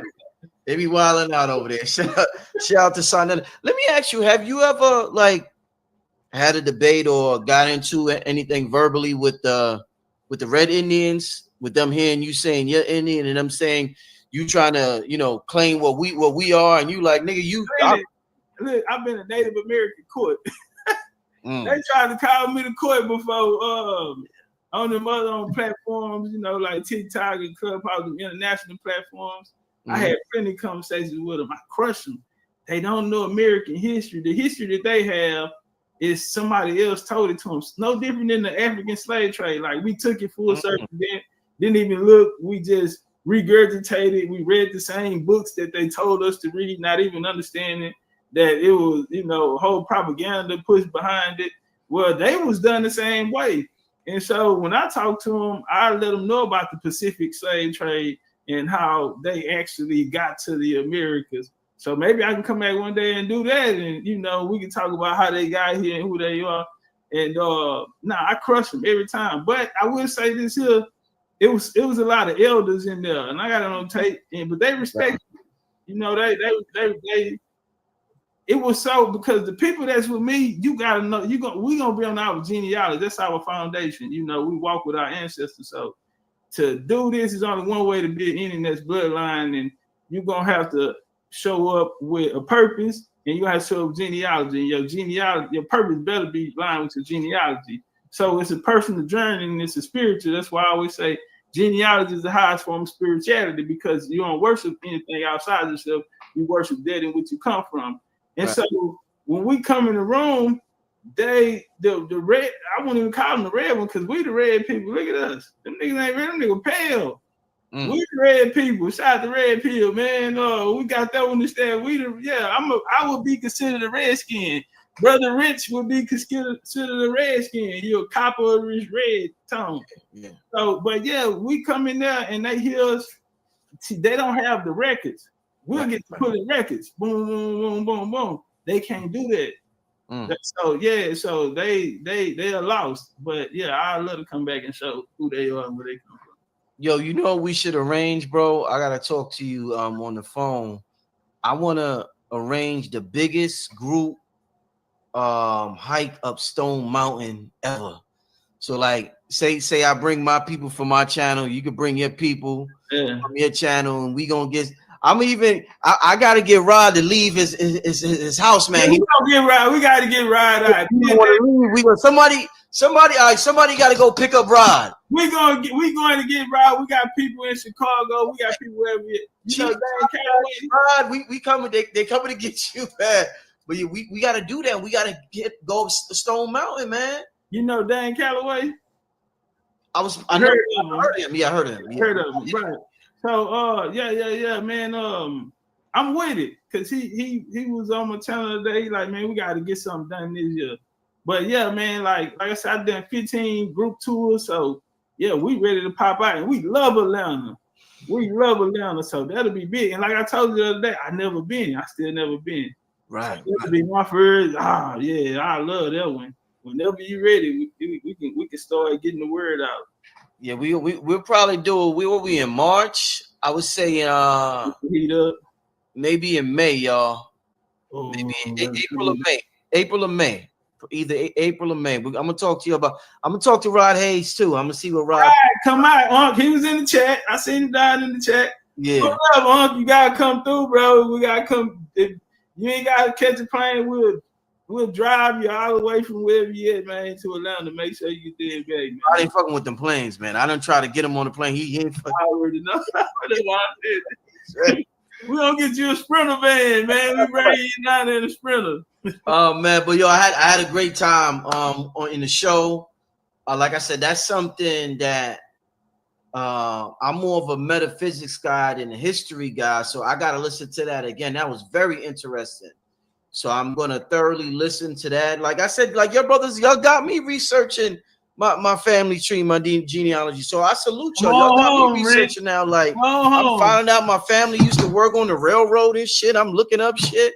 Yeah. So I salute y'all brothers for doing that, and y'all got me looking into that. That's the real knowledge of self. Yeah, they taught us this worldly history was knowledge of self, but it didn't teach us nothing about ourselves. So that's why I just say, man, these dudes think they so smart. They can tell you about 10,000 years ago, but they can't even tell you who their third great grandma is.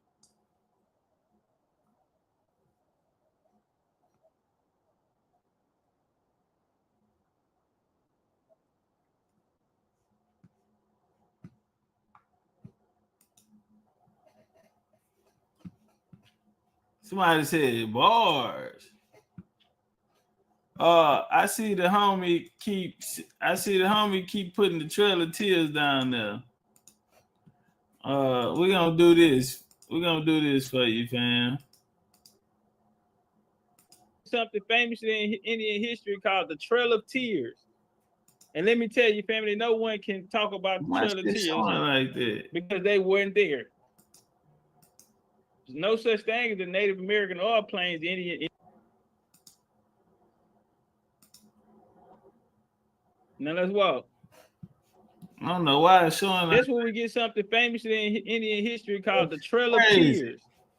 And let me tell you, family, no one can talk about the Trail of Tears because they weren't there. Bars. There's no such thing as the Native American oil plains Indian in this conversation. This is on me, baby. This our word. This our there we go. Right.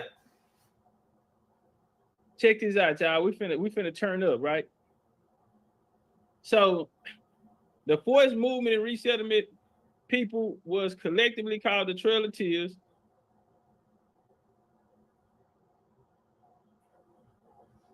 My bad, y'all.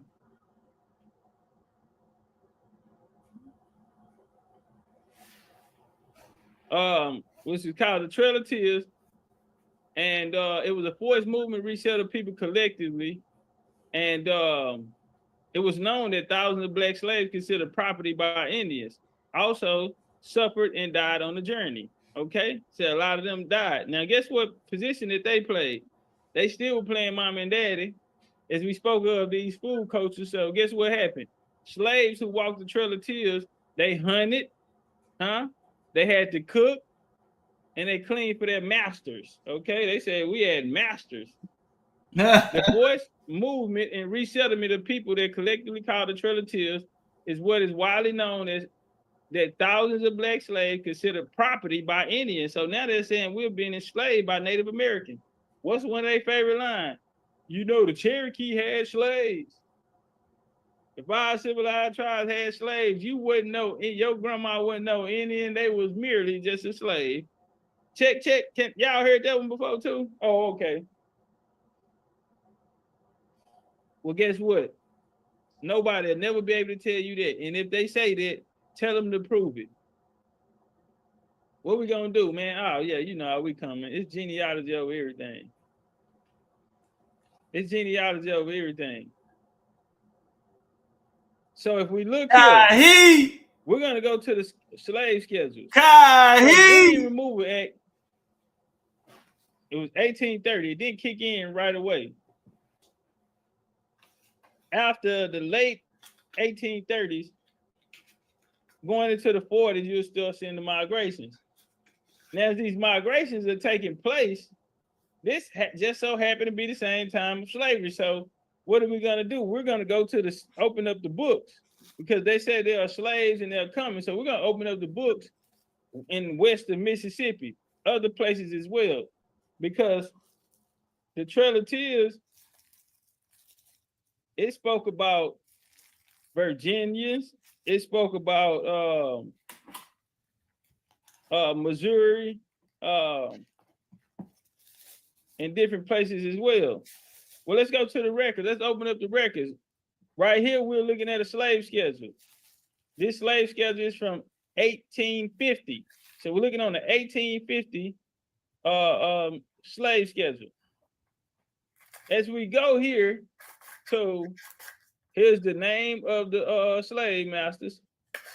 As we look on the slave masters, this is number of slaves. If you go down, everybody got is 11111 going all the way down. What if we come over 1, 2, 3, 4? We get to color. So the color of the slave master, they said they were Native American. No one never told the Native American was listed as black. Remember, they Native American. They should be listed as Indians, right? Can I get a hello? Can I get an amen? In Jesus' We're in Alabama. name. We're in Alabama with it. Hey, y'all go on mute. We're recording. So we go down this list. Black. I mean, we have a B. B's going all the way down to right here. We get an M, which is a mulatto, which indicates Indian blood as well. All the way down, we getting black. We getting B's. We come over here on this record. It's the same. It never changes. All B's. It's 1850. And these are slave owners. Well, maybe that was just in there, but hold on, family, because you told me that Alabama was one of the most racist towns, right? So we come over here to another slave record. We go over here to the color of the slaves, right? B's and M's all the way down. B's and M's all the way down. We come over here to here, same thing. Doesn't change. Well, let's go to Mississippi, because they say they was enslaved and there was a huge cotton. We know the soil is excellent out there. But as we go on the record, this is 1850, where we find out everyone has B's and M's by the slave master's name. Natives never enslaved us. We were the slave masters. When we come over here, where we at? That's enough. That's enough, Chief. That's enough. That's enough, Chief. That's enough, Chief. Don't. That's enough, Chief. Now, boy, I want to make y'all laugh real quick. Hold on, let's do this. Now, watch this here. Remember, I told y'all about the statue, right? Remember, I told y'all about the statue. So they be talking about the King Charles II statue. And, you know, all I got to do is pop the trunk. I'm not going to say it if I can't. Come on now, bro. Listen, it's so real to me. It's a guy came on my show. He was saying a lot of pseudo things. And then one of the things he said, He said King Solomon Temple is in he said King Solomon Temple is in goddamn me Tulum. And then he gave me an article. The article looked at super pseudo though. I ain't gonna lie. You know what I'm saying? I seen it, I said, oh, they look a little iffy. But you know me, I'm chilling. So I'm like, hey, you know, shit, why not? I'm about to actually go see. So this statue right here, I wasn't gonna show this until I went. Now y'all know I went over there and shook Richard Allen's hand. I've been teaching by Richard Allen. I'm gonna pull up. So this statue right here, this picture that I always show of the Black King Charles II, right here is proof. I'm gonna let my YT homie tell you. Now, Charles II is not a particularly well-known monarch, I think, in most people's experiences. See, these people ain't well known, but I talk about them. Money, that sort of thing. Now, interestingly, Charles actually had quite a fundamental piece of involvement in the transatlantic slave trade. He was crowned in 1660. He'd been an exile for many years before, and even after he was crowned, he was always short of cash. A few months after he was crowned, he and a number of members of his family and a number of merchants in London established something called the Royal African Company. Bars. Stop playing with me. Mr. Go Get It, come back with it. You ain't got to tell, man, don't say, you ain't got to say nothing to me. But like I said, homie told me, he put up a pseudo source, and it looked at pseudo, but something in me said, Chief, just go see. And boy, if I ain't got my fool ass out there really going out there to go look for it, man, that man told me that, man, I really went to go see was King Solomon Temple out there. Let's take a look around. We're here in Tulum, man. I think I found what I came looking for, man. You instructor? Hey, have you ever heard of King Solomon's Temple here? Yeah, these blue puzzles, really cool. Right here, we stand in front of King Solomon's Temple. Ain't that some shit? I think I found it, y'all. Yeah, this is it. This the joint. Wait a minute. Damn. My bad, y'all. I probably fucked over you. I remember when I saw it, you know, on the picture. We out here boots on the ground. Yeah, brand new days, man. Fresh out the box. They ass right now, man. Let me say, fake ass ancient Greek. One of these is said to be King Solomon's Temple. Now I heard the theories of Africa, heard the theories in Jerusalem, even heard the theories of Peru. My game is this. Solomon Temple never been found. Let's take a look around. This is beautiful. It is. It's beautiful. The question is it true? The question is it true? Saturday got more. He said, do I have to buy the platinum pack more than once? Nah, you wouldn't have to buy it more than once. Just buy it one time and you keep it for a year. Nah, it's a one-time buy.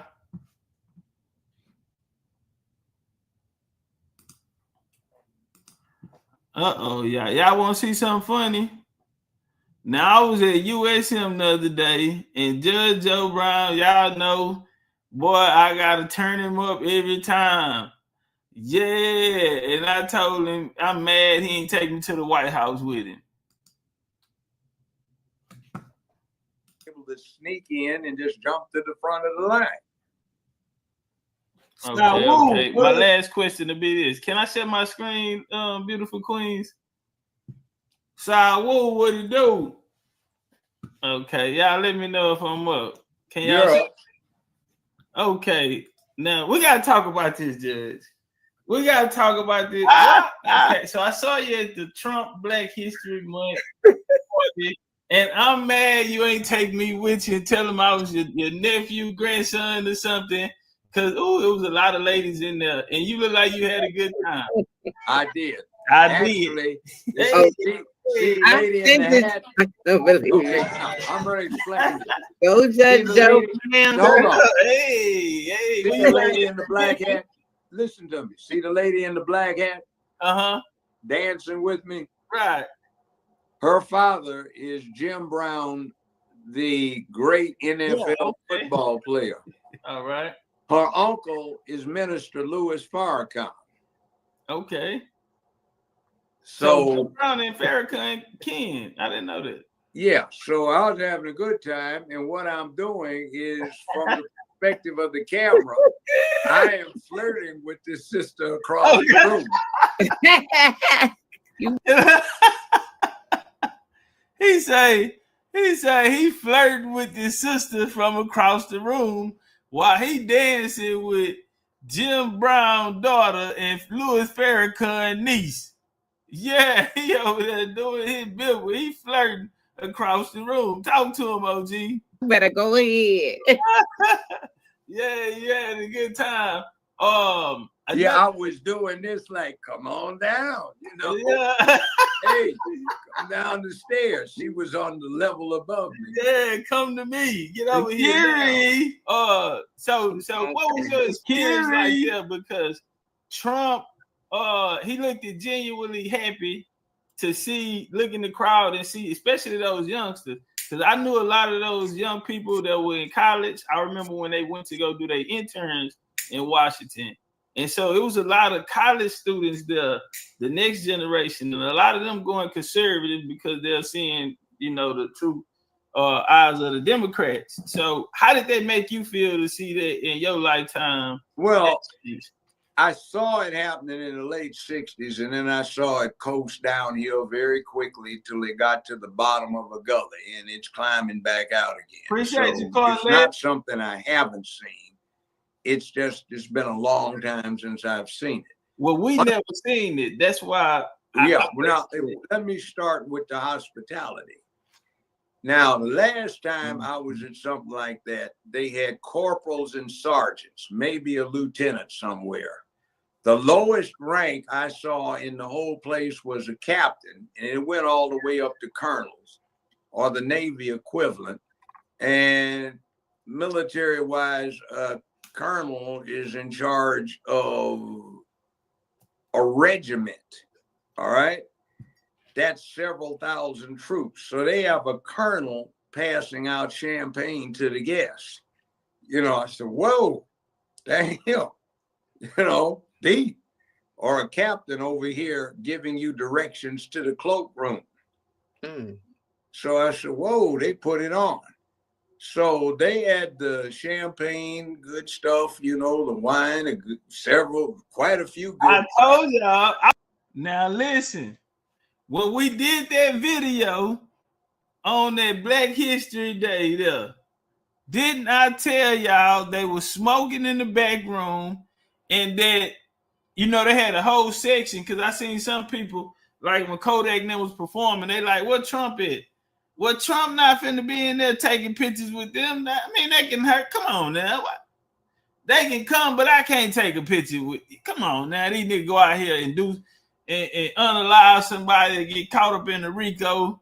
And these people are already trying to find some type of story to put on me. So they put them in a little room, by themselves.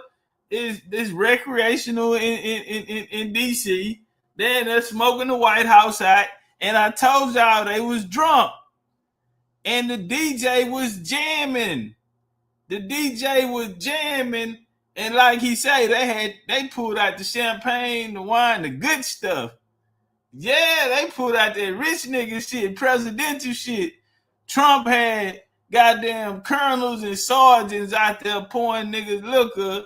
And yeah, no, man, we gonna serve the American people.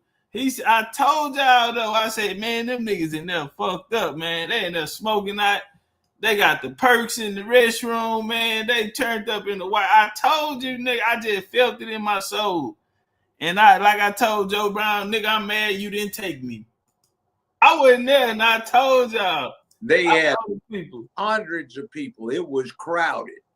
And the interesting thing was he gave one of the best Black history speeches I've heard in a long time. It wasn't just somebody buck dance.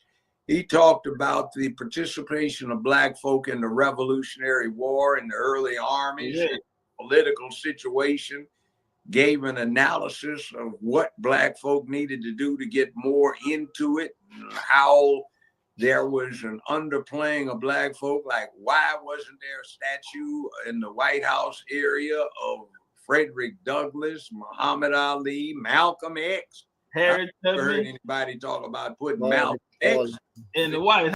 Curious say who won that fight? Well, I went back and watched it, and I'm okay with the decision. That, you know, it was a tie running back, but if we was to keep it real, I think Tank pulled it off 115, 113, and I'm gonna tell you why. Lamont didn't beat up Tank. You know what I'm saying? He didn't beat him up. He fought the fight Tank wanted to fight. He was damn near, if Tank hit him, he hit Tank back. If Tank get off a combination, he get off a combination. If Tank go to the body, he go to the body. So it's like a back and forth. It wasn't, Tank fought at his pace and how he wanted to fight the fight though. And since Lamont didn't get knocked out, and we used to seeing Tank knocking people out of dominating, he ain't dominated getting knocked out. The fight was a very close fight. So I'm okay with the decision. I feel like they need to run it back. And I'm gonna say this too. When they run it back, Tank is gonna knock him out. If Tank, him and Coach Cal, they gotta figure it out. Tank was not focused. You could tell he didn't train hard for this training camp. There's a lot of other shit going on in his life.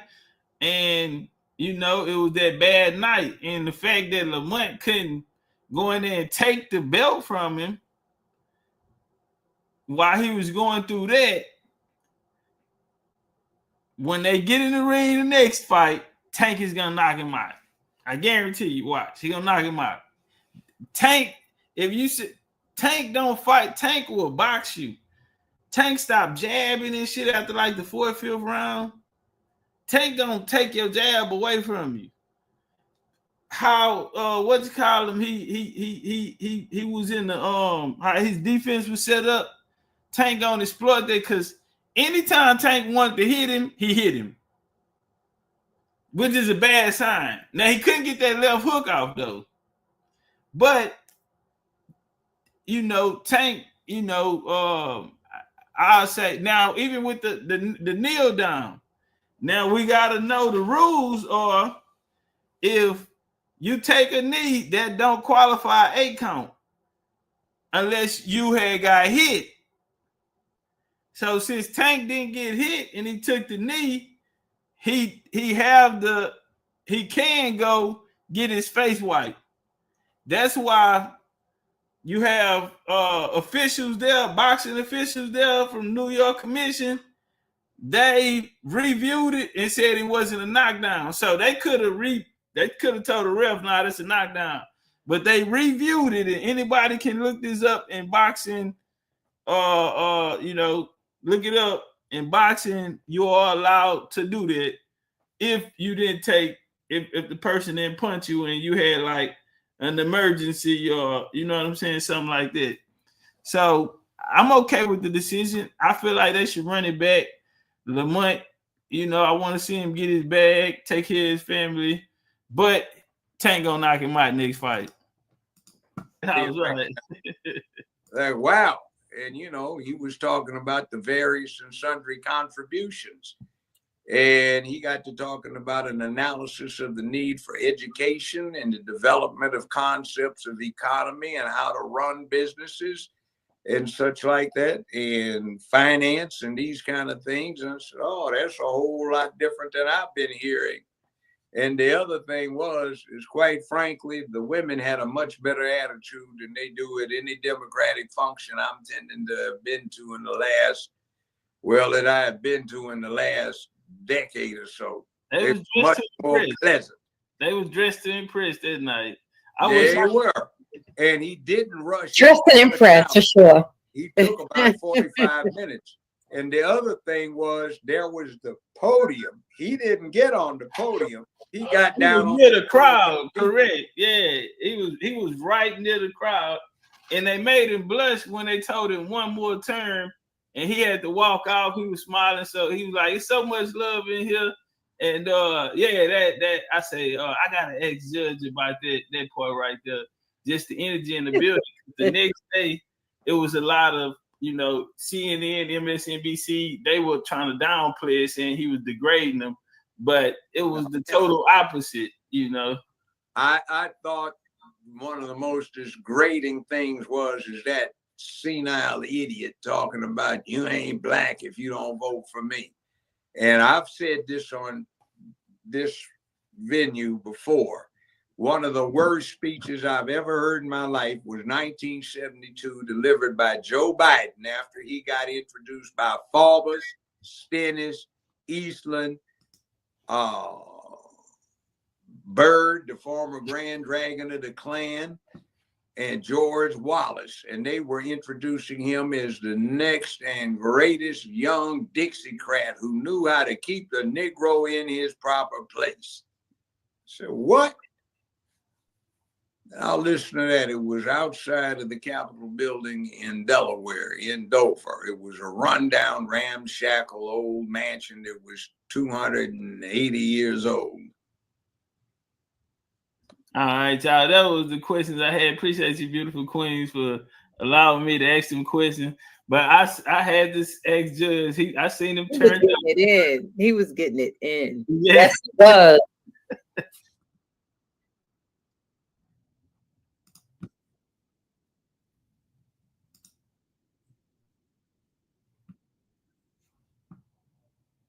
Yeah, look at that. He's still going in.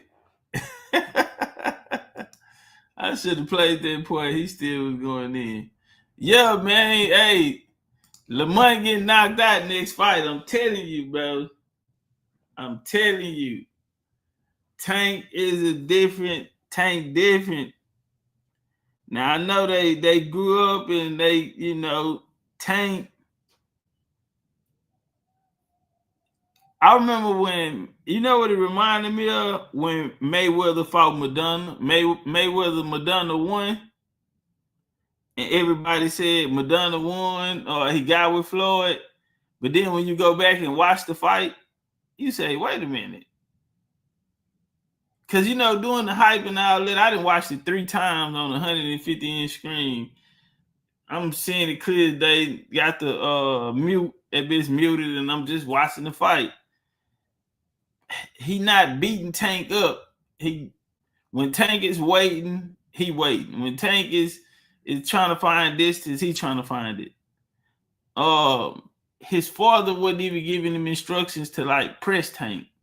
He just telling him to stay smart, you know, stay tight on his defense and shit. You know, basically just trying not to get knocked out. Now, he fought a good fundamental fight. But the next fight is gonna be different. Like Tank didn't even box. Tank a boxer. He didn't box. He getting in the high guard, walking in there. You can't do that, Tank. You can't stand in front of him. I don't care who it is. He made so many mistakes. The nigga went focused. He looking to the side. He talking to the ref.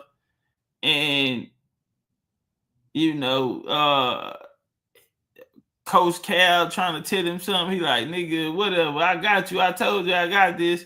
He not listening. He brought in a new coach. Shout out to Barry Hunter.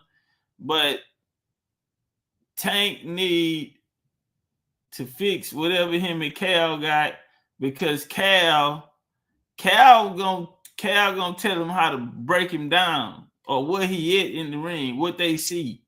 It's gonna be different. He gonna be there with Cal next time, and Cal and Kenny, Cal they don't play that shit. You going to sleep, and yeah, it's gonna be a different fight. You know, nigga distracted, and you can't get me on the, you know what I'm saying? Why my mind ain't even right. It going to sleep. When Mayweather fought Madonna that second fight, totally different fight. That's what I'm getting for this. Lamont Roach, he good. Now they're saying that they're not gonna fight next. I don't like that. I think they ought to get in there and get it in next. Automatic this year type of shit. But you know, when somebody the champ, you gotta beat the champ. You gotta take the belt. You can't come in. It can't be a close fight. And you know, I won, nigga. I won by a little bit. Nah, nigga, this the champion.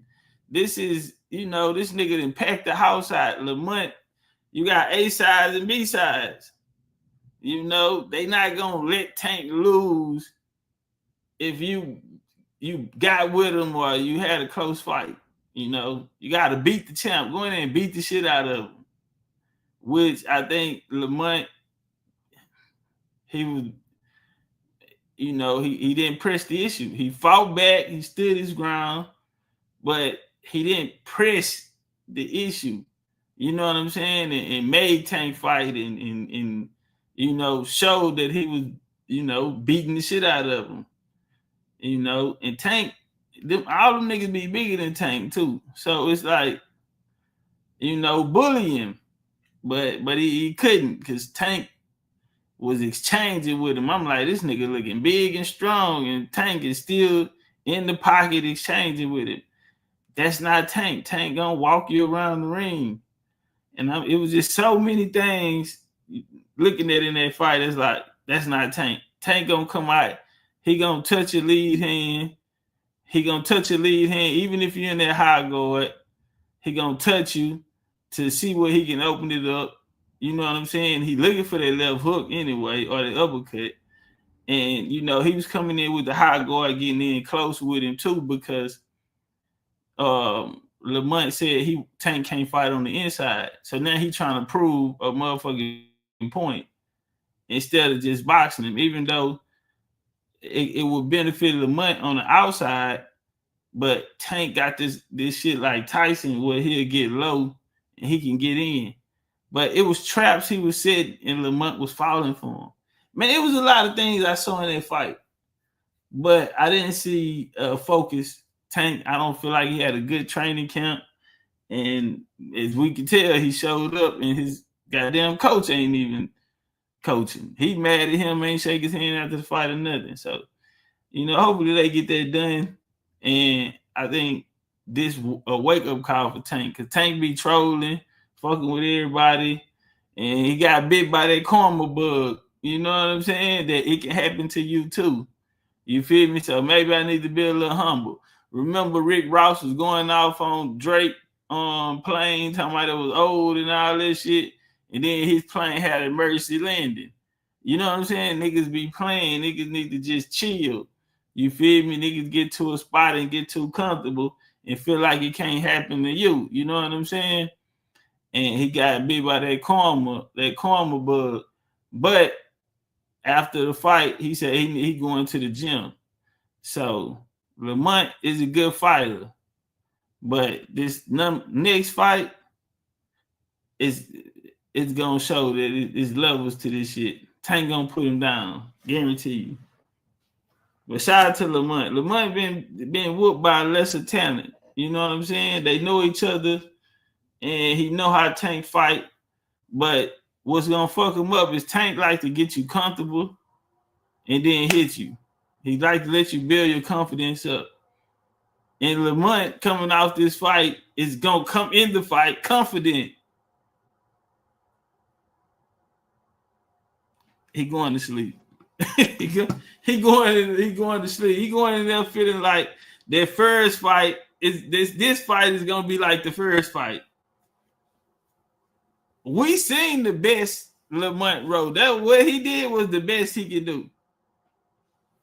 We didn't see Tank do his best shit. And I'm telling you that little nigga, that young nigga is different. He come up under that Mayweather, man. Cal them, bro, them outside interferences and all of that. He gonna lock in and he gonna get Lamont out of there. But shout out to both fighters. It was a good fight. I gotta say that. Shout out to Gary Antoine Russell. Yeah, shout out to him. That was the fight of the night for me. But the Tank and Rose fight was a damn good fight. I want to see more fights like that, man. Where we don't know who gonna win. Well, whoever in front of you, we know y'all, nigga. In order to win, we finna have to really throw them hoes, nigga. Cause I ain't running, I ain't ducking. We finna lock up. Good fight, good for boxing. I think the fans won on it, and it deserved to be ran back. You know what I'm saying? Run it back immediately. And, you know, may the best man win.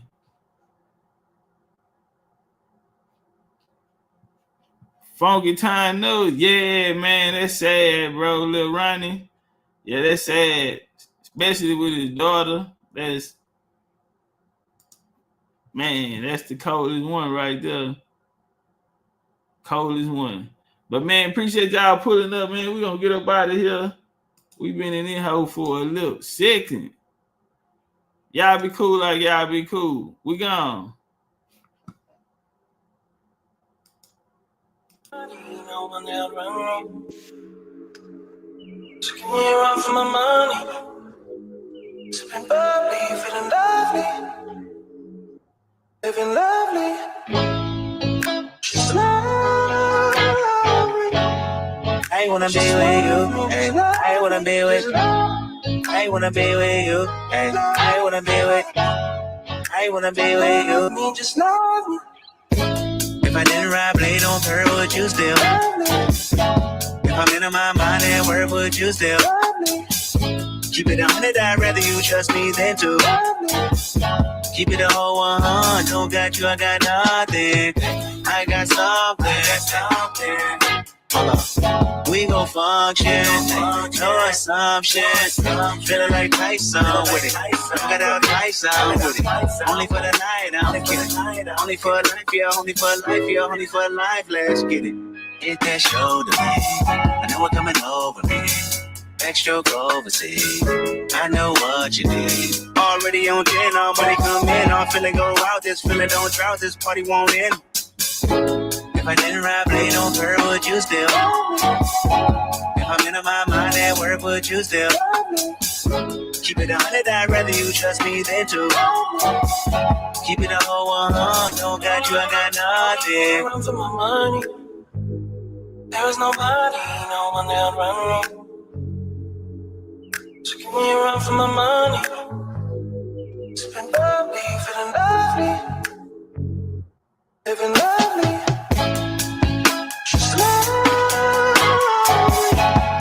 I wanna be with you. I wanna be with you. I wanna be with you. I wanna be with you. I wanna be with you. Just love. I'm on the way. We ain't got no time to waste. Hop in your come on the way. And mine away. I don't want pressure you none. I want your blessing today. Oh, by the way, open the door by the way. Show you that I'm on the way.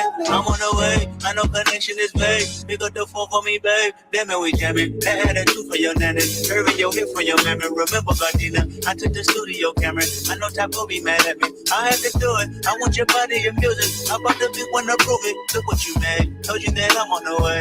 I'm not an exit away. Yeah. If I didn't ride blade on her, would you still? If I'm in my mind and word, would you still? Keep it 100, I'd rather you trust me than to. Keep it a whole 100, don't got you, I got nothing. Run for my money. There is nobody, no one that'll run me. Hold up. So give me a run for my money. Sipping bubbly, feeling lovely. Living lovely. Whoa. Just love. You know what? wanna be with you. I wanna be with you. I wanna be with you. I wanna be with you. I wanna be with you. Just long.